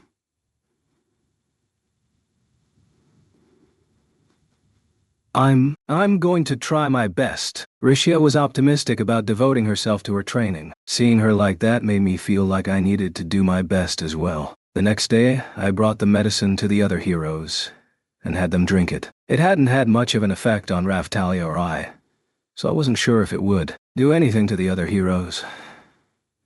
I had them all try drinking it, but as expected, it didn't seem to do very much. Apparently none of them were having much luck sticking their fingers into Wild rocks either. The next day, the other heroes began to sabotage the training. Chapter 9.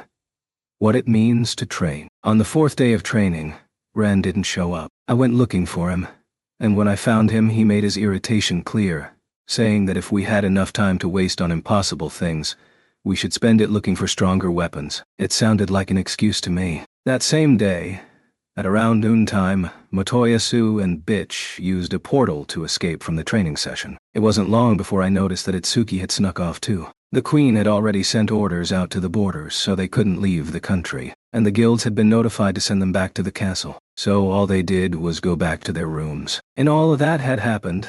A week had passed, leaving us with only one more week until the wave came. Then one day I saw the other heroes running through a gate that led to the outer fringes of the castle town. I yelled for them to stop and got them to agree to, at the very least, assist the rest of us. They agreed to go back to the castle training grounds to help Eclair, the old lady, Raphtalia, Philo, Keel, and Raisha in their practice. But right from the start, it was clear that there was a problem. I didn't want them to ruin the training for everyone else, so I had to ask them to leave the field. Why are you bothering us? That's what I'd like to ask you.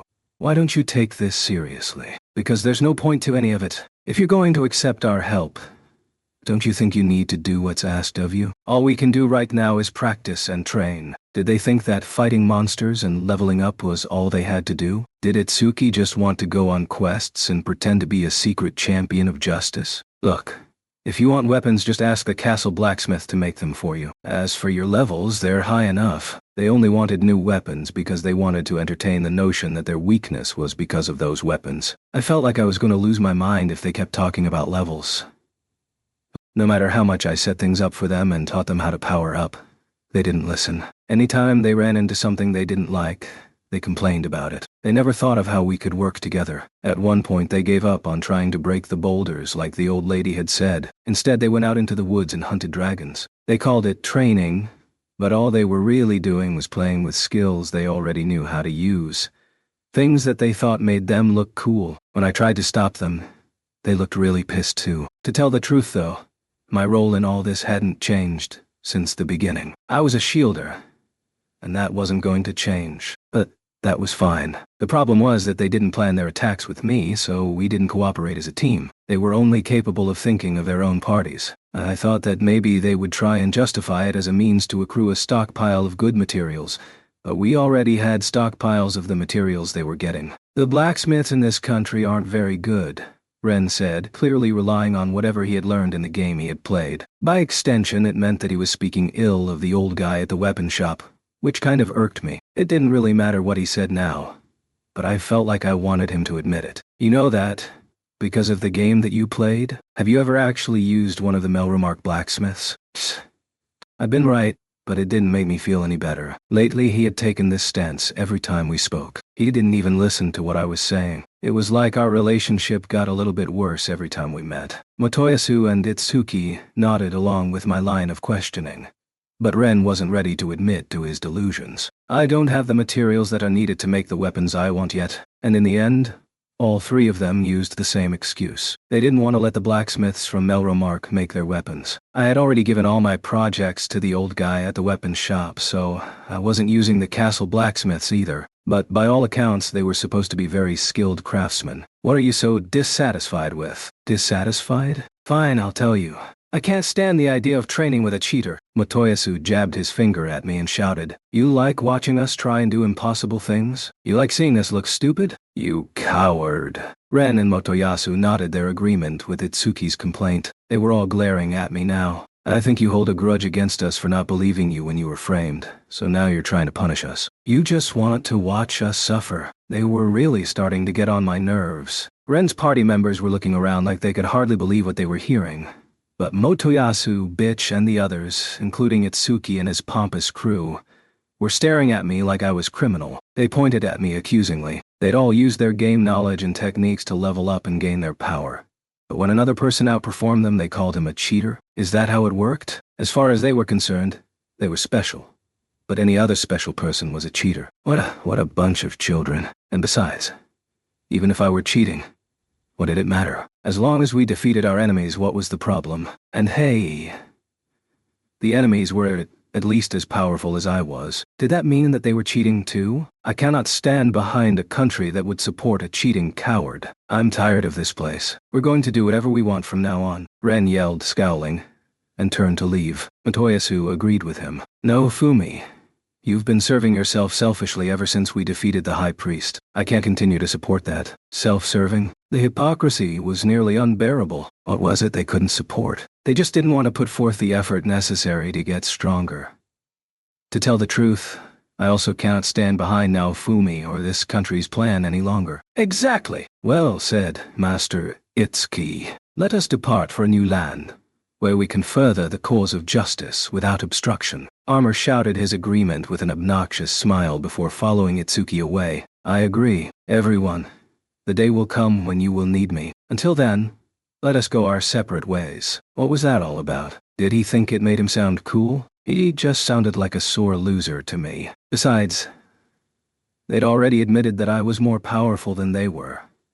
So why did they think I was going to depend on them? I couldn't picture that ever happening, but I couldn't hold myself back any longer. I had to say something.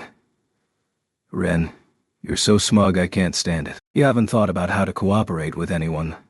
Not even your own party. If you keep acting like this, you're going to end up dead. That much had been made perfectly clear in the time since he'd introduced his party to us. I'd watched the way he behaved in battles since then. Judging from what I knew about games, Ren was the sort of player that would let weaker members of his party die. Motoyasu, are you just here to get a harem going? When you find yourself up against a powerful enemy, your harem won't do you any good. Whenever he had a spare minute, he used it to chase after girls. He was a hero, so there was a certain amount of strength he could rely on to keep people close. But when the time came to face an enemy stronger than he was, did he think the girls were going to stick with him? And you, Itsuki, what do you think justice is? Is it refusing to make an effort so that you can keep patting yourself on the back? Justice without power is worthless.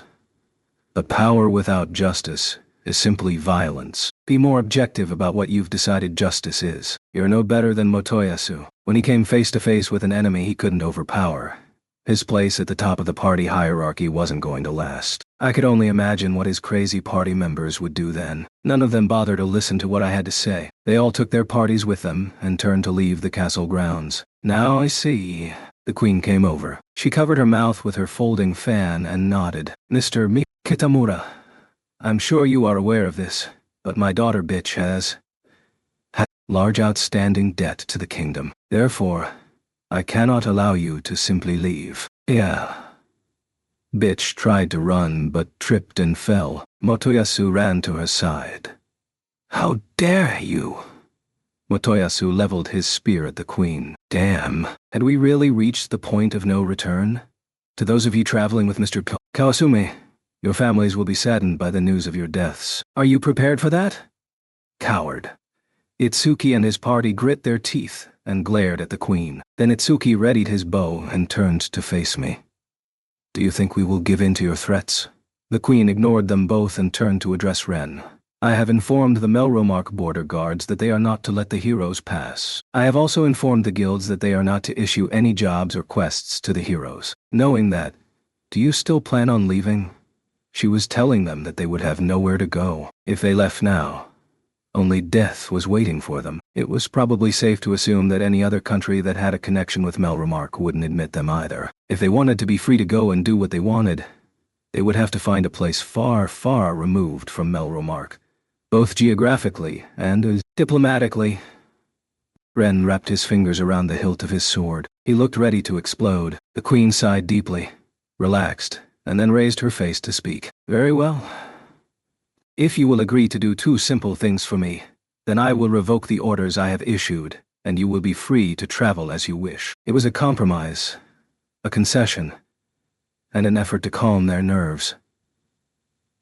A delay. It was so many things at once that I didn't know what to call it. She was right that they were all too close to their limit, too dissatisfied to listen to what anyone had to say. So, how do you persuade people like that? All you can do is leave them alone and let them cool off. The other three heroes all thought that they'd lost the last battle because their weapons weren't good enough and their levels weren't high enough. So the best way to get what you wanted from them was to give them the breathing room they wanted. Give them a measure of freedom, and then offer your assistance when they hit a wall. She wanted to give them freedom so that she'd eventually be able to rein them in. What else could she do? I was at the end of my rope too. Day after day, I taught them how to get stronger, and provided them with the means to do it. And day after day, they refused to listen. I couldn't stand it anymore. They would have to learn the hard way. They'd have to get themselves in deep trouble before they would understand. I'd rather avoid that. If they ended up dying or unable to fight, then all of this would be for nothing. What? Motoyasu barked. He helped Bitch to her feet. For the last few days, reports of mysterious monsters have come in from many different countries. Mysterious monsters? Yes. I do not have dependable reports on the details, so I cannot tell you much more than that. They are monsters that no one has seen before, and they were showing up all over the world. What did it mean? And was that a problem that really required the intervention of the heroes? How could they show up in so many different places? My 2 requests are as follows. 1. The eradication of these monsters, and 2. Participation in the wave next week. If you agree to follow through on both of these conditions, then I will guarantee your freedom. What about Bitch? Mr. Kitamura? That is another matter. She has a heavy debt to repay. Still, I will permit her to travel with you. That's ridiculous. Motoyasu was very upset, but didn't he realize that the country couldn't just let a criminal go free without any repercussions? Bitch, please understand. You have committed serious crimes and also have incurred a massive amount of debt to the kingdom. Those issues cannot simply be wished away. Mama, why do you want me to suffer? You have no doubt heard that a lion will push its child into a bottomless ravine. If you wish to follow in my footsteps, you must find your own way out. Bitch stopped her fake crying and glared at her mother. She really hadn't repented of her actions at all. How could anyone sympathize with her? Only the most miserable group of heroes could. Heroes, do we really want this mother of mine on the... If you finish that sentence, I will revoke my offer. Is that what you really want? If I didn't step in here, things might get even worse. Even if you killed the queen, would that solve any of our problems? Would it help us survive the next wave? I stepped between them and glared at the heroes. Then I raised my right hand and spoke softly, but with evident provocation. Aren't you trying to leave the country because you say you don't have time to waste on this training, and now you want to waste time on something awful like killing the queen? I already knew from our time in the islands that they couldn't defeat me in battle. Granted, I wouldn't be able to damage them either, but I could certainly stand there, deflect their attacks, and hold them off. If they were focused on trying to get through my defenses, the castle soldiers could pick them off one by one. But that's not what I wanted to happen. Obviously, all I was doing was putting the negotiation skills I'd learned through peddling to the test. The most important things were to give the customer what they wanted and not take advantage of them. The queen was going to give them what they wanted, freedom, in exchange for having certain conditions met, but they weren't listening and they were about to threaten her. To keep that from happening, I had to step in with a threat. They were so upset and on edge that if I didn't put the brakes on, they were going to explode and do something foolish. To think it had only taken a week of training for them to get this upset. Just how impatient were these guys? Bitch hadn't come around, though. She was staring at me with hatred burning in her eyes. I kept wondering if there wasn't a better way, if I'd made a mistake by stepping in. But there was no point in worrying about it. They wouldn't listen to anything I said anyway. Fine. Dot. We just need to agree to those 2 conditions, right? Ha! Oh well. But this is the last time we help you. Yes, exactly. When those jobs are finished, we'll be on our way. Understanding that there was no clean way out of the fight they'd picked, the heroes put their weapons away. The queen must have been nervous. She relaxed, and the tension drained from her shoulders. Very well then. I will distribute instructions for you all. Please go to the indicated countries. If you run into any trouble, don't hesitate to contact me. A shadow appeared at the queen's side and handed a scroll to each of the heroes. Also, please make sure to return to the castle at the end of each day. Want to make sure we don't run away? Whatever. Oh well. The 3 of them all nodded nonchalantly and left. So, do I need to do the same thing? Yes. I would very much appreciate your cooperation, Mr. Iwatani. Okay. The shadow passed me a scroll. I opened it and began to read. It mentioned a village in the southwest. Was that where the bioplants had gotten out of control? The scroll indicated that the mysterious monsters had appeared there. There was no indication of a reward. I guess if the whole country was trying to solve the problem, then they couldn't guarantee one. What about our training? Put it on hold for the time being. This matter must be addressed. Fine. Honestly, Risha had been improving a bit, but Raftalia and I weren't progressing very quickly. We'd only gained a rather vague understanding of our energy. At the very least, I had learned to feel a certain something down within the depths of my being. When I was very tired, I tried drinking the life force water and was able to sense a little of the warmth that Rishia had talked about. I'd learned to respond to the old lady's defense rating attacks somewhat, though the real fruits of the training still seemed far away and out of reach. What about Eclair and the old lady? I would like them to accompany you. Right. Then I'm going to start preparing to leave. I swear, ever since we'd gotten back from Kalmyra, it had just been trial after trial, and we'd ended up with little to show for it. I hoped we could finish this new mission without much trouble, but who knew what was waiting for us? Then the next wave would come and we might have to face Glass again. I wasn't sure if we'd be able to count on the other heroes when that battle came, but whatever did end up happening, we had to put an end to all this. Anyway, before we left I decided to review what we'd gotten out of the training. Surprisingly, after the class-up ceremony we discovered that Raphtalia was able to use magic aside from her illusion magic. In the last week she'd been learning new spells at an unbelievable rate. She was like a sponge soaking up water, thought. But of course she wasn't able to learn any of the more advanced magic, considering she'd only had 2 or 3 days to work on it. She'd said that, with the help of the royal wizards, she thought it wouldn't be too long before she was able to master the Trifa class of spells. So there was that to look forward to. Philo had been taking keel leveling during the day, and then playing with Melty in the evenings. Melty said that she helped Philo to study. She'd said that Philo was surprisingly good at studying and that she might have a future as a scholar. Totally ridiculous if you ask me. She participated in the energy training from time to time. The old lady said that Philo could naturally manipulate energy. She said that it was common for monsters to be able to do so. I asked her how she did it. She said that she just kinda squeezed herself until it was all ready. Not even Melty could figure out what she was talking about. Thanks to the life force water, Rishia had apparently learned to identify the energy inside of her, or so she said.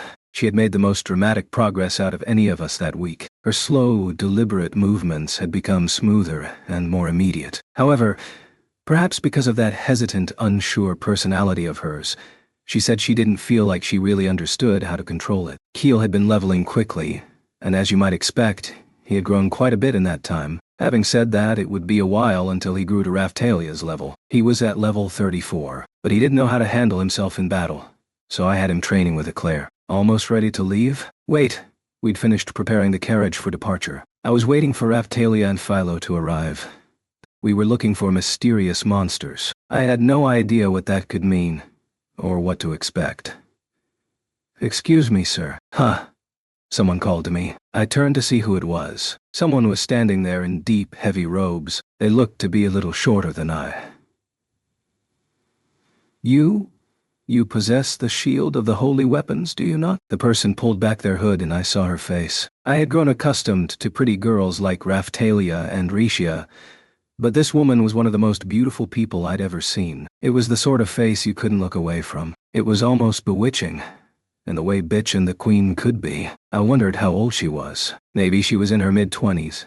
Maybe a little younger. The queen looked much younger than she really was, so it was hard for me to judge the true age of people. Even Rishia looked like she was in middle school, though apparently she was actually 17. Her hair was brown, although it was a lighter shade of brown than Raphtalia's. She wore it up in a Chinese-style chignon. Her breasts were very large enough that you could see the shape of her body through the heavy robes she wore. I could see her hands. It was clear that her skin was tight and smooth. I assumed that she had long legs. She had long, sharp eyes that lent a very Eastern look to her. I'll just go ahead and say it. She had a fox-like air about her. That kind of woman wasn't really my type. I sort of assumed they were out to use you like bitch. I don't know how holy it is, but I am the shield hero. What do you want?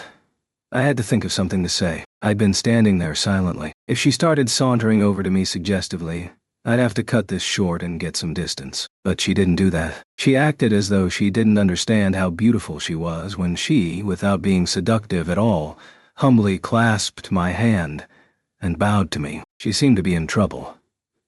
Please, I beg you, you must destroy me. What?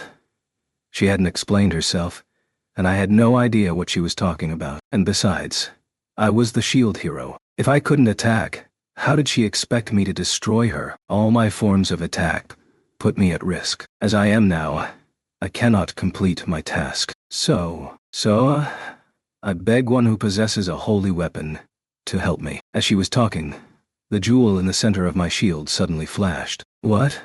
What was going on?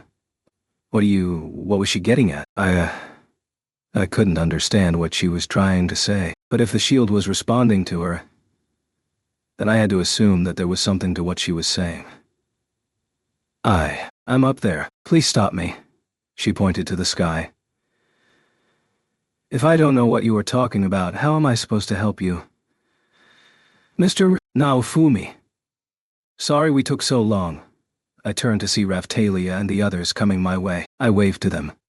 You're so slow.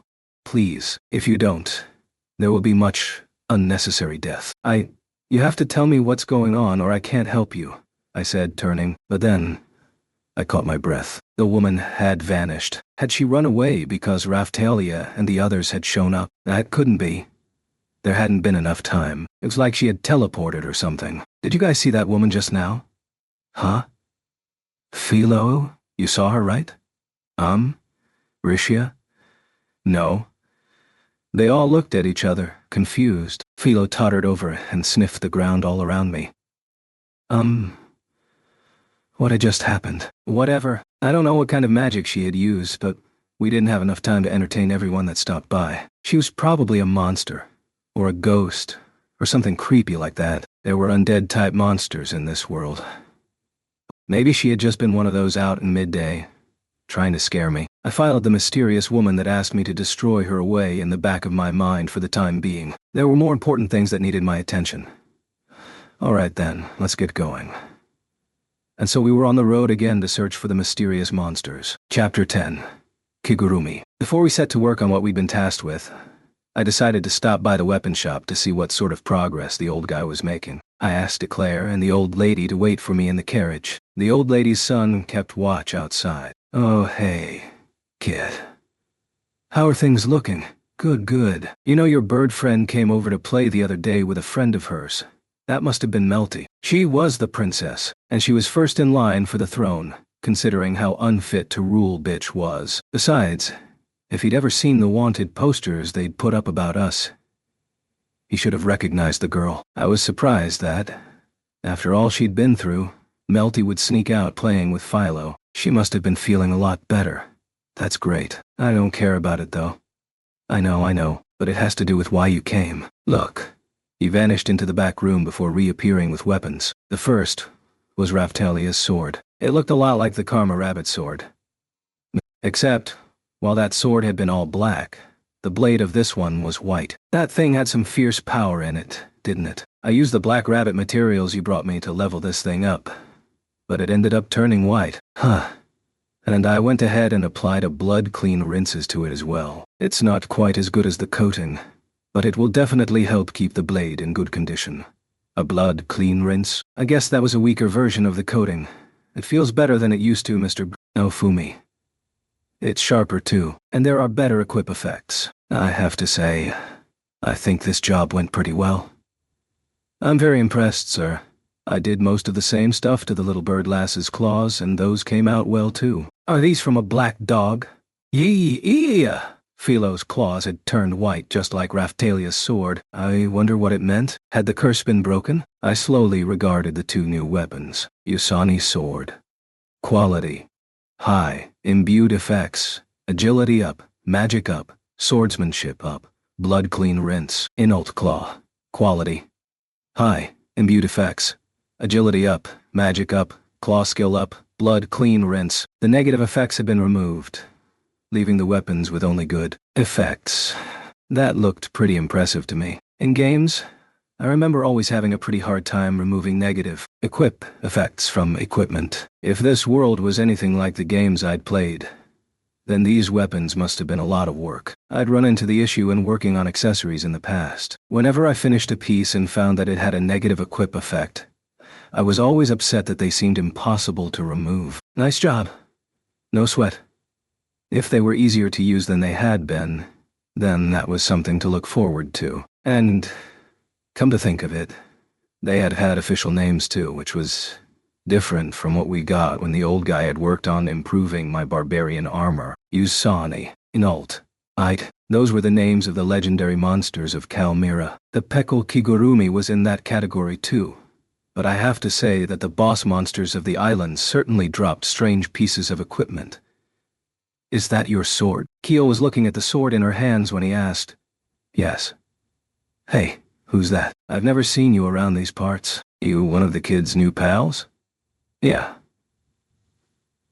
I'm Keel. I grew up with Raphtalia. Nice to meet ya. Sure is. Keel and the old guy greeted one another warmly. So what are you going to do about the new guy's weapon? I don't know yet. What do you think? He started to work on swordplay a little. This kid? I would think claws, or maybe Jamadars. Should we go with that? I can't say for sure. Well, why don't we come back to it later then? For now, he can just stick with a sword. Sure. Listen, kid. Of course I'll sell you whatever you want. But I have to say that the sword he's already using is pretty damn good. That's right. We'd grabbed a sword for him out of the castle storeroom. It wasn't anything very expensive, but it was probably perfect for him at his current level. That's what I like about you, old man. Your honesty. I just thought it would be a shame to waste a good weapon on someone that can't use it. It was that kind of behavior, that honesty of his, that kept customers coming back to his shop. I might be biased because of how much we had worked together, but he certainly seemed more talented than the castle blacksmiths. I wouldn't hesitate to say so. The only thing I'm having trouble with is that Kigurumi you left with me. He sighed, sounding disappointed. Then he rummaged in the back room, before reappearing with what used to be the Peckle Kigurumi. Hey now, why would you keep it as a Kigurumi if you were going to improve it? He was carrying something that looked like a Kigurumi, but it was all white. I was hoping to do something about it too, but then when the bird girl and her friend came by the other night, I figured it all out. It was a lot of work, you know. I've got a bad feeling about this. Don't you dare unfold that thing. What is it, Rishia? Rishia hadn't heard me. She unfolded the Kigurumi to reveal. Hey, old man, what the hell were you thinking? I know, but I couldn't help it. The old guy hid his face behind his hands. That's right. The old Peckle Kigurumi was now a Fulolial Kigurumi, and no matter how you looked at it, it was obvious that it was based on Philo. It was shaped like Philo when she was in her Fulolial queen form. So I decided to call it the Philo Kigurumi. Philo Kigurumi. Defense up. Agility up. Large collision resistance. Small wind resistance. Large shadow resistance. Small HP recovery. Weak magic up. Medium automatic restoration ability. Traction ability up. Carrying capacity up. Size adjustment. Type change. Unavailable when monster equipped change. Unavailable when monster equipped. The old guy and I both turned our eyes away from the Kigurumi. Wow. Is it Philo? It's a perfect copy? It looks just like you, Philo. What a lovely Kigurumi. Hey, I didn't tell you to put that on. Rishia had already started to change into it. What do you think? Quay.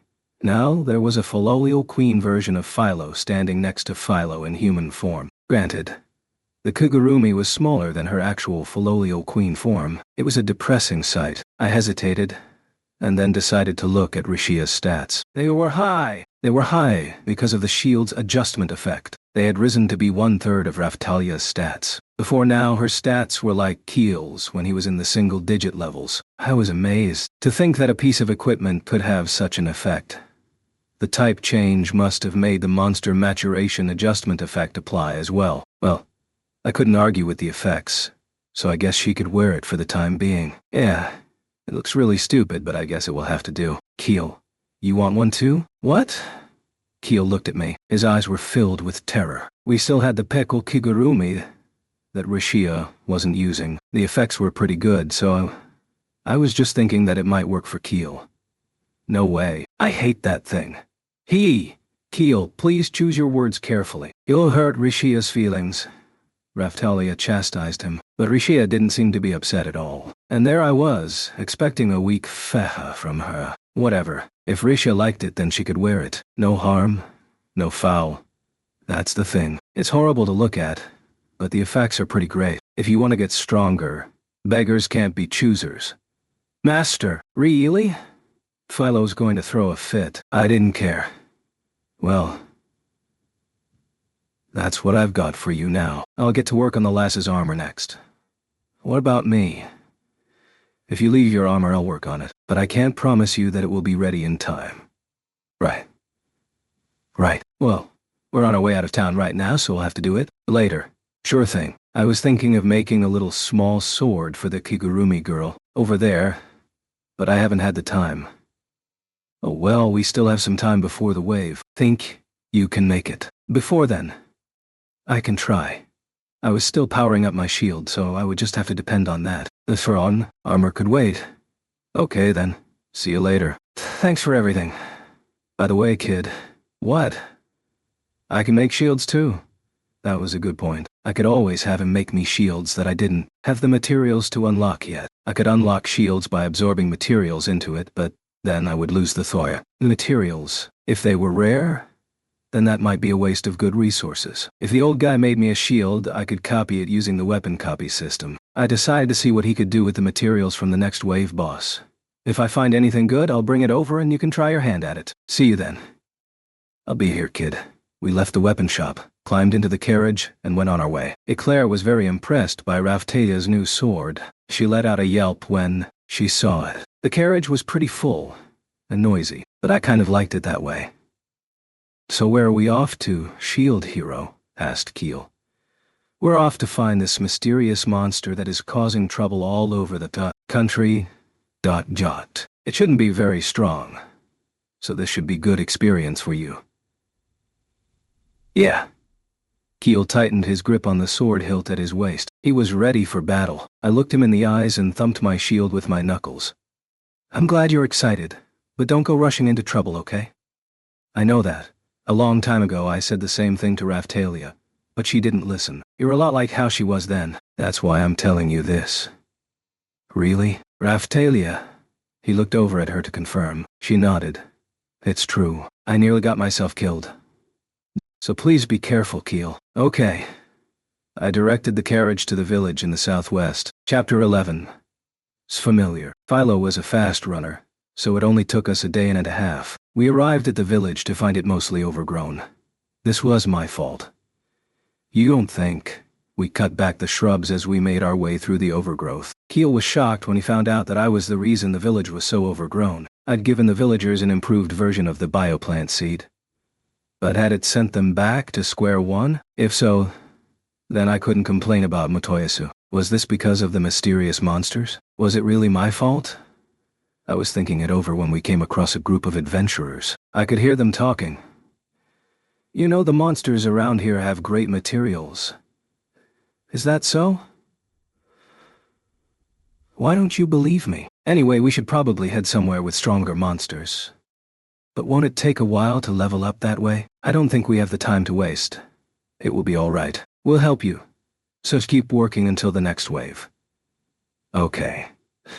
So the other adventurers on the path were also leveling up for the wave? The adventurers we'd met up until then hadn't seemed to know much about the waves. That, I think, was the other hero's fault for not using support troops. Granted, the Queen had mentioned that she would put out word to the adventurer guilds in Melremark to try and recruit volunteers to help in the battles to come. Maybe these adventurers were part of that effort.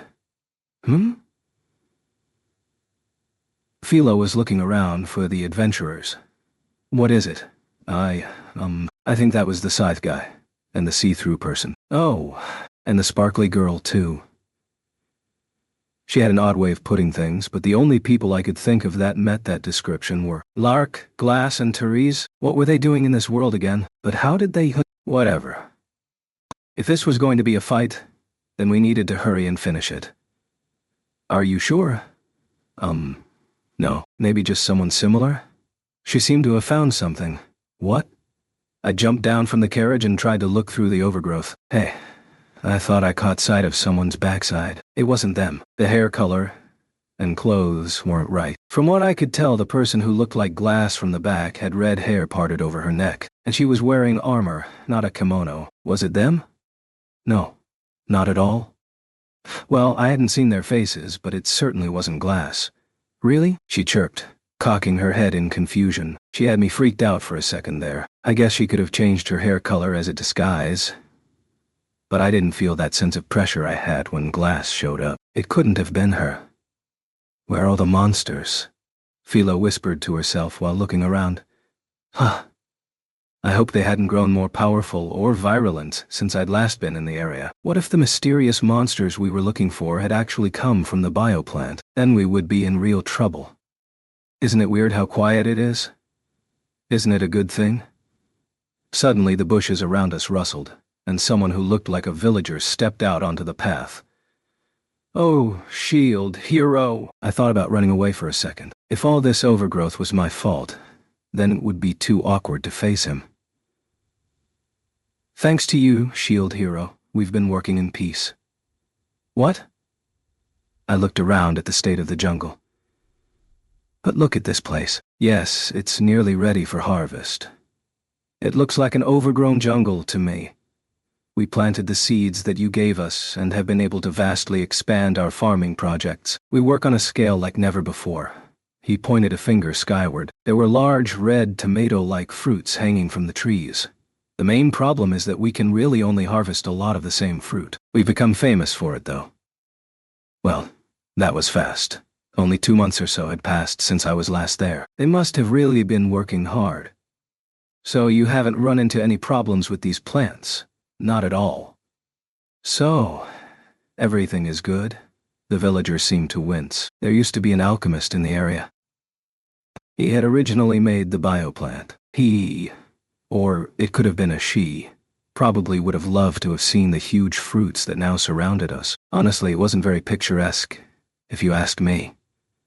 May I ask what brings you this way? I've heard reports of mysterious monsters appearing in the area. Really? Well, it's excellent that you've come. We've been worried. Mind telling me what's going on? The villager began to explain, but then... Grumble. I'm hungry. Me too. Philo's stomach grumbled loudly as she stood there staring at the red fruits. I remembered how she had gobbled up a lot of those fruits the last time we came through. Go ahead. The villagers pointed to one of the fruits and indicated that Philo and Keel could eat it if they wanted. Yay, they both joyfully started eating a fruit. We all followed suit. It tasted like a mix between a tomato and an orange. I guess it was alright. I wouldn't say that I loved it, but Raphtalia and Eclair were both scarfing the fruit down and enjoying it. Was I different because I was from another world? Lunch must have been over, because a bunch of villagers came over from the direction of the village. When they went by, they gave us some cooked dishes to eat. Thanks for everything. Not at all. But be careful. I tried to signal that those fruits could cause trouble like they had before. How did you make these, Shield Hero? They're amazing. Eclair was stunned by how delicious the fruit was. It's like we're in a picture book. Risha gasped as she surveyed the bioplant. I actually was in a world that I'd found in a book, though. How wonderful, Holy Saint. The old lady seemed to be enjoying the fruits, too. Anyway, we all finished eating and went to the village to find out what was going on. So it's all this about mysterious monsters. Well, we haven't seen any yet today, but lately adventurers and some people from a nearby village have run into them and ended up hurt. Some have even died. Please, help us be rid of them. The villager brought over what appeared to be a corpse of a monster that they had saved. What was it? I turned my head to the side. I'd never seen it before. It was like a one-eyed bat, but it had a shell of some kind on its back. It was one of the strangest monsters I'd ever seen, and it only had one eye. I know I was in another world, but I don't think I'd seen anything like that yet. Maybe it was some rich person's pet or something? The nobility was in the habit of keeping strange monsters around. What could it be? Raphtalia examined the body. Eclair stood next to her, deep in thought. Have any of you ever seen one? No, not in person. I've fought a lot of monsters in my day, but I don't think I've ever seen one like that. Certainly not in this country. You mean you've seen one somewhere else? In Fabre, I once saw a one-eyed balloon-type monster called a winged float ball. But this is different. She indicated its bat-like body. What is it? Risha was looking at the body too. She was wearing the kigurumi, which sort of sucked all the tension and seriousness out of the room. Do you have any idea of what it could be? I feel like I've seen it before, but I can't remember where. You sure do know a lot. Take the time to think about where you've seen it. Risha rubbed her chin and thought about it. This isn't the only one, is it? There are more? Yes, there seem to be many of them, but they appear suddenly and at random, which makes it very hard to fight them off. Do you mind if I let my shield absorb it? We might learn something about it. Not at all. They agreed, so I absorbed the body into my shield. It's familiar, that type. Shield conditions met. What did that mean? It didn't say what the monster was, but it seemed to be a familiar, which meant that it belonged to a witch or something, right? Did that mean someone owned it? Or made it? Or that it was a part of a larger creature? Apparently it's a familiar of some kind. A familiar? Does that mean that it has a master? I guess so. Now we just need to find out who or what that is. I was curious about what the other heroes had discovered on their missions, but we had to focus on what we'd been charged with first. I was trying to figure out the next step when a scream pierced the quiet room. Monsters! I ran outside and looked to see who was screaming. It was a cloud of the bat-like monsters, probably 30 of them, flying in our direction, and then their eyes started to glow before shooting heat beams at the fleeing villagers. Kia! Ah! What?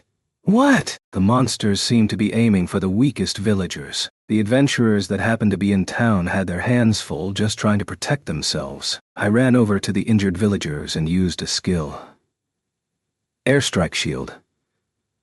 The shield appeared in mid-air to block a heat beam. Everyone, get on the offense! Okay. Understood. On it. All the people who were traveling with me ran to attack the monsters. They were hard to attack, because they were flying, and very fast. It was very hard to get a hit in. Philo. Wow. Use your wind magic. We have to get them down here to do any physical attacks. Raftalia was doing her best to fight the bats one by one. There were too many people that needed my protection, so I couldn't help her. Get everyone together in one place. That's the only way I'll be able to protect them. You hear the shield hero. Everyone get together. Okay. The terrified villagers all huddled together in one spot. The monsters took notice, and looked like they were about to attack. Perfect. That was the chance that we were waiting for. Airstrike shield. Second shield. Grit shield. 3 shields appeared to protect the group, and then I quickly added the group of villagers to my party as support troops. What's this? Just accept it. That's the only way I can protect you. The leader of the villagers nodded and accepted the invitation. Yes. Shooting star shield. A protective force field about 2 meters in diameter appeared around the group, protecting them further. The only problem with that skill was that it wouldn't let any non-party members pass through it, which meant that if I wanted to protect someone with it, they had to be part of my party. At the very least, they needed to be registered as support troops. And after all the leveling up I'd done, the force field would block pretty much everything except for very strong attacks. I protected the villagers from the monster's heat beams as Philo prepared to cast her spell. Ite tornado! Philo's magic ripped through the air and the turbulence affected the way the mysterious monsters were able to fly. Hiya! Raya! Take that! Taking advantage of the turbulence, Raftalia, Eclair, and the old lady jumped to attack the monsters. Rishia and Keel stood there unsure of what they should do, but at least Teal made an effort. He ran for the weakened monsters and slashed at them with his sword. Stop whining. We need you. Pretend you're with Itsuki and help us fight. These things. Okay. She ran forward, swinging her sword. She hadn't dropped her center of gravity, though. She'd done better back at the training grounds. But her attack landed. The mystery monster fell to the ground, splashed open. She dived forward to deliver a final blow. But in her excitement, she forgot to account for the shell. Her sword hit it directly. She was like one of those students who can get good grades, but when it comes time to take a test, they freeze up. If she would only loosen up that anxiety of hers, she could probably be really useful, even if her stats were low. Hit the eye. Okay. She did as I said and finally killed the monster. Watching her flail about didn't exactly fill me with confidence. Judging from the way the monsters moved, their speed, their attack power, and the way that they held their own against Keel, I guessed that they were around level 35. That was kind of strong. Raftalia, Philo, and the old lady were able to defeat them with a single hit. But Eclair and Rashia had to stab them in the eye a few times to take one down. Eclair had special attacks. When she used those, she could kill the monsters with only one hit. Keel definitely was not strong enough. He could only manage to defeat monsters that were already weakened. I'm doing my best. Rashia was putting her weight behind her strikes. She must have been preparing to use one of the special attacks she'd pulled off once or twice during training. Hi. There was a sharp, piercing sound as she pushed her sword through a monster's eye. The blade came out the back and stuck through the monster's shell. To put it in gamer terms, she'd scored a critical hit. I was impressed. She was doing pretty well. Woo! Did we get them all? I think so. I quickly looked around the village. There didn't seem to have been any damage to the buildings. It was like the monsters had only been interested in targeting the people. I guess that meant that there was someone out there intentionally targeting the villagers. During the waves, the monsters would normally destroy buildings and structures too, so these were behaving differently. I walked off in the direction that the monsters had seemed to come from. Just a little ways down the road, I found the corpse of a monster that normally lived in the area. Hey. These monsters seemed to be attacking things besides humans. That made me think that maybe this was territorial behavior. Well, they weren't all that powerful on their own. Everyone but Keel. Go take a look around and see what you can find. If you see anything strange, let me know. Villagers, take care of the wounded. Yes, Roger. And that was the end of our first battle with the mystery monsters. Raphtalia and the others were investigating as best they could, but I didn't think we were going to find whoever was controlling the monsters. Our best chance was Philo and her sense of smell. But she hadn't found anything. The sun fell low in the sky and the village began to get dark. The villagers hadn't been able to sleep through the night for the last few days. Is there anything else you can tell me about what those things might be? Unfortunately not. We've kept a lookout and gone searching for them before, but we've never found anything of interest. So the villagers weren't going to be much help. I considered going back to the castle with the information we had, but I didn't think it was safe to leave the villagers alone, without protection. It was possible to defend against the monsters, but how were we supposed to attack them? We were missing something. Except... What? Do you know something? The monsters always fly in from the east. The east. The mysterious woman that I saw before we left the castle had said something about coming from the east, too. Could they have been related? I'm going to the castle to share the information we've gathered. Raphtalia, you and the others stay behind to protect the village. Understood. Okay. Hey, Master? What? Those monsters have killed a bunch of other monsters. That's right. Philo had mentioned it on the way into the village. We hadn't run into any wild monsters on the road. She was right. There were way less monsters around than I would have expected. Raphtalia reported that they had found a lot of monster corpses while they were investigating the area. Right. Got it. Okay, I'll be back.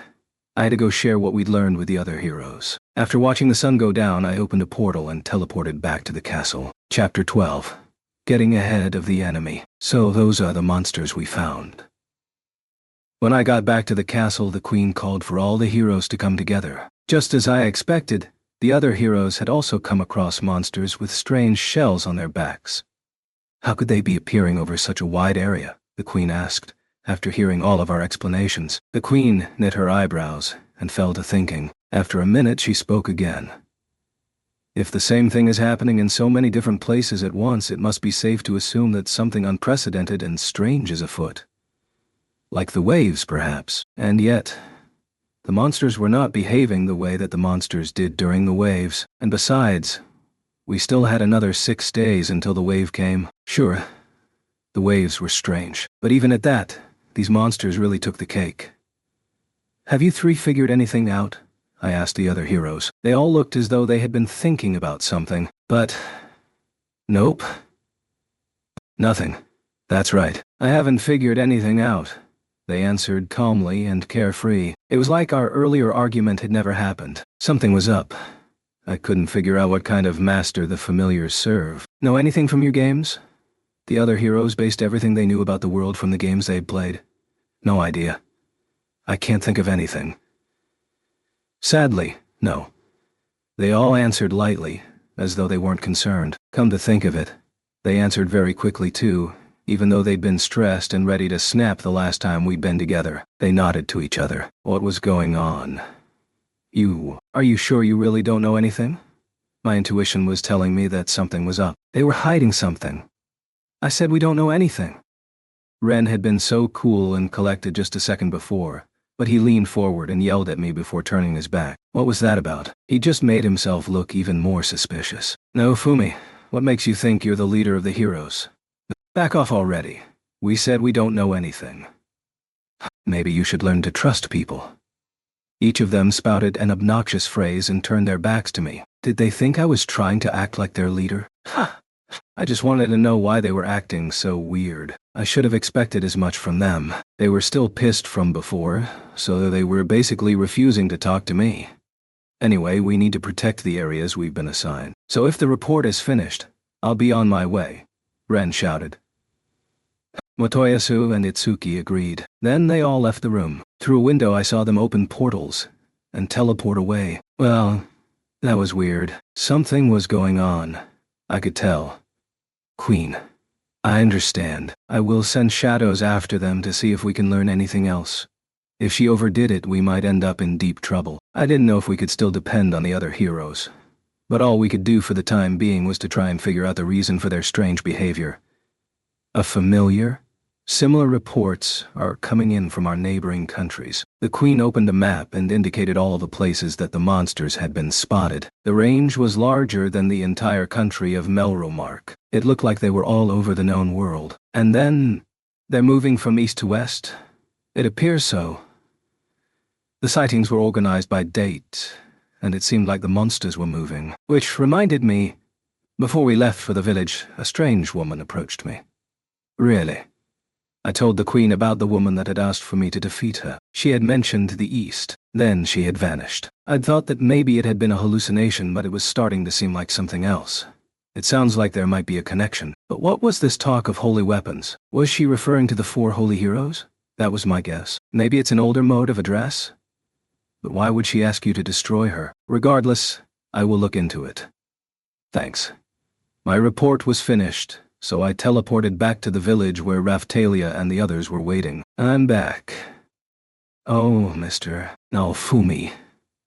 The second Raphtalia caught sight of me, she ran at me full speed. She seemed very anxious. What's wrong? It's Keel. What? Raphtalia took me by the hand and led me to the village clinic. Keel lay on a bed, writhing in pain as a nurse applied a salve to a huge burn on his back. Oh, Mr. Shield. Are you okay? Yeah. No, it really hurts, but I'm not going to die or anything. I helped the nurse cast healing magic on his back. Then she went on to apply more ointments. What happened? I saw one of the monsters flying by. I thought that if there was only one, maybe I could handle it. That was foolish. What if you had been killed? Raphtalia's eyes were brimming with tears. Claire and the old lady, overcome with concern, were also angry with him. I know. I won't do it again. The wound was deeper than I would have thought. What was wrong? What now? It looked like there was something buried under his skin. Symptoms like that meant... Keel, did the monster do anything to you? Huh? It shot me with its heat beam. Then I fell over and the monster came and landed on my back. Raphtalia and the others showed up and saved me right after that.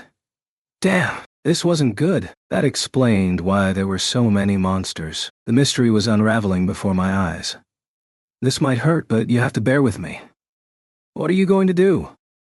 I took some medicine out of my pocket, popped the lid off, and dumped it over his wounds. Kaya! Keel screamed in pain. But that wasn't the problem. If we didn't do something, his life was in danger. There was a cracking sound, and something like a tortoise shell began to rise to the surface from under his skin.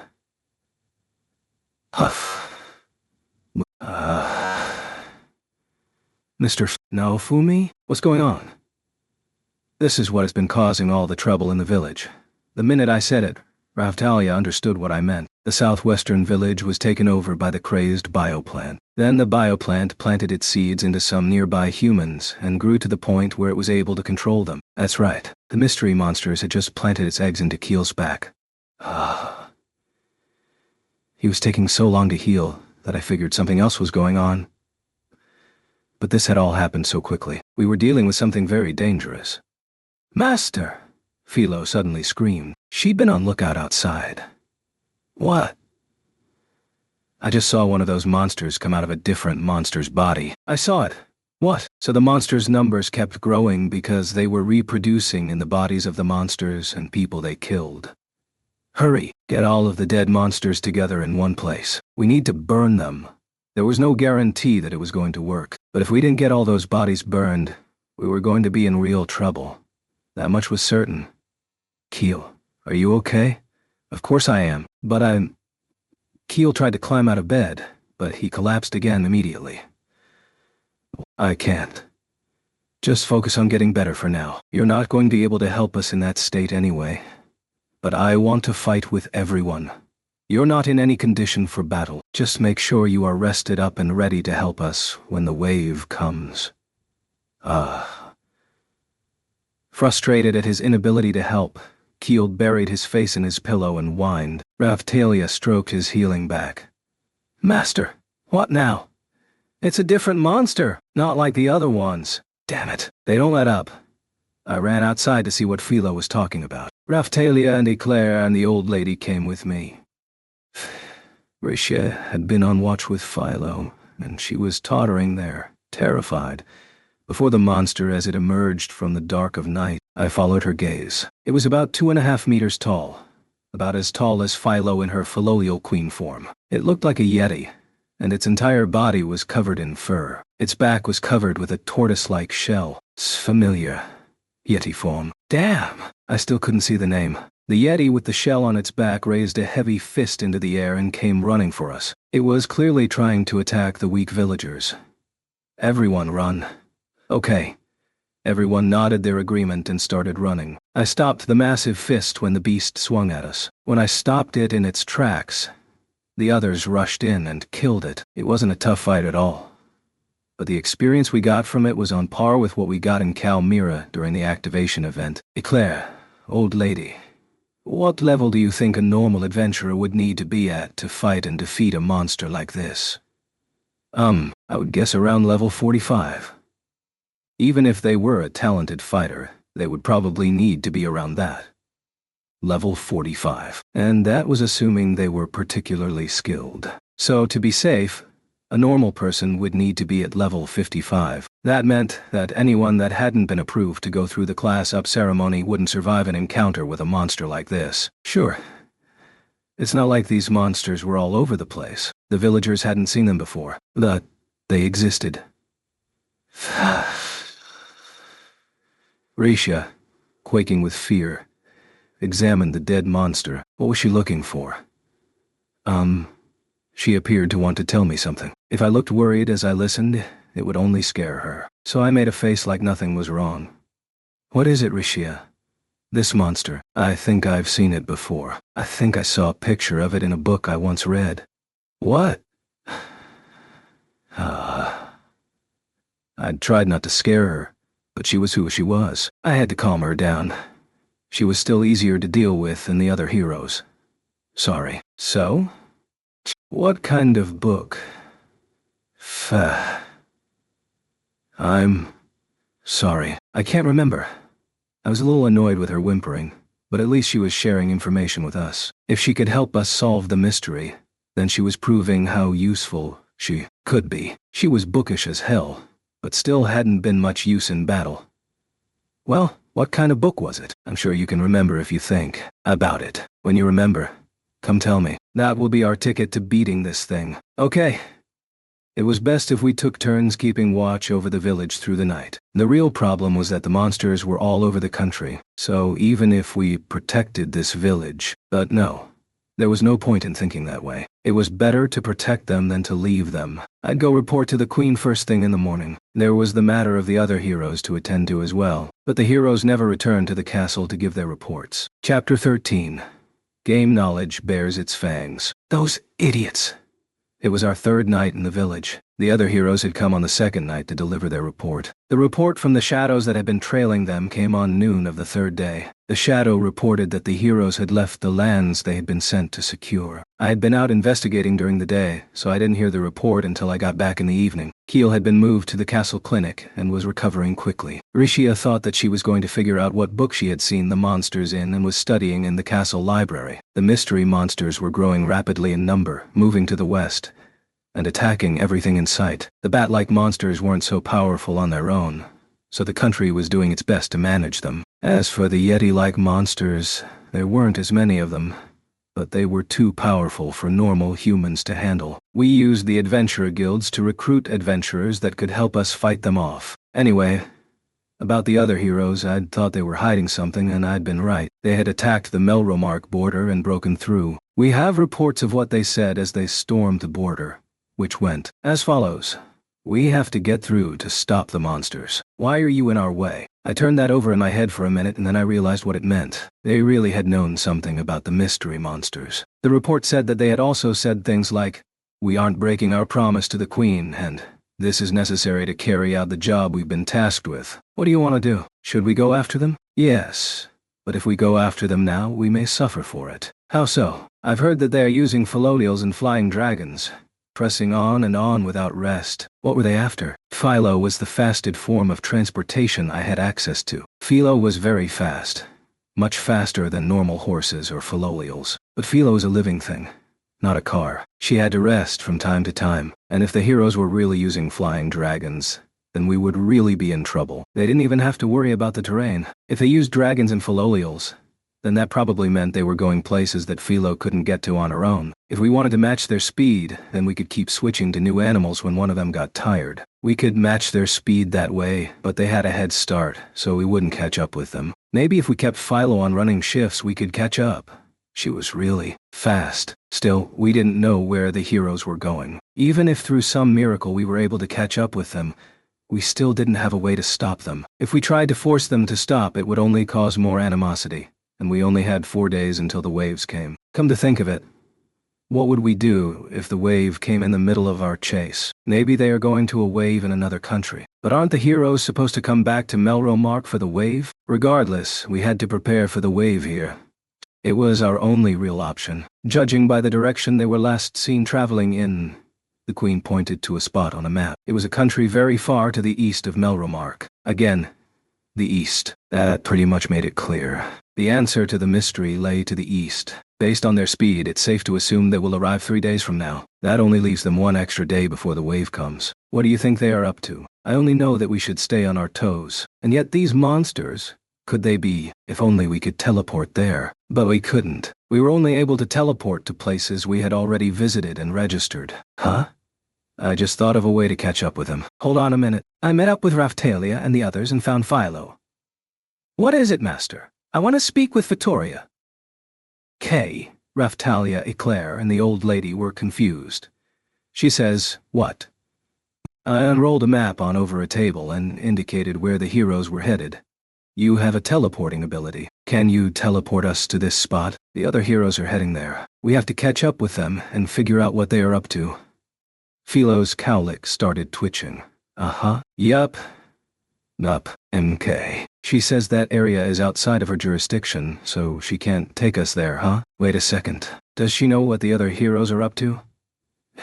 Yeah. She says she actually wants to help, but that if the heroes are really on such bad terms with each other that it would be better for the world if you just gave up. Could it be what Vittoria had mentioned before? That, after a number of the waves passed, there would come a time when all the life in the world would be threatened. Was she saying that the time had come? She'd said, you can save the people, or you can save the world. If the other heroes really can't get along with you and they want to abandon their purpose, then you need to survive. Then you can choose to save the world. It will entail great sacrifice, but you will be able to fulfill your purpose. Was now the time she'd been talking about? Is she saying that if all goes well, it could be the end of the waves? Is she saying this is it, Mr. No, Fumi, you're not talking to Philo, are you? What are you talking to Vittoria about? Something that we talked about in private once. She said that there would come a time when all life would need to be sacrificed to save the world. Are the heroes trying to save the world? Eclair leaned forward and asked me. She found it hard to believe. Regardless, we don't know what's happening with these monsters, but it sounds like whatever the heroes are up to might have something to do with ending the waves for good. Will it be all right? I don't know, it makes me nervous. We have our hands full, trying to protect the country, and yet... I turned back to Philo's cowlick. We can't give up. We're going after them, she says. Good luck then. I'll be watching from afar. The Queen of the Faloials didn't seem to care a lick about humans. She wouldn't even tell us where they were going. Maybe she had realized that she'd done all she could for heroes like us. I guess I couldn't disagree with that. The situation was looking dire, but the heroes that were supposed to save everyone were fighting each other. If I was Victoria, I'd have been disappointed too, but I bet she was really waiting for us. Waiting for us to learn to fight for the sake of everyone. But she wasn't going to do it for us. Maybe that's what she meant. We all went to go meet with the Queen. I explained the situation. I see. Well, now we know what the heroes are after, don't we? What is waiting for them there? Rishia came running into the throne room and shouted at me. Her face was pale. Like the Queen, it looked like Rishia had figured something out. Faye. What is it? Faye. Right. What is it? When I heard where Master Itsuki was headed to, I remembered where I'd seen those monsters. Where? Yes, I saw them in one of the ancient legends about the heroes. Those monsters were the familiars.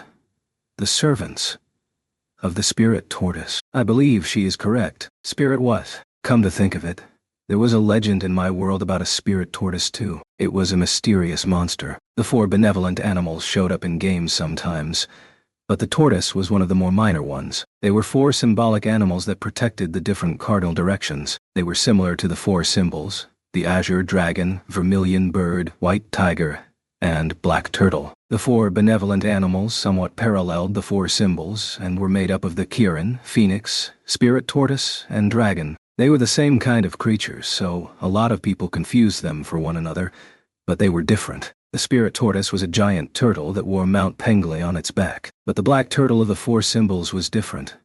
It has a snake for a tail and stood on long legs. It was the protector of the northern direction. Mount Pengle was a famous mountain for ascetic training in the east, so a beast that wore it on its back wasn't necessarily the protector of the north. So, the monsters that are flying around Melromark are the servants of the spirit tortoise? Perhaps. That didn't sound good. I was probably going to have to step in. The spirit tortoise in my world was a protective spirit that had something to do with floods or something. I think it was also believed to issue prophecies about the future. So there is a giant monster behind all this. The other heroes were rushing there without waiting for us because they wanted to feel like they were getting ahead of me. I didn't want to think about what kind of ideas they had. They probably just thought that they would get their hands on some good equipment by defeating the spirit tortoise. If everything went well, they would get good equipment, and they'd put an end to the newest threat to the world. They probably thought everyone would love them and praise them night and day. But ancient heroes sealed the tortoise away and took the secrets of the sealing process with them to their graves. The other 3 heroes think that they know what to do about it just because of the games they've played. If they really did know about the seal from the games, then maybe they knew how to undo the seal, even though that knowledge had been lost in this world. Come to think of it, Itsuki had said something that made sense in hindsight. He'd said that I wasn't going to be able to be high and mighty for much longer. When he'd said it, I thought he was just whining, but now it all made sense. If all 3 of them were heading for the same place, that meant that the enemy could probably be defeated by people around level 80 or so. Either that, or they already knew what to do. So, that's what their game knowledge had gotten them. I wished they would calm down. I felt like I was going to have to give them a piece of my mind. But there are already so many servant monsters. Could the seal already be broken? Maybe. And if it was, it wasn't the heroes that had done it. Let's get prepared for battle, just in case. If what Victoria said was true, then the waves might end if we just did nothing and let all this run its course. But there was no way to tell what that would lead to. She'd said there would be sacrifices, but only Victoria knew what that really meant. And besides, I couldn't just sit back and do nothing. We're going after the heroes. Understood. Thanks to your cooperation, we have discovered the cause of Ale. This. I have asked the guilds for assistance. I hope that they will prove useful. I'm really getting tired of the other heroes' behavior. I understand. I will try to buy you some time to intercept the heroes in the country where the spirit tortoise is sealed. That would help. We had to find a way to make up for their head start. But how are we going to deal with the wave in Melromark? Hopefully our training would pay dividends when the time came. Plus, Eclair and the old lady were helping us now, so we were in a better position than we had been. We left the throne room, teleported back to the southwest village, and hitched Philo up to a carriage. Then we departed. We were about to enter the fray of the real battle, the battle that would determine the fate of the world and the waves. We crossed the border into the neighboring country at dawn on the fourth day. Philo had run all through the night. We had just reached the closest border. There was still so far to go. Eclair and Rishia had both gotten terribly motion sick during the night. Shield hero, please. Stop the RP. Burp. If we stop, we won't catch up to them. They'd been saying stop all through the night, and they had already thrown up everything they had eaten. They were still trying to throw up. Philo was starting to tire out. Guess we don't have a choice. Let's rest. I'm tired. I stopped the carriage and Philo immediately began to snore. She must have really pushed herself. We met some shadows on the road and asked them where the heroes had gone. We weren't even in the right country yet. They were going to arrive at their destination with only 1 day to spare before the wave came, which meant that we probably weren't going to make it in time. We stayed on the road though, and when there were only 2 days before the wave, suddenly the air was filled with the sound of shattering glass. A shock wave rocked the carriage so strongly it made me dizzy. It sounded like the beginning of a wave, but it was somehow different. What was that? What? I surveyed the area. For a second I thought we'd been teleported, like what happened when the waves came, but a look outside the carriage proved otherwise. What's going on? I don't know yet. Philo. Could that have been the seal breaking? Had the heroes arrived? A window appeared in my field of view that contained the countdown clock for the wave. It had stopped ticking but indicated that there were still 2 days left. Then next to it, another icon appeared. It was a blue hourglass with the number 7. There's another hourglass, and it says 7. I don't know what it means. I opened the help menu to see if there was any new information, but there wasn't. I realized that this might be a chance to escape from my duties as the shield hero. But if I did, if I ran away, how many people would suffer? How guilty would I feel? What should we do? We have to find the heroes. I didn't know what was happening, but we couldn't sit back and do nothing. Can we use a portal? I used Portal Shield to check. Apparently we could, but I still had no idea what was happening. Something must have happened in the eastern country. What had the heroes done? We all got back in the carriage and spent another day on the road. We passed through a town on the way, and a shadow appeared to stop us. Shield hero, you must return to Melromark. This shadow spoke normally. The shadow I'd spoken with before had an idiosyncratic way of speaking, but he looked just like the other ones. What happened? You see, it was the start of everything, of Vittoria's suspicions, of all I'd been thinking about, and of the other heroes' belligerence. Everything was coming to a head, and what happened next would shake the world to its foundations. Chapter 14. What it means to be a hero. The Spirit Tortoise is moving towards heavily populated areas. The Queen has requested your return to Melromark. What?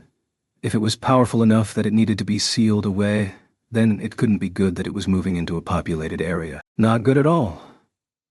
What have you heard from the shadows tailing the heroes? We haven't heard anything from them recently. Okay, we'll head back. I used Portal Shield to return to the castle, then went to meet with the Queen in the throne room. This had to happen right after we hit the road, didn't it? My apologies. So what have you heard about the other heroes? I assumed they had reached their destination and used their game knowledge to go and break the seal on the monster. It seems the monster was already on the move by the time they arrived. In the midst of all this chaos, they continue to chase after the monster. And she hesitated. That meant I wouldn't like what she was going to say. We haven't heard anything since. Idiots. They thought they knew everything. They had to go and attack it. Well, at least they hadn't broken the seal themselves. I bet they would have done so, thinking they were more than powerful enough to defeat whatever monster came out. The Queen looked pale. I guess her daughter was with Motoyasu. Of course she would be worried. Master Itsuki. Risha ran off to save him, though she had no idea where she was going. Philo, go get Risha. Okay. Philo took off running after the fleeing Risha. Let me go. I have to save Master Itsuki. I wondered if it would make Itsuki happy to see her like this. Calm down, Faye. Stop whimpering, Faye. We don't know what sort of monster we are dealing with, but we also don't know that the other heroes have died. Don't lose hope, Beeb. But I always seem to make it out of these things fine, so just calm down. It was true. They'd lost to Glass, were knocked out by the High Priest, and knocked out by one of Lark's attacks. But they were still alive. That was 3 major battles they'd survived. Maybe they had survived this. 1, 2. I bet they were all passed out at the tortoise's feet. Maybe. I had to give them the benefit of the doubt and hope for the best. Oh, okay. I hope Master Itsuki is all right. Rishia sighed, as if in prayer. She was so simple, as fragile as a block of tofu in some ways, but with a spirit like hardened steel. She was a strange girl. That much was sure. I guess we better go see what we can do about this turtle. Call it a rescue mission. We must keep the damage under control. We cannot afford necessary loss of life. 2 days later, I rode out with a group of knights the Queen selected, and we formed a coalition army with a neighboring country. I would be attempting to hold the front line. As we were setting everything up, we began to get news of the Spirit Tortoise's advance. Already 5 cities, 3 forts, and 2 castles had fallen. Many people had died. The tortoise itself was gigantic. It was surrounded by flocks of servant monsters. It sounded like the tortoise was knocking everyone down, and its servants were finishing off any survivors. The report suggested that the monster was purposefully targeting human life. Do you think the heroes are still alive? Unsure of it. How can you be sure? The Church of the 4 Holy Heroes in Fabre has a device that can confirm the status of the heroes. I had them look into it, just in case, and received an answer that they were still alive. That was good news. Rishia looked relieved. If we could find some way to defeat the Spirit Tortoise, then there might still be hope for them. The worst situation would be if the other heroes died, and I had to find some way to defeat the monster on my own. Even if I won, Vittoria would come hunt me down and kill me. Where are the 7-star heroes? I've sent for them, but it may take them a few days to get here. We could wait for them, but a lot of people would die in the meantime, and we didn't know if they were going to be powerful enough to even help us. I didn't know if I was powerful enough to defeat it either. If we did nothing, it would be the end of the waves, but we couldn't just let it rampage and kill everyone. We had to fight back. Was Vittoria even telling the truth? If we let the Spirit Tortoise do what it pleased, would the waves actually stop coming? We have to fight back. What can we expect from these soldiers? Our neighboring country has supplied us with knights, soldiers, and adventurers to fill out the army. But another country has already launched an offensive, and they were unsuccessful. They attacked before the heroes got there? The Spirit Tortoise had already entered their lands. Their cities were in danger. Right. It might have been reckless, but they hadn't had a choice. I understood how they must have felt. So I'm the only hero we can count on. I really wasn't fond of heroics. Wasn't it foolish for a single hero to go up against a monster that was so destructive?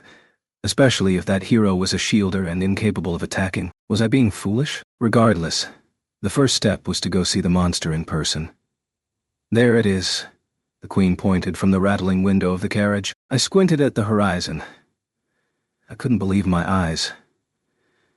I think I can see a mountain on the horizon. It seems to be moving. That was what I had to fight against. It was so far away that I couldn't really make it out. But it was like when a giant, mountain-like dragon appears in the game where you hunt monsters. Only it was bigger. It made me think of those ancient myths where people thought the entire world was supported on the back of a tortoise. Its shell was like a mountain, and it looked like there was a ruined city on its back. So that was the Spirit Tortoise. Queen, in the legend of the heroes, when they fought the Spirit Tortoise, how did they defeat it? They were able to get inside the shell through cracks in the mountain range on its back. Then they attacked and sealed its heart, to seal the whole monster away. So the way to stop it was from inside. But it was so large, stopping it looked impossible. While we tried to get inside of it, it would decimate the army. Do you have a plan? A basic one. It appears to target human life, so we are evacuating all the towns, villages, and forts in its path. We will attempt to lure it into an area where it will be easy to attack. I'm sure there's more to your plan, right? Yes. Just like in the legend, The heroes will find a way inside of its body, then attack its heart. What was I supposed to do? Use the Shield of Wrath? And then Iron Maiden? And blood sacrifice? I had just gotten rid of the curse from the last time, but if the enemy was as powerful as it appeared, then I suppose I didn't have a choice. Won't there be a lot of casualties? The beast would probably rampage the whole time we were inside of it, which meant a lot of people would die before we took it down. Yes. Let me go. I won't fight. Shield. Send the shield. Trash was writhing in the seat next to the Queen. She grabbed his chin and used ice magic to create a frozen mask over his mouth. Things weren't looking good. I understand that, but we do not know of any other way to defeat the war monster. Trash had put me on edge. What was he there for? He was supposed to be a military general of some kind, but what good would his experience be against an enemy like this? No, it won't work. What do you mean? Obviously, your husband will be no help. I mean, we can't allow the monster to continue its rampage. Too many people will die. If we didn't know what the Spirit Tortoise's attacks were like, we couldn't come up with a strategy to defeat it. We had to find out how the fallen cities had lost their battles. We needed to know exactly what had happened. I will call the army leaders together for a meeting. Good. I told Raftalia and the others to wait for me at camp. Then I went to the assigned meeting place for the Coalition army. Oh, Shield hero. You must save the world. Please help us. That thing destroyed my country. The assembled military commanders looked ragged and pale. The situation was looking desperate. If I ran away now, they'd be left without options. First, we must come up with a plan for how to fight that giant. The Queen addressed the room. Trash was nowhere to be seen. Had he come, he would have just been in the way. Right. What are the heroes supposed to do against a threat like that? I was a hero myself, but I had to ask. In the past, I'd managed to defeat a very large monster myself. The interdimensional whale. But this thing was much larger than that. I had no idea what to do or where to start. Let's start at the beginning. Does anyone know how to seal the monster away? Yes. We held an investigation and discovered the method. And is it a type of magic that we can use? Well, the Queen fell silent. I guess not then. So no easy solution was going to fall into our laps. Oh. But the Coalition army wizards can cast it if they all work together. So we need to weaken the Spirit Tortoise so that the wizards can seal it away? Yes. There was a map on the table. I looked at it to see what city was closest to the tortoise's current location. It was very close. If we didn't do something, the city would be in danger. Have you evacuated the city? Not completely. Not yet. Damn. So we need to find a way to buy some time. I didn't know how we were supposed to fight the thing, but it was looking like we didn't have a choice. The earth was shaking beneath our feet as it walked. Had we been any closer, it probably would have felt like an earthquake. What were we supposed to do? And the monster seemed to have a clear goal. We needed to get that city evacuated. How advanced are the evacuations? They will not be able to finish before the Spirit Tortoise arrives. There would be casualties, a lot of them. Sacrifice for the fate of the world. If I ran away, I'd survive the waves with only a ruined name. But I had to help. I had to do what I could. It wasn't for justice or anything like that. It was for the people who believed in me. For Raftalia. I had fallen silent. The Queen took the opportunity to explain what she knew about the Spirit Tortoise. But that, can it be? You speak the truth? Yes. If the Spirit Tortoise rampages over the land, it will put an end to the waves. Who could believe that? Where did you hear such unfounded absurdity?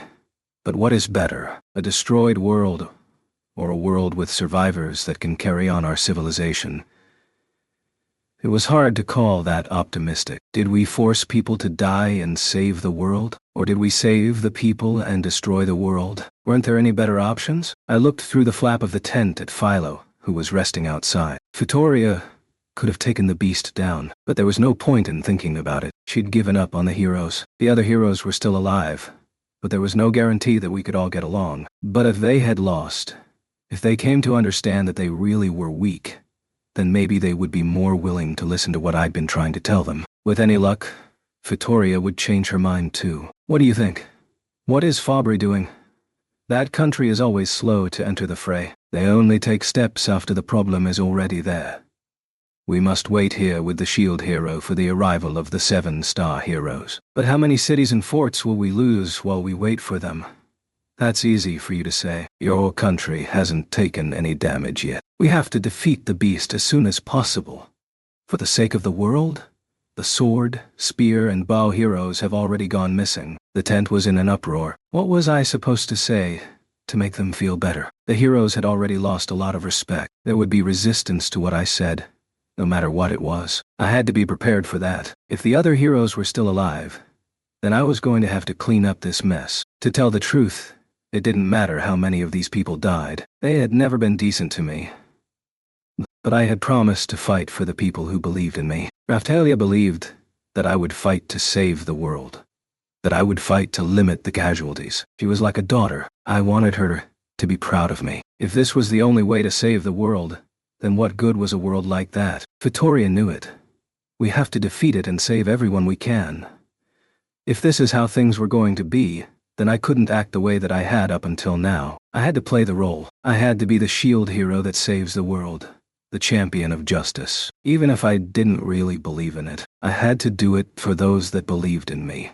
The only reason we are in this situation in the first place is because the heroes are so undependable. Look, only one of them is here. Where are the other three? The other three are currently unaccounted for. See, it's all just empty talk. What is the shield hero supposed to do for us anyway? He can't even attack. Then you tell me, what is a hero? What? Well, everyone fell silent, unsure of how to answer. A hero has strength, and uses it for justice. A hero is brave. The Queen understood what I was saying and supplied the answer. Perfect. If she understood, I'd carry on. Heroism is a matter of the heart. It is the hero that doesn't give up in the face of despair. Heroes fight to protect the people. What was I saying? The words sounded strange in my mouth. I felt a chill. I was not the sort of person I was pretending to be, but everyone likes that kind of thing, don't they? Justice, protection, and willpower, and so on. If all of you in this room together do not have enough strength, then I will lend you mine. I will be your shield hero. Some of the generals appeared moved and speechless. I spoke as loudly as I could. People outside the tent had probably heard me too. Shield hero, please forgive my earlier grievances. Not a problem. The nobilities, everyone's complaints about the heroes are fair. I accept your anger and frustration. I held my hand up and spoke to the whole tent. But for now, please, lend me your strength. We must work together. We must defeat the beast. Yes. A general ran forward and grabbed my hand. He shook it and nodded. Piece of cake. That got rid of the problems that we'd face after the spirit tortoise fell. And it got the whole army into a fighting mood. Now, we just needed to make a plan to defeat the monster. I would just have to play the part of the hero of justice, like I'd announced. Back to the matter at hand. Everyone, don't give in to despair. We must think of a way. Anyway, to reduce the casualties. Even one person saved is a success. The Queen was regarding me strangely. Anyone that had known me before would immediately know that I was faking all this. She nodded, and the meeting was back on. We will implement the strategy once the preparations are complete. The meeting ended. I left the tent to see Raphtalia stalking over to me, sighing deeply. Mr. Naofumi, what did you do this time? I'd spoken as loudly as possible, hoping that people outside the tent would have heard me too. But judging by her sigh, she must not have heard what I'd said. Nothing. Nothing. It's just like when I taught that charlatan in Calmira a thing or two. Well, I don't know what you mean, but okay. Sis, Master said that all the people in the world... Shut up, Philo. If Raphtalia hadn't heard me, then that was just fine. She would just worry anyway. Rashia was gazing up at me with sparkles in her eyes. What was that all about? I was very moved. I'm scared, but I'll do my best. I guess Risha had heard me too. Then why hadn't Raftalia been able to hear me? Apparently she had been off fetching water. By the time she came back, the tent was in an uproar like I'd caused a fuss. Up until now, every time she found me in a situation like that, I'd pissed someone off. So it was only natural she'd think the same thing had happened. I was quite moved by it as well. The shield hero has a dirty mouth, but he sure can give a speech when one needs to be made. That was Eclair. She was unbelievably serious and severe, so I'd assumed that she thought little of me this whole time. What are you talking about? Hurry up and tell me. The shield hero? Don't tell her. I was only bluffing. Bluffing? If I'd run away from the responsibility, the heroes would have lost face. So I just lined up some pretty lies for them. Mr. Naofumi, what did you say? Raftalia was sighing again, but Eclair was speechless. I just say what I have to say to get what I need from a situation. Even if you act like you're proud of, I was moved. Take it back. Eclair was acting offended by the whole thing now. I didn't care. I've been framed and oppressed. I've been lied to. I learned not to take people at their word without proof. You have to learn that bluffing can be important. Is what? Claire, Mr. Naofumi has a harsh way of speaking, but he always acts fairly. So, please, believe him. Shum, if Raftalia says so. Eclair calmed down when Raftalia talked to her. It made me feel a little strange. Was I jealous? I was normally the one that Raftalia had to talk sense into. Yes, sometimes one must bend the truth, the old lady said, nodding. I know of a 7-star hero who once did the very same thing. The old lady knew one of the 7-star heroes. Oh, if only the other heroes would awaken to their true calling. Who was she talking about? Whatever. I'm sure we'd meet this hero friend of hers someday. All right, I'll tell you what we decided in the meeting. Okay. We attack the spirit tortoise and I take the lead. The coalition army will follow behind us, casting powerful magic to support us. Just like how we've battled the waves. Isn't that the simplest way? The thing looks really big, but first we have to see how it fights. That will help us buy some time. There is a town in its path that hasn't been evacuated yet. Then I guess we don't have a choice. Okay. Understood. But, Mr. Naofumi, are you going to be okay? The servant monsters can't hurt me. Now, I just need to find out if I can withstand an attack from the spirit tortoise. I could always switch to the Shield of Wrath and use it to block the monster's attack. But could I control my emotions? I'd have to rely on Raftalia and Philo to help me there. Rishia, get it together. Okay, I'll do my best. Young girls in love just say whatever they want. That reminds me, you need to stop whimpering about everything. That little whimper of yours is going to make trouble for you. It's annoying. Are you trying to piss me off? If you would toughen up a bit, you'd be stronger. That whimper is a good place to start. I'll try. If she couldn't stop whimpering, she'd never really grow. All growth started from inside. Raftalia had been like that in the beginning. She was proof that change was possible. Rishia, depending on how the battle goes, I may need you to act as the Queen's messenger. Boo. But I know. But that Kigurumi has given you a speed boost, and we still need to see how you handle yourself in battle. She didn't look like she could hold her own in a battle with heroes, but I couldn't have her getting scared and running away either. Even in that game where the monsters are the size of mountains, you couldn't defeat the monsters by getting scared and running from them. First, we had to see her fight. Understood. We will update our strategy depending on the way the battle goes. You're in charge of the support troops. In a worst-case scenario, we retreat and wait for the 7-star heroes. Understood. Mr. Iwatani, you are a source of morale for the troops. You must return from this fight. Got it, Philo. Run at that big thing. Okay, Raftalia. It's just like we always do. Understood. Rishia, just focus on yourself. If things get messy, leave the front line.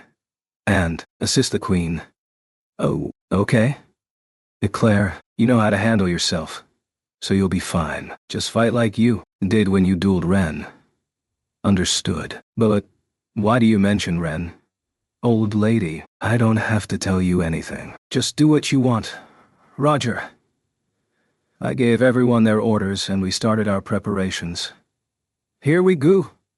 Philo took off running and our battle with the spirit tortoise began in earnest. Chapter 15. The spirit tortoise. It's so big once you get up close.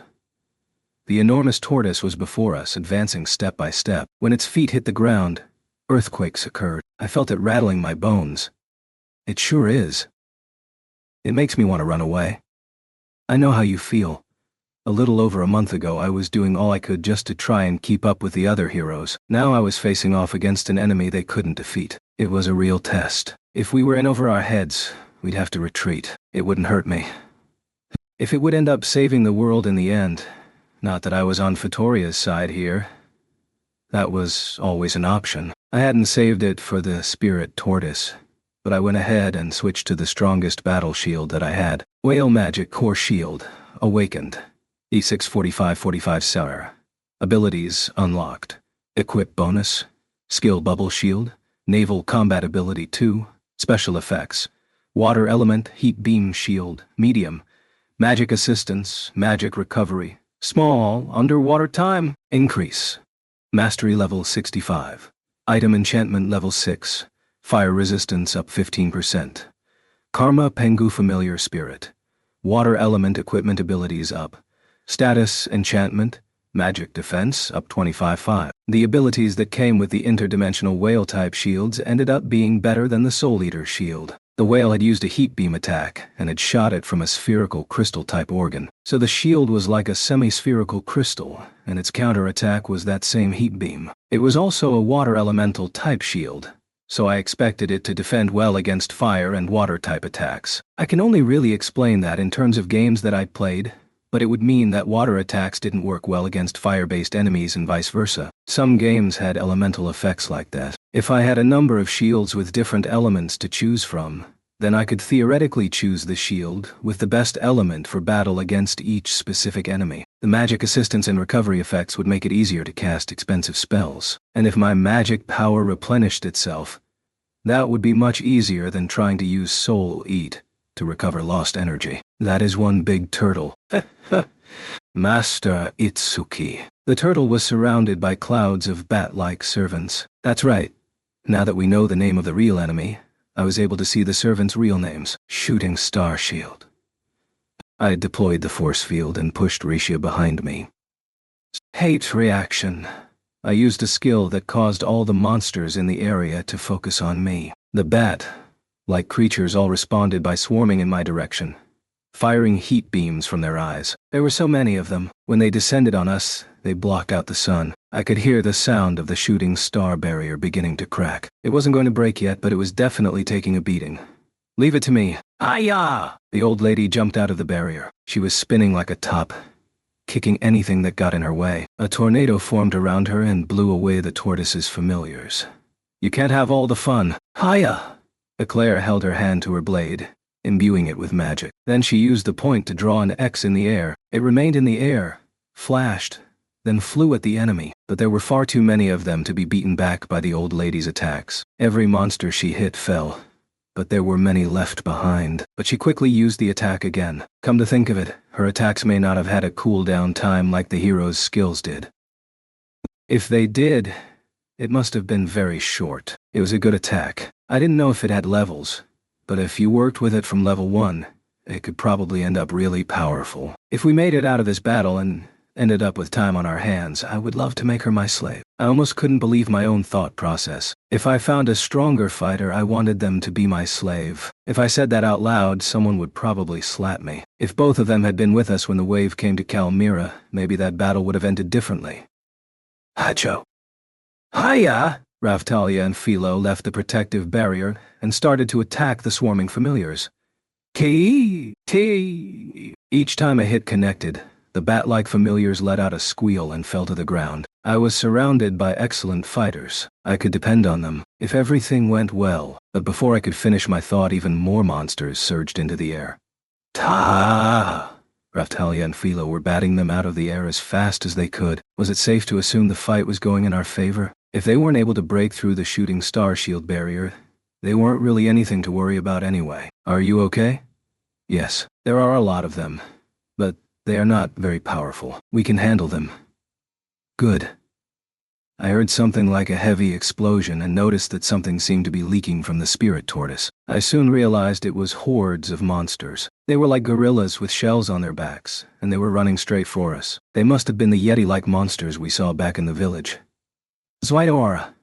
I started casing support magic on everyone. First guard. Risha cast a defense-boosting spell on me. That was a pretty good idea. Her stats may have been low, but she wasn't an idiot. I'm going. Illusion sword. Raftalia's sword flashed black and white as she swung it at an approaching monster. The monster she hit was sliced clean in two. Then those two pieces turned into black and white balls before running into other monsters and destroying them. 2 birds with 1 stone? That was great, Raftalia. Eclair thrust her sword through a nearby familiar and shouted at Raftalia. Yes, I did just as you instructed. Let's see if I can't still show you a thing or two. All right. Raftalia swung her sword in time with Eclair's attack, and their attack effects seemed to synchronize. The monsters around them dispersed. That was some impressive teamwork. Ushikuiku. Philo was running through crowds of monsters and kicking the life out of them.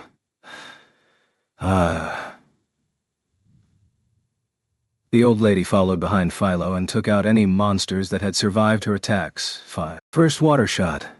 Risha, somewhat hesitant, shot a ball of water magic from within the safety of the force field. It didn't kill the monster it hit, but it did cause the monster to stop in its place.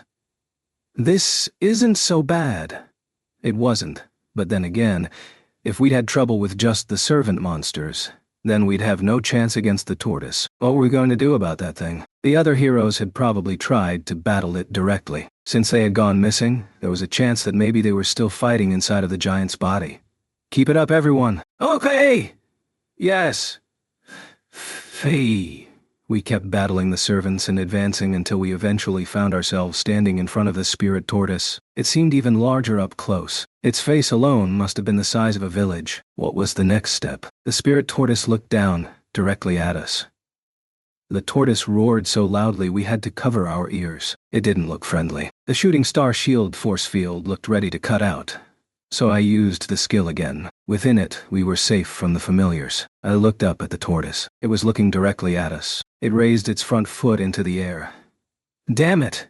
The foot was swinging at us. I readied my shield. The shooting star shield barrier broke with that same shattering sound I'd heard during the fight with Glass. Immediately after the field broke, the foot swung straight at me. I held up my shield. The attack rattled my whole body. I was pushed back a few steps. Sure enough, shooting star shield wasn't going to be enough to protect us against the tortoise. Seeing that the barrier was gone, the familiar monsters crowded towards us. Not this time. Raftalia and Eclair jumped ahead of me and beat back the encroaching horde of monsters with a blur of techniques. Risha crouched behind me, under my cape, understanding nothing of the situation and whimpering. Here it comes again. We'd been able to survive a direct kick in the tortoise's advance. Things were looking good. Hiya, Acho. Holy saint. Be careful. Yeah, if you get in trouble, I'll protect you. The old lady and Eclair fought the hordes of monsters back and made attacks at the spirit tortoise's head whenever there was an opening. I saw a spurt of blood issue from one of their attacks, so the tortoise must have taken damage. It didn't seem to mind though. The shooting star shield force field ran out again. I deployed another. Everyone, get over here. Roger. Understood. Immediately after we moved, the sky filled with heavy clouds. Bolts of lightning fell on the familiars as they rushed to attack us. The smell of burning flesh filled the air as the monsters fell to the ground. Electrocuted, the lightning immediately killed whatever it hit, but the shock also spread out from the target monster, causing other monsters to fall. It was the support magic from the Queen and her troops. If they didn't get the timing right, the spell could have hurt Raftalia and Thethea. Others, they must have waited to see my shooting star shield barrier go up before casting it. All right, everyone, back on the attack. I shouted as the lightning subsided. I didn't know if our attacks would have any effect against the giant monster, but maybe it was weaker than it looked. Maybe it was because of the Queen's magic, but there appeared to be fewer familiar monsters than there had been. We decided to ignore the servants when we could and started to direct our attacks at the spirit tortoise's face. Take that. Philo charged up all her strength and kicked the tortoise hard across its giant chin. The spirit tortoise raised its massive head to dodge her attack. Ooh, it's so heavy. My turn! The beast's head was raised high to avoid Philo's kick. Raphtalia dashed at the exposed neck and sliced at it with her sword. There was a sound like a tomato being cut, and a cut appeared at the base of the tortoise's throat. Blood sprayed out, but the tortoise didn't seem hurt. The wound quickly closed itself, and the furious spirit tortoise turned its gaze to Raphtalia and Philo. I won't be shown up by my students. Hengen Muso-style essence. Full moon! The old lady began to furiously kick in circles. Something shaped like the full moon appeared in the trail of her kicks and flew at the spirit tortoise. It slammed into the tortoise's face and exploded. So that is what everyone was trying to learn how to do when they were practicing with the boulders. It was too powerful for Raphtalia and Philo alone, but it had to deal with too many attacks. Now, magic thrust. Eclair filled her sword with power before thrusting quickly forward. Her sword was glowing. The end of each thrust produced an impressive concussive force that slammed into the tortoise's head. The attack was weaker than the old lady's, but the spirit tortoise was hurt by it. Risha was also rushing to cast attack spells, but they were too weak to be of any use. Still, she was trying. Raphtalia and the others had become very powerful, though. Thinking back on it, Lark and his crew had been oddly powerful, but the monsters you encountered in a typical wave weren't. So even if the spirit tortoise was a very strong monster by comparison, was there any reason to think we wouldn't be able to handle it? A huge magic circle appeared before the tortoise. I didn't like the look of that. A second later, everyone outside of the force field fell flat to the ground. What's happening? I feel so heavy. It's like I'm being crushed. Control your energy. Only the old lady was still on her feet. The Hengen Muso style must have really been powerful. What happened? I don't know. It feels like I'm being sucked to the ground. I can't move. Damn! I didn't know what was going to happen, but it wasn't good. Raphtalia and the others were in danger. Faye? Rishia was still whimpering and hiding under my cape. What was her problem? The force field was shaking, which must have meant it was still protecting us from something. I moved to try and get everyone into the boundary of the force field. That feels better. Once they were within the barrier, all three of them stood up. Had the tortoise used some kind of gravity magic? But the tortoise's magic hadn't been able to break through my barrier. The tortoise opened its mouth and howled. Actually, no. I saw a shining object travel from its torso and up through its throat. That made me nervous. I quickly ran to the head of the group and redeployed the shooting star shield barrier. Crackling electricity issued from the beast's mouth. Electricity? Damn. I was using a water element shield. I switched to the Soul Eater shield as fast as I could, and used Shield Prison. The monster's mouth was filled with electricity now, and it roared, sending out a cloud of lighting in a straight line. The stream of electric breath caught up any servant monsters in its path as it flew towards me. It was like a particle cannon from an anime. Mr. Fumi? Wah? Fair? The force field collapsed immediately and I could smell burning skin. Pain overtook my whole body, but I didn't lose consciousness. There was a second that seemed to last an eternity. I couldn't tell how much time had passed. Huff, huff. It was hard to keep focused on what was going on, but I could tell that the tortoise's attack had ended. I felt like my muscles were burned. The last time I'd taken damage that bad was when I'd used blood sacrifice. Actually, it felt worse than that. That was close. If I'd still been using the whale magic core shield, I probably would have been vaporized. Master? Mr. Naofumi? I wanted to cast a healing spell on myself, but I couldn't concentrate. A second later, a warm healing light fell on me. I saw my wounds heal themselves, but it would still be a while before they healed completely. Zweit heal. I cast a healing spell on myself and blocked the tortoise's foot that was swinging at me to finish me off. Yes, I could think again. I assumed that the Queen had cast a spell to save me. Someone had saved me anyway. Apparently the Soul Eater shield wasn't powerful enough to block that last breath attack. Luckily, the tortoise needed to recharge if it wanted to use that attack again. I turned to survey the damage. Everywhere aside from where I'd protected was completely uprooted and destroyed. A mountain in the distance had been ruined. It had been reduced to a pile of rocks. Philo, charge up your magic power. Okay. I had a bottle of magic water prepared for times like these. I tossed it to Philo. The spirit tortoise had noticed that we were still moving. It formed another magic circle in the air and raised a foot to crush us. But I wouldn't let it. Shield prison. A cage of shields appeared around the force field. There was a cacophony of clanging against the shields, but when the shield's prison broke, the force field beneath it stopped the foot. I wasn't sure if it could withstand the tortoise's body weight, though. The barrier started to crack. It wouldn't hold out much longer. We're moving. Stick with me. Whatever you do, don't step out of this barrier. There was no need to just stand there and let the monsters step on us. Okay. Fair. All right. Once all 5 of them agreed, we took off running from the spirit tortoises. But there was a crash and an earthquake where the foot came down. Clouds of dust billowed up around it. None of the dust crossed the shooting star shield barrier. Well, we were able to withstand it for now. It looks like he can't find us in all the dust. It looks like he thinks he already got you, doesn't it? Is your magic already depleted? Maybe he could sense our magic power to find out where we were. You could tell just by looking at the tortoise that it had lost us in the dust clouds.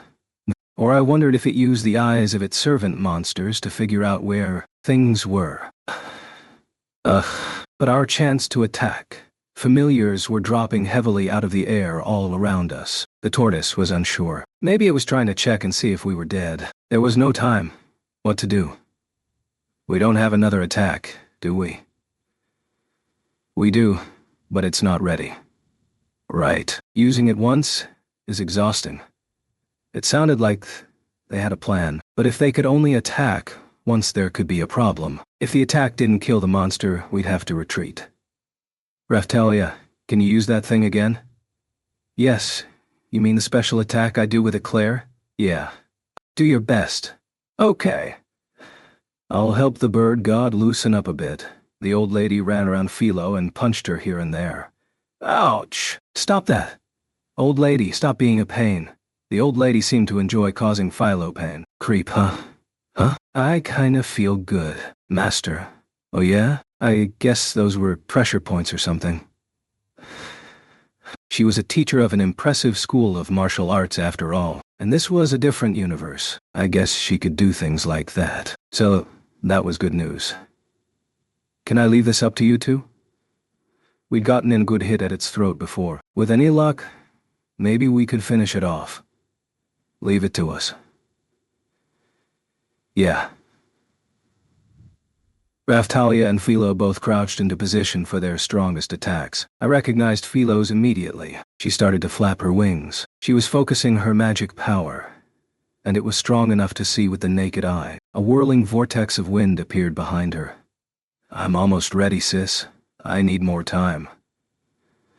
Raphtalia's tail was all puffed up. Then, it grew even puffier. A number of magic circles, like mandalas, appeared all around her. She was condensing all of her magic power. The tortoise noticed them and started to lurch in their direction. Damn. The dust had started to clear. He must have seen us. Just like last time, the spirit tortoise opened its mouth wide and howled. Its torso started to glow too. It was definitely about to use that electric attack again. I thought we'd have more time.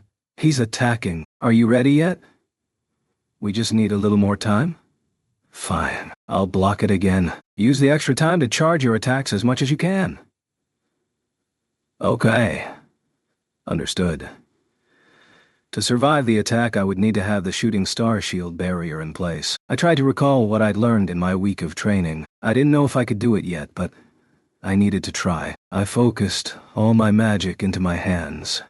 Shooting star shield, airstrike shield, second shield, dread shield, shield prison.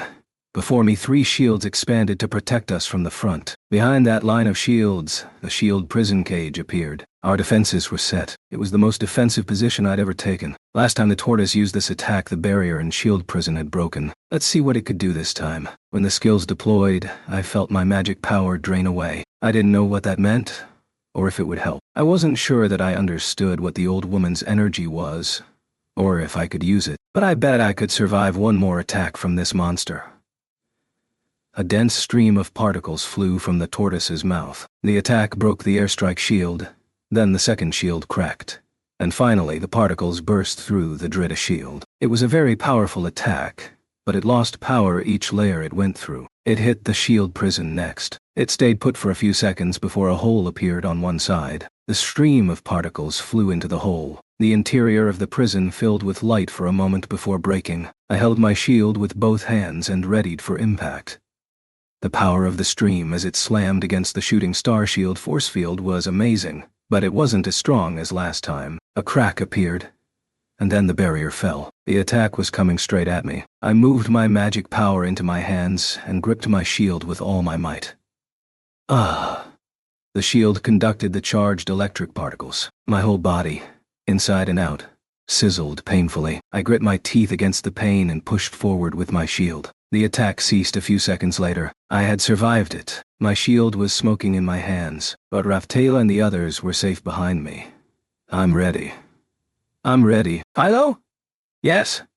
Raphtalia climbed on Philo's back and released her charged-up magic power.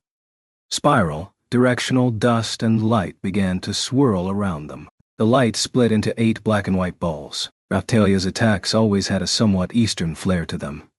Strike! Sword of Heaven! In a flash, they flew straight through the tortoise's throat. They moved like a beam of light. The spirit tortoise was shocked. But no, its body was already sliced apart. It didn't even have time to react. That's right, the massive head was torn clear from its neck, and it flew through the air, showering the whole area with hot blood. The tortoise's torso fell to the ground with a heavy thud.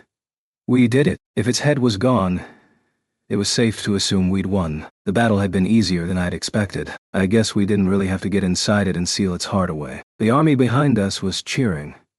Feh. Raphtalia and Philo landed and then collapsed. We did it.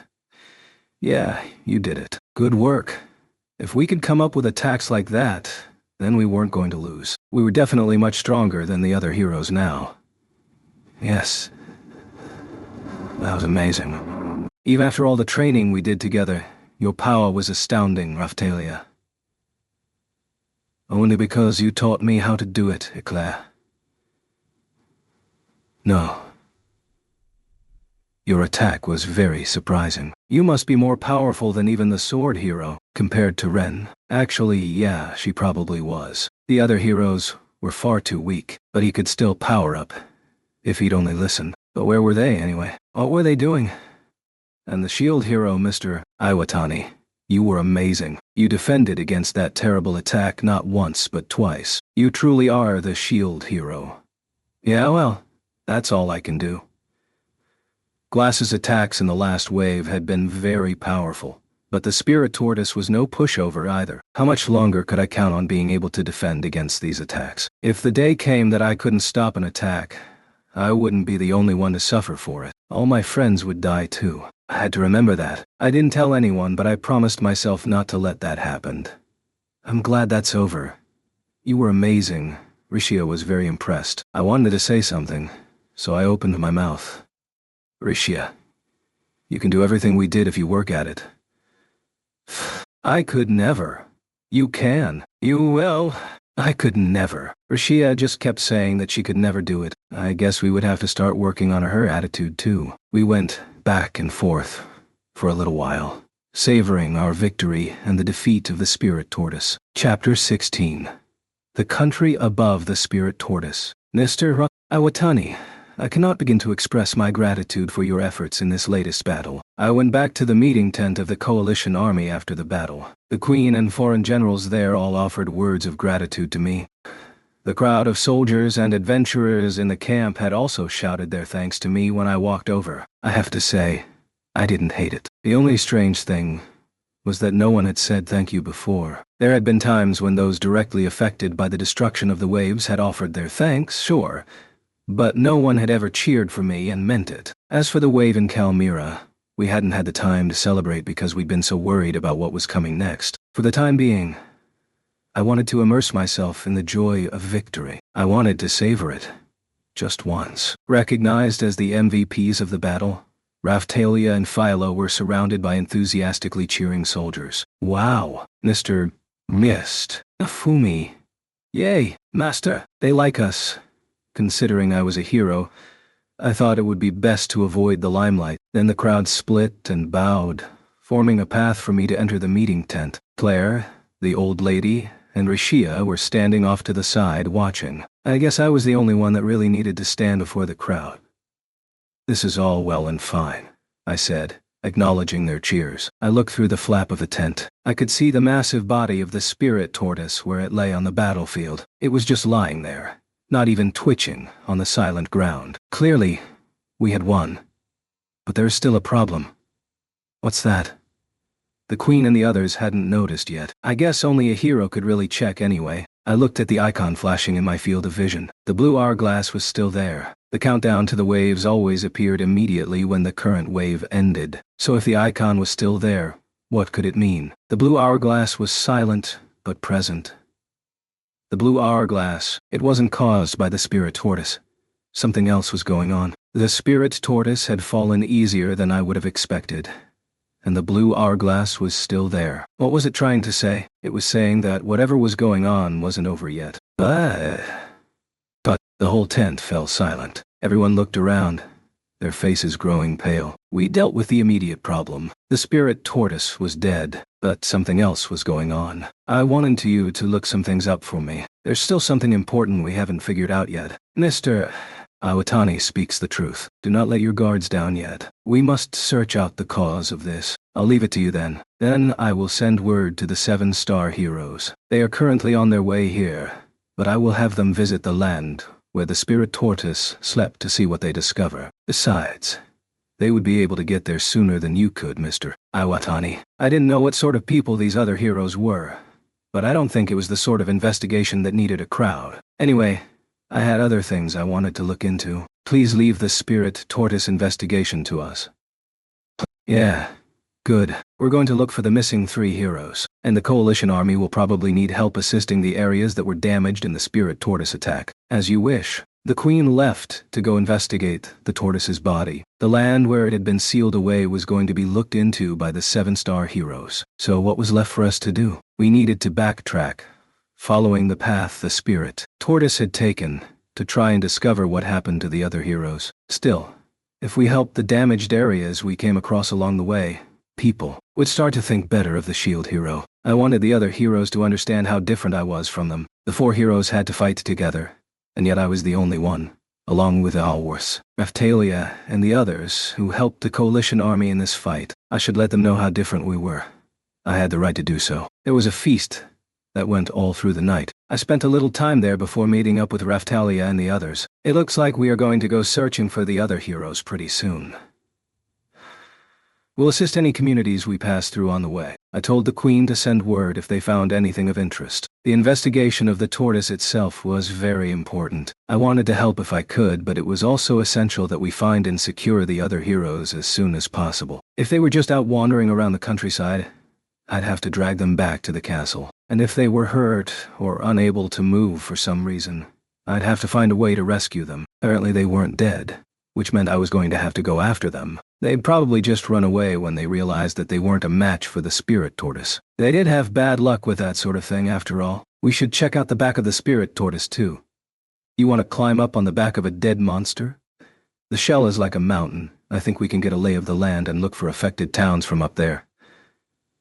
Understood. The earlier we got started, the better. The Queen had mentioned going inside the tortoise's body. I hoped that we'd find the other heroes in there. I had no doubt they realized they were in over their heads when they found themselves face to face with the tortoise for the first time. Maybe they would have decided to sneak under its shell and to fight it from within. They'd probably come crawling out and find some way to complain about the fact that we had defeated the spirit tortoise. That's just the sort of people they were. We started the climb up onto the spirit tortoise's shell. I took a look around. There was a small town nearby. I wondered what the residents of the town had thought when they realized their homes were actually built on the back of a giant monster. There was a building that looked like a castle of some kind. The town itself had a Chinese aesthetic. People said that the spirit tortoise had Mount Penglai on its back.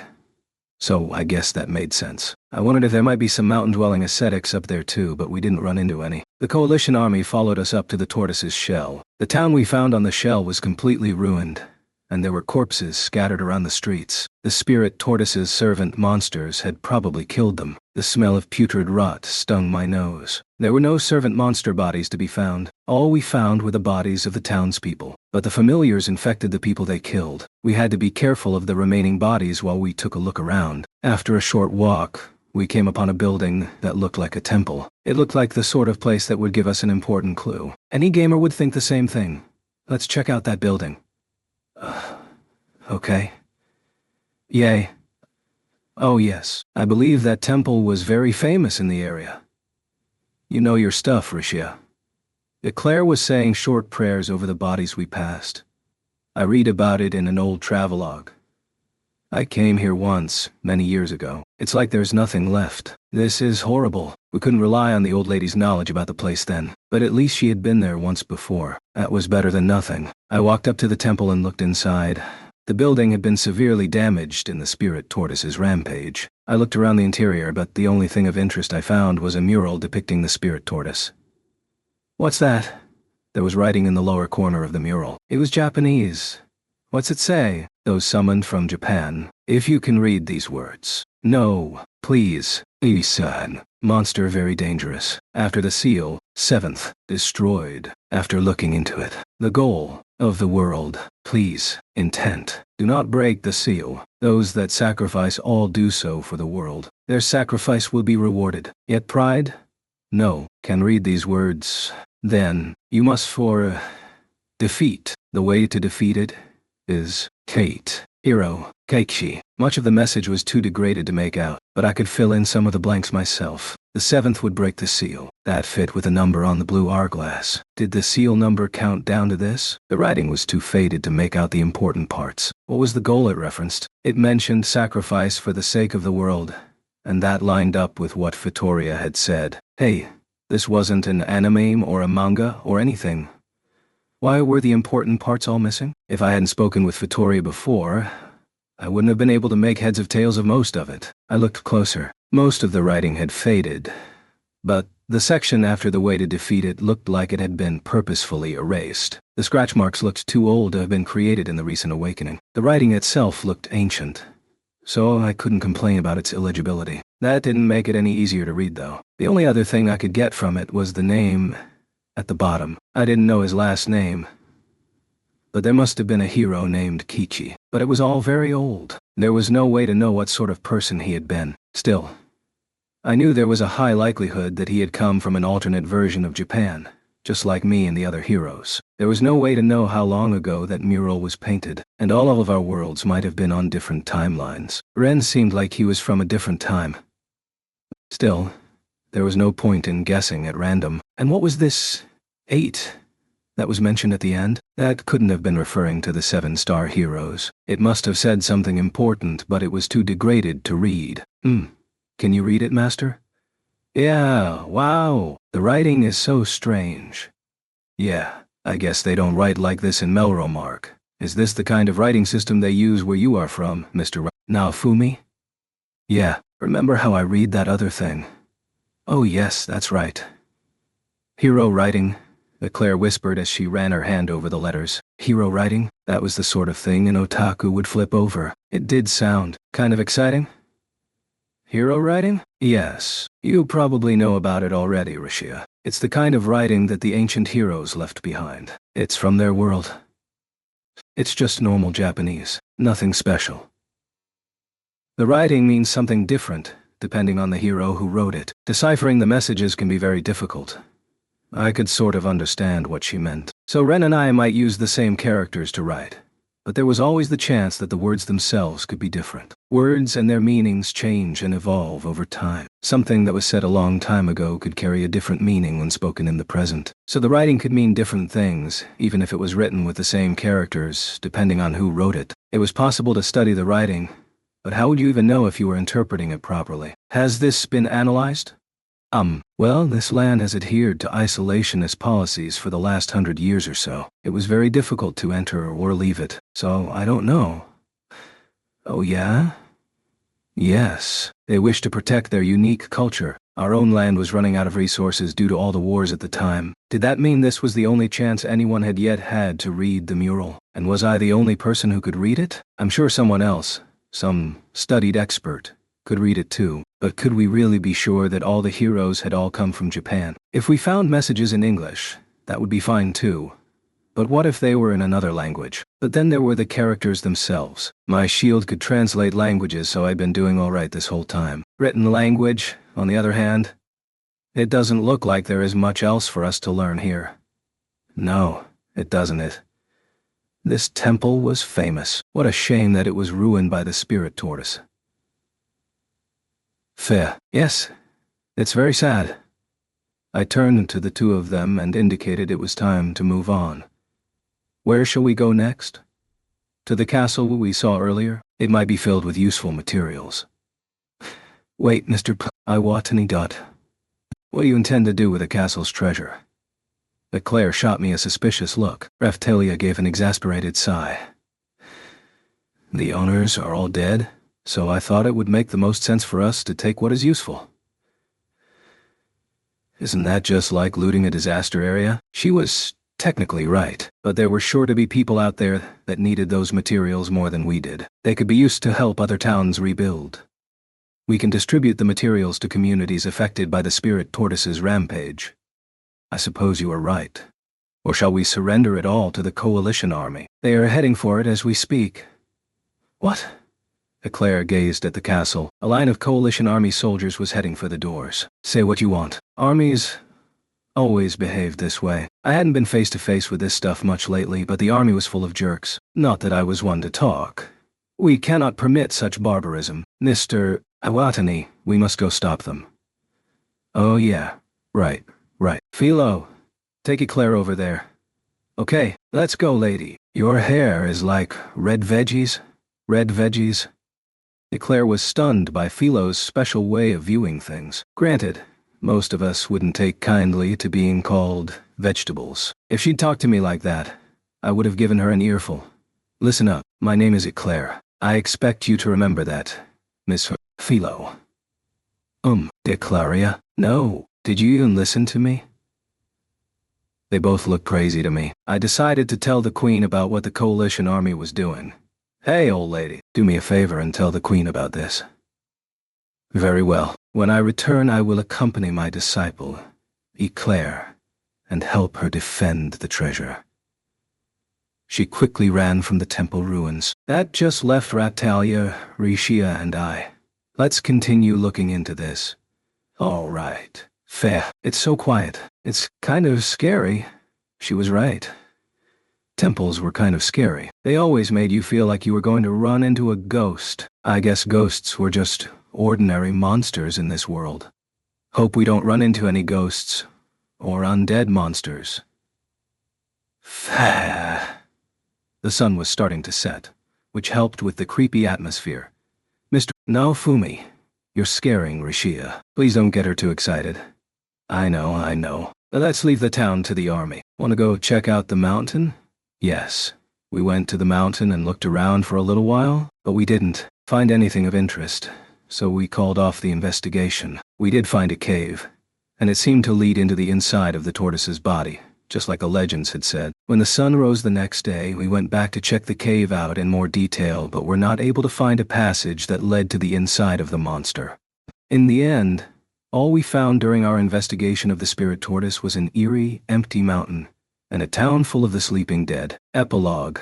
A disquieting place. We didn't find the heroes, but we eventually made our way to the town where they were last seen. Eclair and the old lady were off searching for the heroes on their own. Rishia had wanted to go with them, but she was a bookish girl, so I figured she'd be most useful back at the Melromark Library researching the legends about the spirit tortoise. The new town we found ourselves in had been damaged in the spirit tortoise's rampage, but there were a number of survivors, and they had already begun the rebuilding efforts. Oh, and while we'd killed all the ones that were hanging around the tortoise, off in other places, the familiar monsters were still causing trouble. We saw them from the road sometimes. They must not have been completely dependent on their master. Hey, Ren, Motoyasu, Itsuki, if you're around, come on out. It's not your fault that you lost to that thing, Mr. No, Fumi. You don't sound like you actually want to find them. I've been yelling their names for how many days now?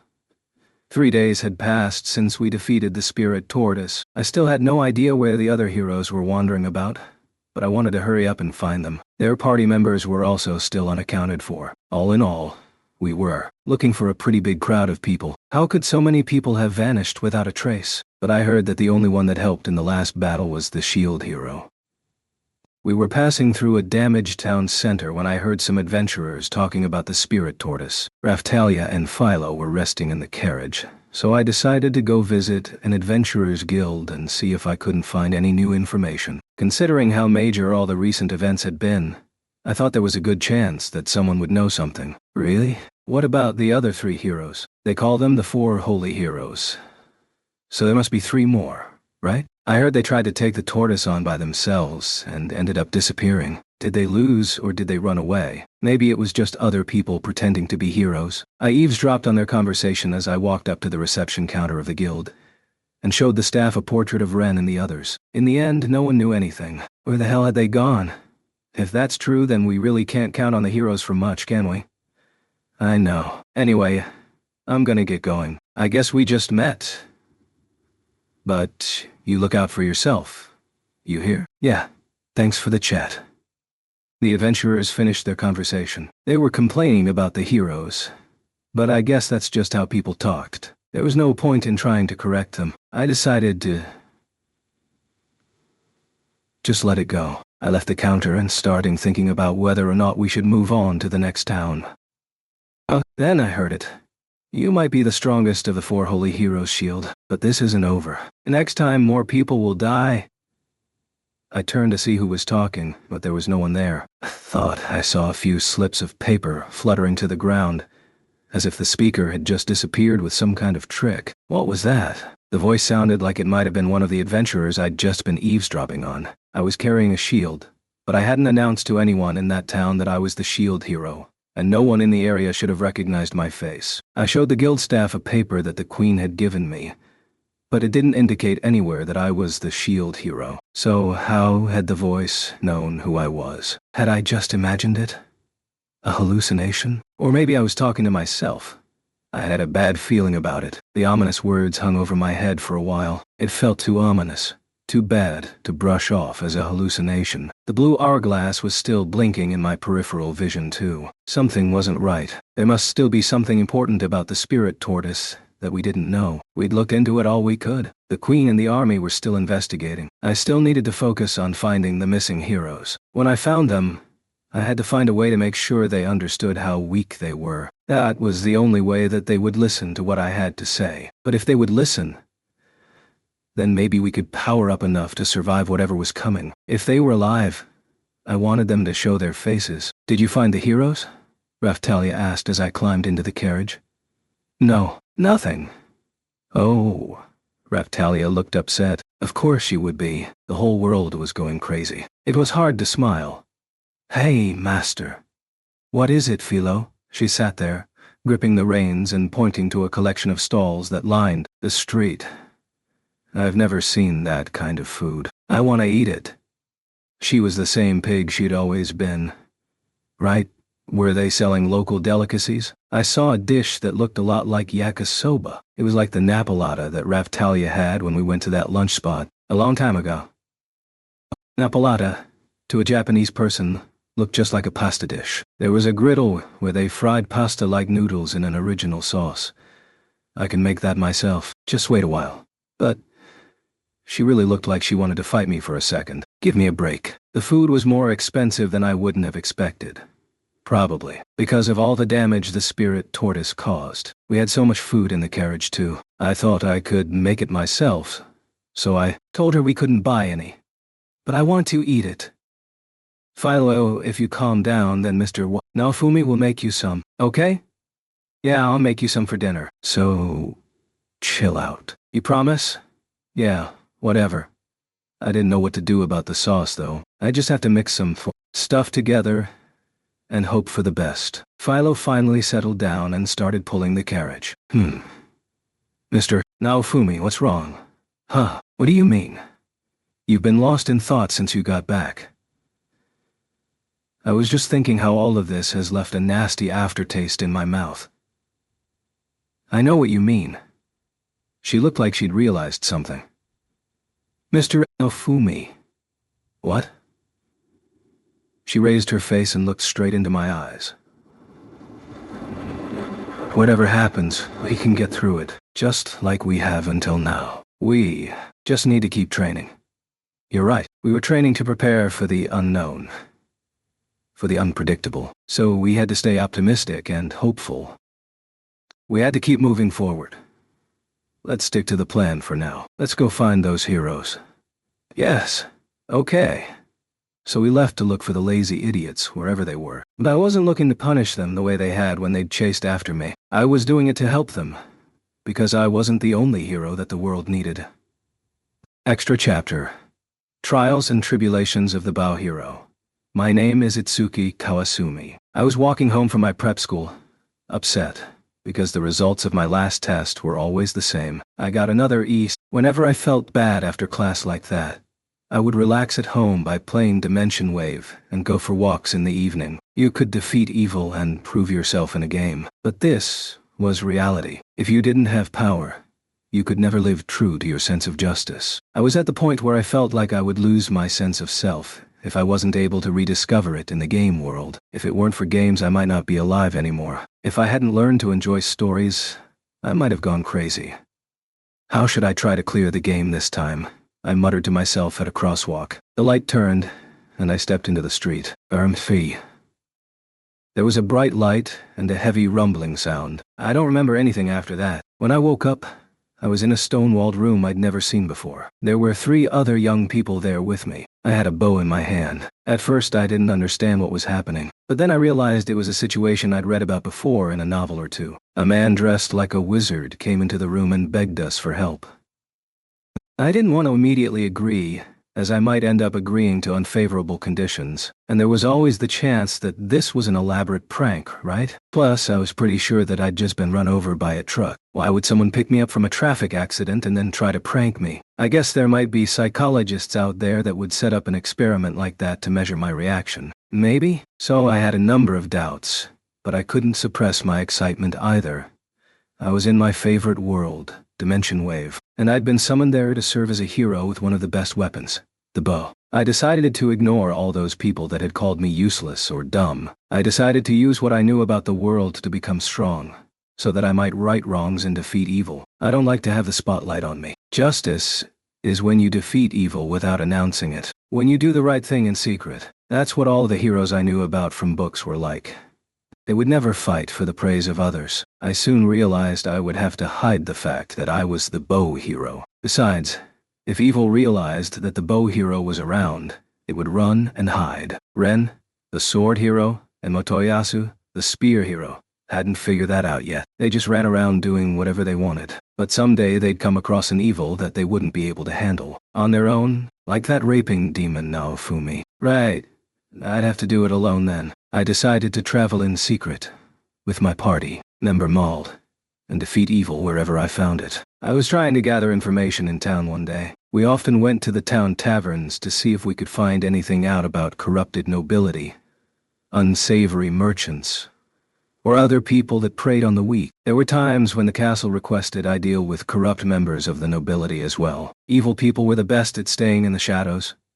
Master Itsuki, it certainly seems as though the nobility in this town is up to no good. We were taxed upon entry to the town. It seemed like everyone was on edge, but it wasn't enough to just go around accusing people of unsavory behavior. There was always the chance that it was a town that had issues with safety and corruption in the first place. Maybe the nobility had to raise taxes in order to do something about the pre-existing problem. Up to no good? I suppose we should check into it then. It was true that there might have been a pre-existing problem, but my intuition was telling me that wasn't the case. It was telling me that there was evil in the area. I went to go check out the mansion that the town's nobility lived in. Please let me meet with your daughter. No, go away. I brought money. We pooled our funds together for this. People were arguing in front of the mansion of the town's nobility. When I got closer, I could see that it was a well-dressed married couple. They were arguing with the gate guard. They both appeared to be in their 40s. Perhaps they were laborers. I could see that their well-cut clothes were also wearing fairly thin in places. We did receive your payment, but it seems to have just covered your interest. That's not what we agreed to. Go away. Ah! The guard shoved the man, who shouted and fell to the ground. The guard turned, went inside the gate and closed it with a heavy metallic clang. Rashia.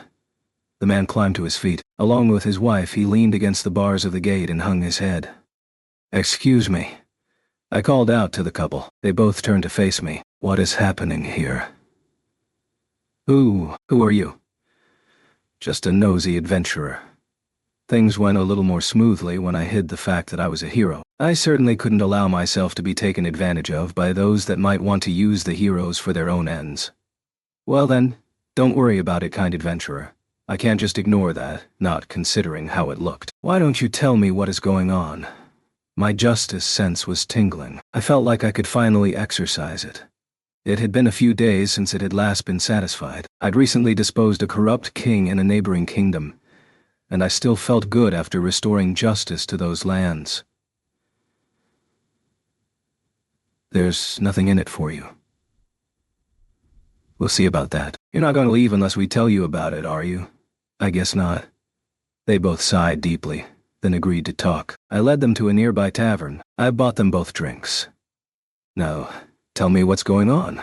Actually, they were from a powerful noble family in a nearby town. It was a rather poor place. It was more of a village than a proper town. They said it was a peaceful place. Their family had fallen on hard times, but despite their relative poverty, they were still tasked with governing the town. They were technically nobility, but they lived in a normal farmhouse, not a mansion. They had disagreed with a number of the Melremark royalty's pronouncements, which led to their authority and power being slowly chipped away. The fees incurred by refusing to be complicit with the demands of the crown was what led to their loss of status. So they had very little money, but they were respected and loved by their fellow townsfolk. They lived a poor but happy life, surrounded by friends. But lately, the lands and fields of the townsfolk that lived under their rule found their crops and buildings sabotaged. People reported thefts in the night. Con men plied the streets. The noble family used their own funds to help cover the damages, and that was the end of any remaining savings they had. Our citizens are our treasure, so we gave all we had to secure their safety. And yet, one day, merchants and tradesmen stopped visiting their town altogether. With no option to sell their crops or wares, life grew harder and leaner in the town. The waves had affected their crops and handiwork. They had to use all their medicine to save the lives of those who were attacked by monsters. Simply staying alive took all they had. Finally, a nobleman from another town came to visit, saying, "If you give me your daughter and allow her to serve my house, then I will lend you money and appoint guards to watch over your town." How absurd. We can survive without your help just fine. Thank you.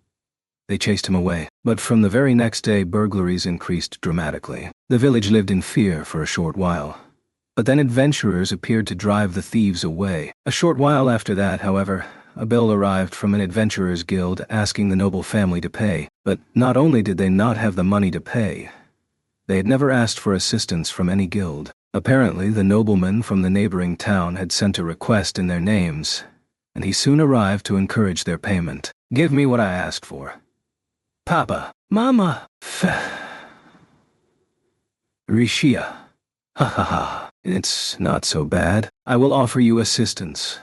The assistance they actually received was half of the promised funds. They also received a handful of rather rough-looking bodyguards. It was clear that there was a problem right from the start. The bodyguards matched the description of some of the thieves that had been seen. When the issue was brought public, the bodyguards abandoned the town. We immediately ran here to meet with the nobleman, but he says that if we want our daughter back, we'll have to pay for her.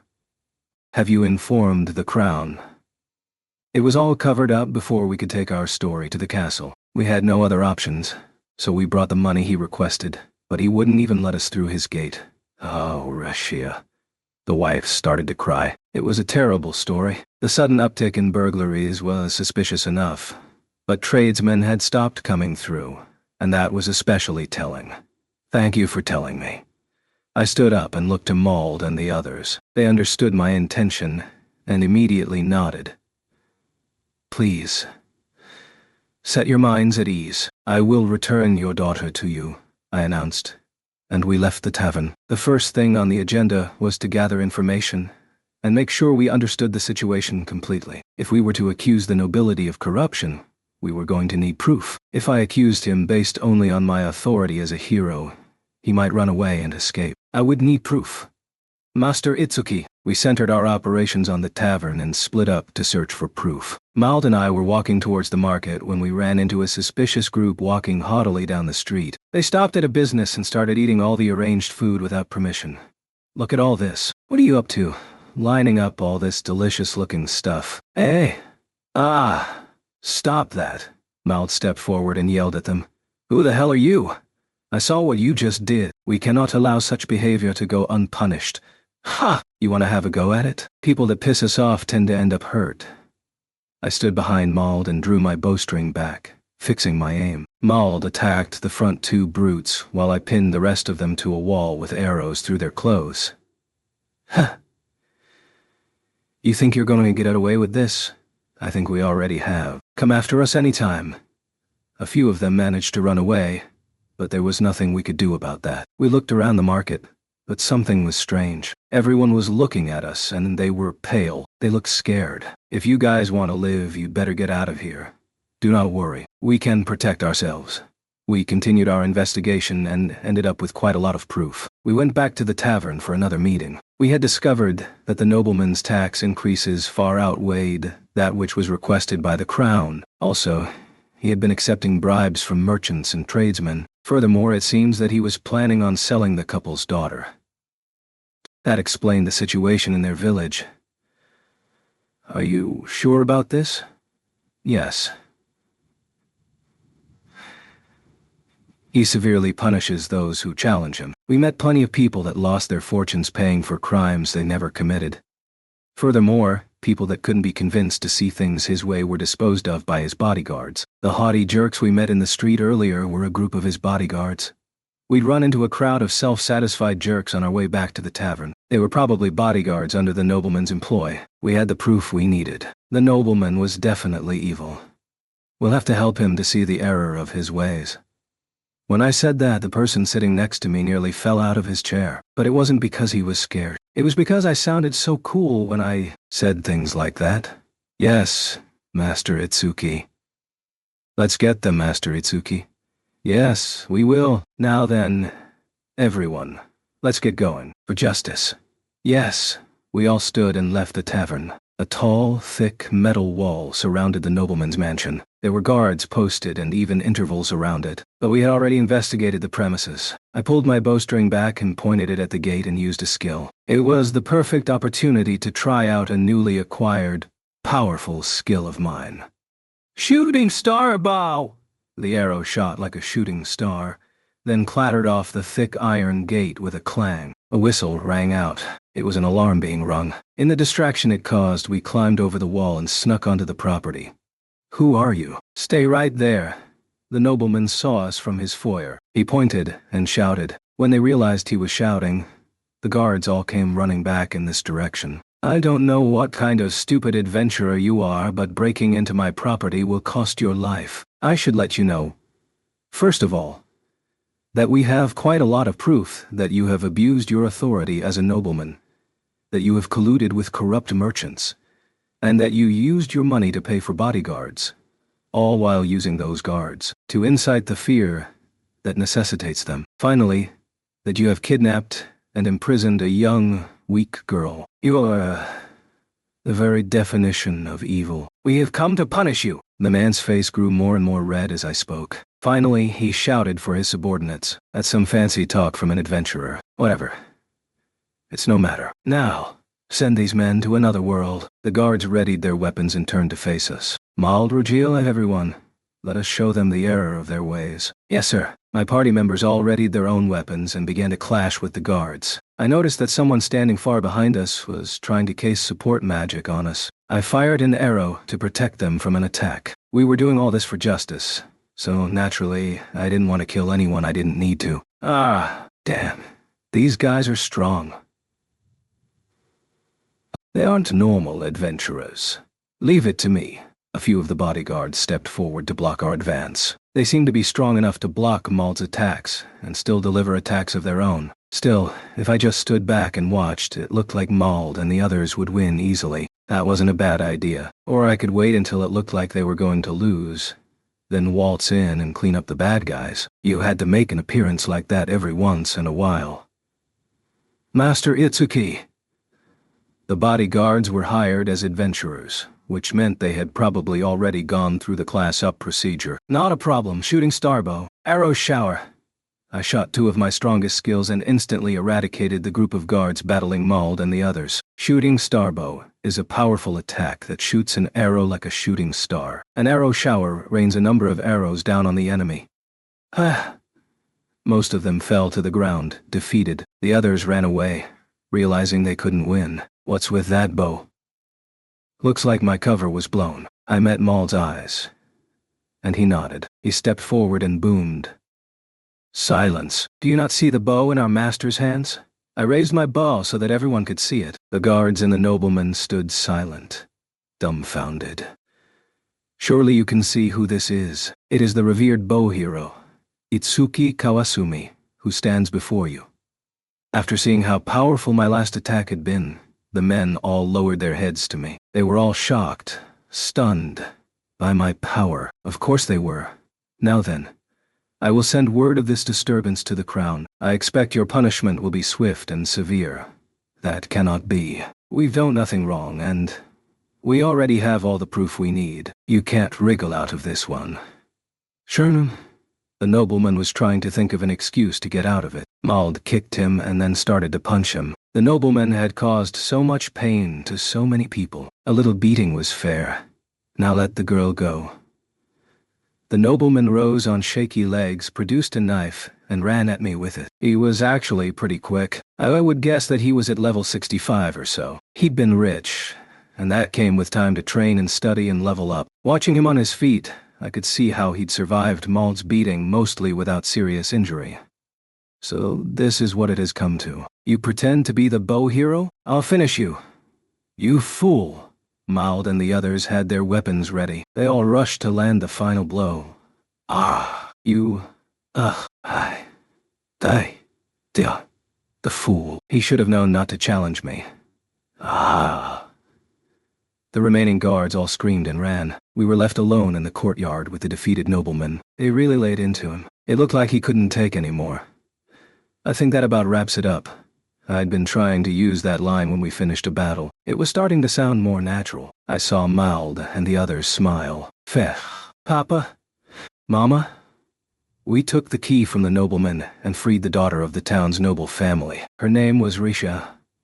When we unlocked the door to her room, we found her crouched in a corner, shaking. I couldn't immediately tell how old she was. Based on some things her parents had said, I was guessing around 17, but she looked younger than that. I could see why the nobleman had wanted to kidnap her so badly. She was a very cute girl. Well, who are you? It's all right. I'm a friend of your parents, and I'm here to help you. We've taken care of that evil man, so please relax. Really? Yes. Now come on. I approached her and held out my hand. After flinching away, she took my hand in hers. She was still shaking. I helped her to her feet, and we left the mansion. I brought her straight to the inn that her parents were staying in. Papa, Mama, Risha. I was so scared, but this man saved me. We have just received word from the crown that the governor of these lands has been punished by the bow hero. It looks like we had someone looking out for us, Risha. Fair. Is that true? Risha was very surprised. She regarded me with shock. Yes, I suppose there is no longer any need to hide my identity. It is true. I am the bow hero, Itsuki Kawasumi. Pheh. Risha looked like she was about to scream. And what was that whimpering sound she kept making? Now then, dry your eyes. It's time to live peacefully and joyfully with your family. Get a good night's rest, I said. With Risha back in her parents' care, I decided to go take a rest myself. The next morning we were preparing for our departure in front of the inn when Risha and her family came by. Oh, Master Bow Hero. Shh. I held my finger to my lips and told her to be quiet. How could I operate as a secret agent of justice if she was going to scream about it in the middle of the town? Any bad guys would run away if they got word that I was near. I didn't want that to happen. We're terribly sorry. I wanted to thank you for all you've done. Oh, don't worry. It was nothing. But please keep it a secret. Yes, sir. Life was good. Nothing felt better than the swift administration of justice. Huh? I noticed a strange monster pulling a carriage down the street. I don't think I'd ever seen a monster like that in Dimension Wave. It looked like a Philolial, but different somehow. Now then, Maldrogil, everyone, let's be on our way. I forgot about the monster. We had other things to worry about. It was time to hit the road. Shall we go visit Mald's hometown next? There's no need. There is no evil in my town. Are you sure? Yes, I know it very well. What impressive people. Feesh. Yes, I wish I could be more like them. But I was so weak. What could I do? Nothing. I just let myself be kidnapped. I wanted to be strong like the bow hero. Like Master Itsuki. I wanted to save people. I wanted to be a champion of justice. I wanted to help him. Papa. Mama, after all you've done for me. I'm sorry. I watched Master Itsuki and his party as they walked out of the town. My heart ached the further away they became. Risha, what's wrong? I'm going with them. I was surprised by my own conviction. If I stayed with those people, I could grow stronger. I just knew that I could. I had to make it happen. The heroes are involved in very fierce battles. Are you sure you want that? Yes. Even if the battle ends with my death, I won't regret it.